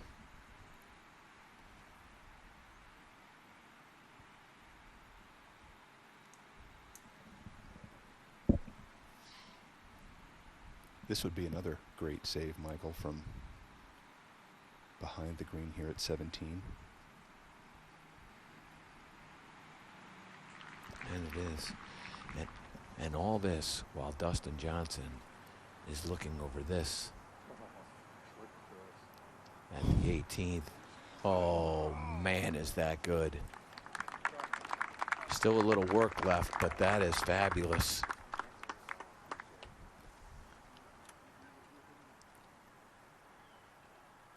He only missed 2 greens in this round, that being one of them. And that was not an easy shot that faced him. We talk about his speed control and his touch. He's just been all A pluses today. We have seen that. How about the shot that Justin Thomas hit from out of the pines on the right-hand side at the 17th?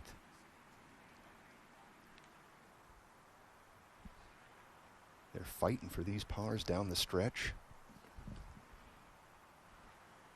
This is a fight. This is another opportunity for a fantastic up and in. You'll see Patrick always moving. He's always moving. His feet will be moving. Watch him settle into this putt.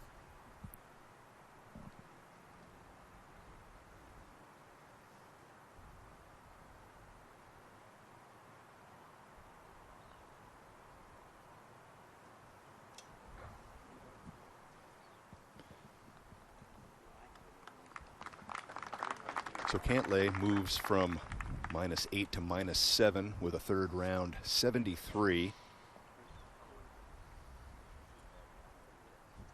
And he had a front row seat to Dustin Johnson and his incredible play here in the third round. Meanwhile, this is a big putt for John Rahm.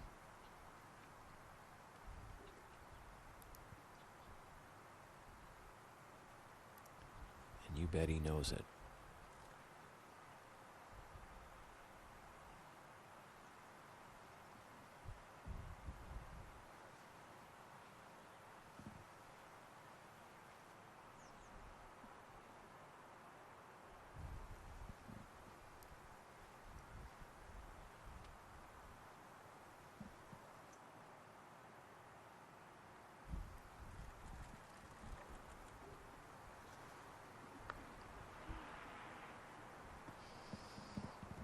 That'll give you the indication that he knew how important that putt was. Back to the 18th tee and answer. Boy, he is just on autopilot.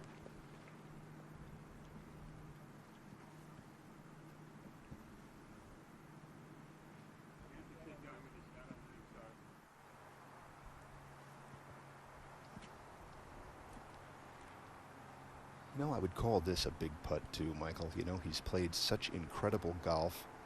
He's at 16 under par. Well, you want to finish a round. You've had a clean card. You've had a round that has separated you from the field, and you don't want any blemishes, particularly on the last hole.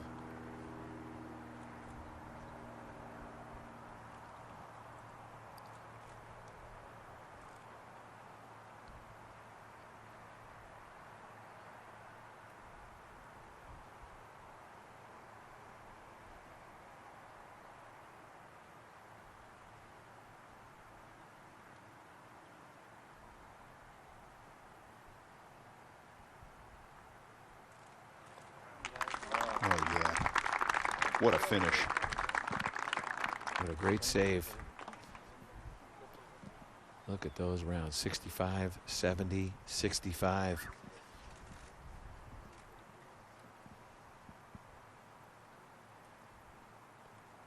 It's no wonder he is leading this 84th Masters tournament. 16 under par and a great save there at 18 to keep a clean card in the third round.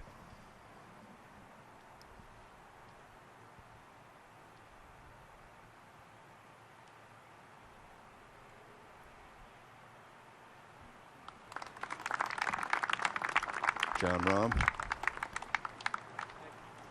Not the round he was hoping for.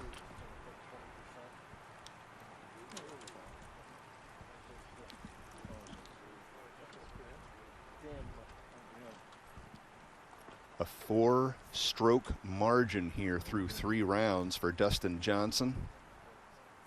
A sizzling third round 65 has him at 16 under par. As we take a look at the scoring from one of our featured groups, DJ, Rahm, and Cantley now finished with their third round, and we head back to the tee and Justin Thomas.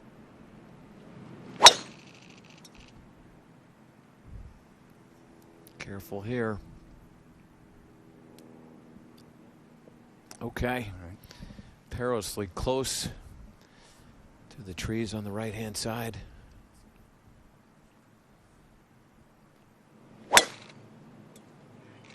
Cam Smith, straighter line there, beautiful drive.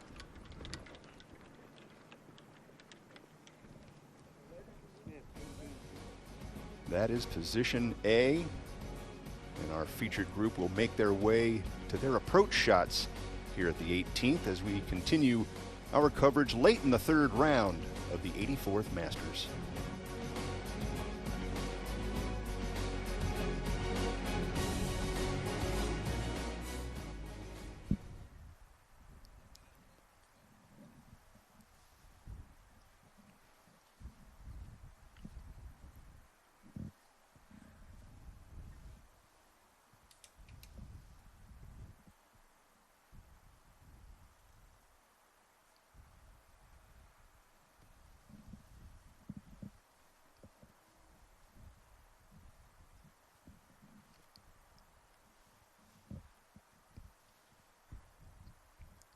Our players make their way up the 18th fairway.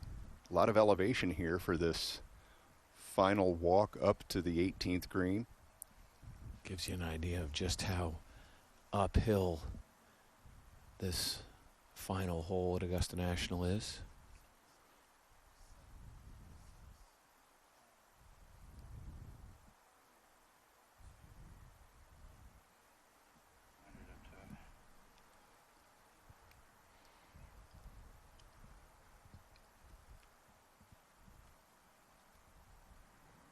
Beautiful, tranquil look there at the 18th green complex. A little breeze picking up.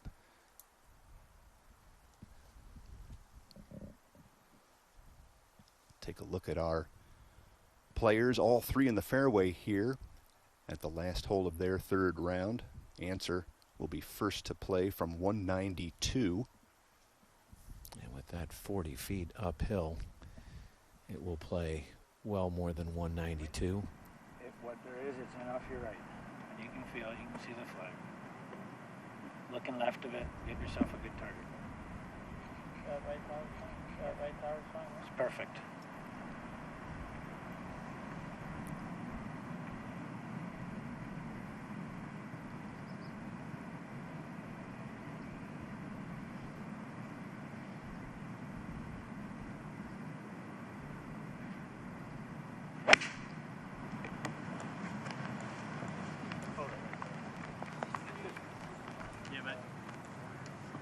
Stay up there. Will it? No, it's going to roll back down to the lower tier. Boy, that was just a foot away from being on the right level there. Solid shot, just a little short. Very impressed with that young man's play through 3 rounds here.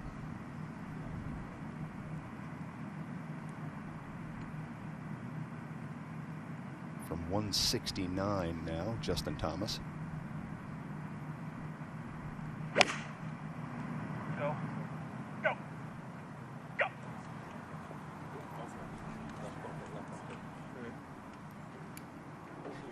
Another mistake trying to force that shot, being right of a right hole location in that bunker. That will all depend on the lie. If he's got an uphill lie there, that is very doable. But if it released back into that bunker and the ball is above his feet, that will make it very challenging.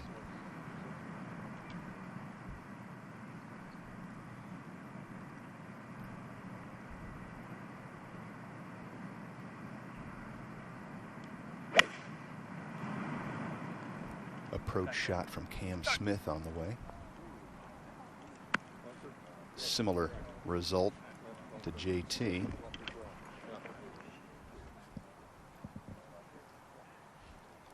It's just such a great design because you've got that uphill lie and you're expecting to get a little bit of left movement out of that. You want to protect against that in a right hole location. It's just a brilliant design.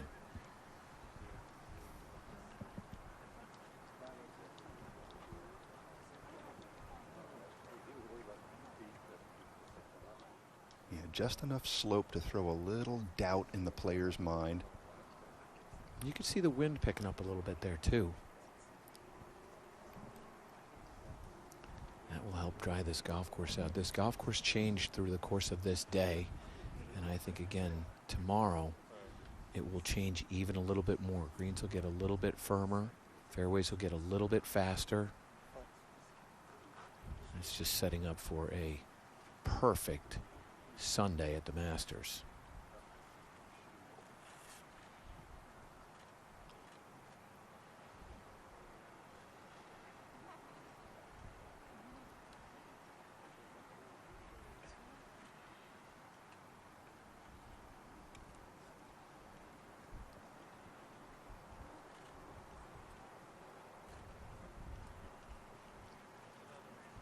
Just a hint of a breeze, you're right, Michael, blowing through here.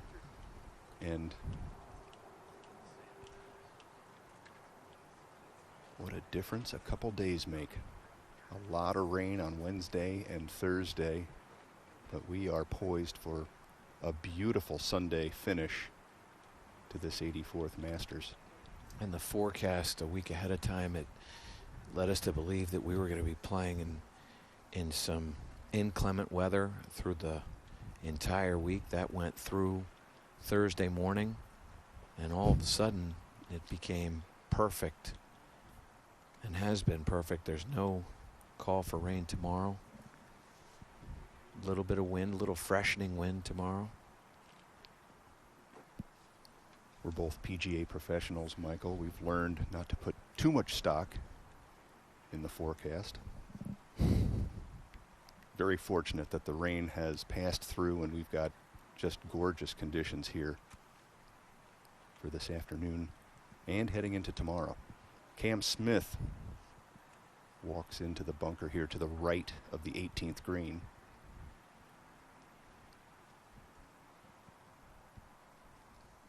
This is going to take a little touch. And he's opening that club face way up.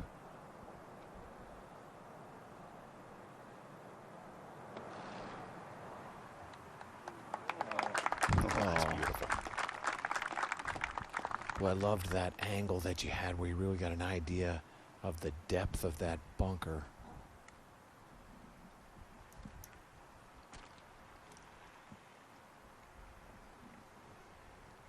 Probably asking him to put a mark on that ball.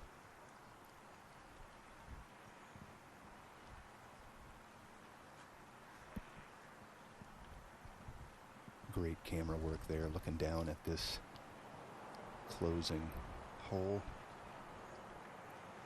He does have a slight uphill lie. Not quite hole high. He can create some club head speed here.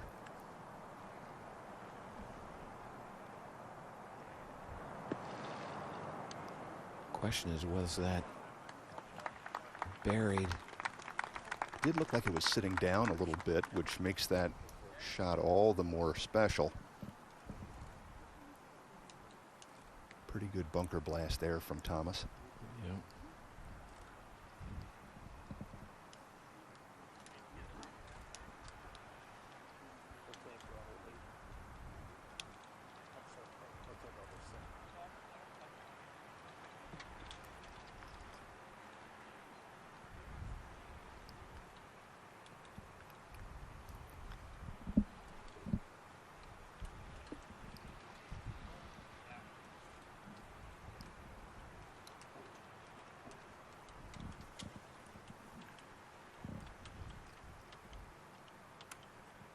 So Abraham Answer came up just a hint short of the proper plateau, and he's going to be tested with finding the right speed here on this putt.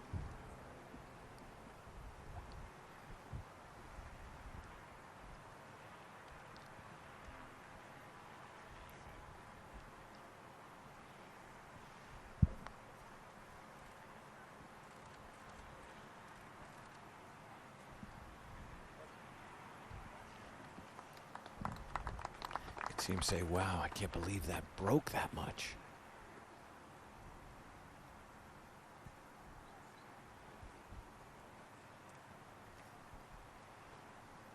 We saw John Rahm just a moment ago have a very, very important putt.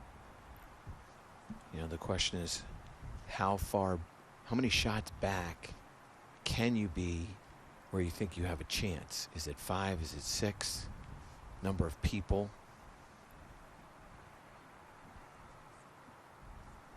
Justin Thomas right now. He's 5 shots back currently at 11 under par, and now this to remain there.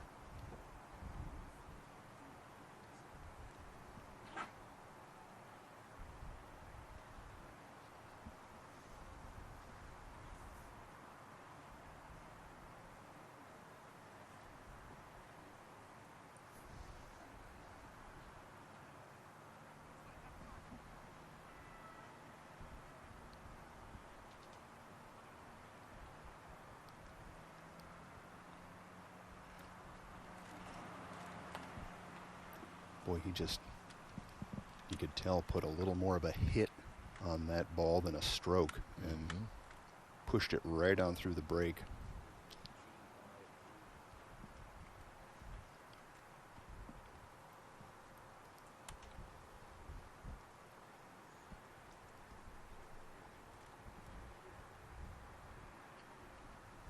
In fact, he'll have a good 4 feet for bogey as Answer sets up for his par putt.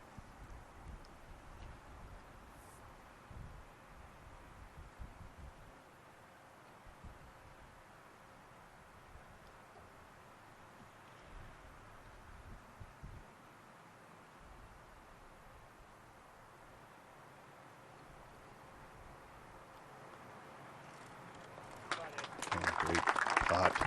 Great 2-putt. Dead center, and that's a 69 in the 3rd round for Answer,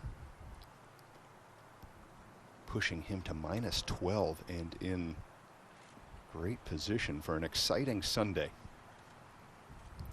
His first time in a Masters tournament.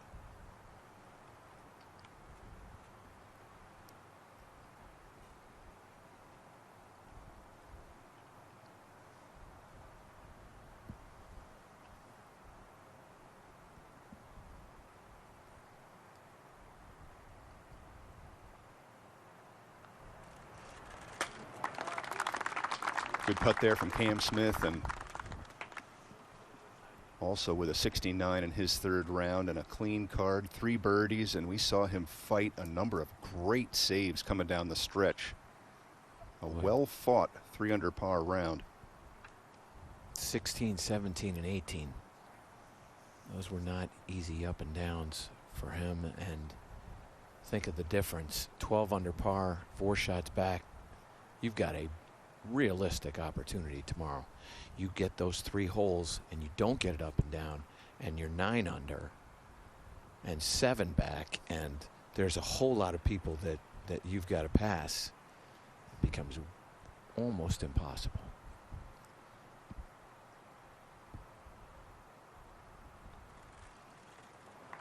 And Justin Thomas there going from -11 to -10. That also hurts. A little bit further from Dustin Johnson at -16. JT 1 under in his third round.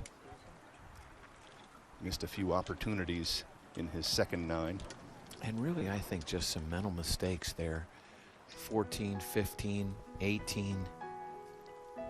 He's going to start tomorrow at 10 under. But he could and should be right around 12, 13. And at that point, you think he's got a chance. Look at the names on this leaderboard. Look at that.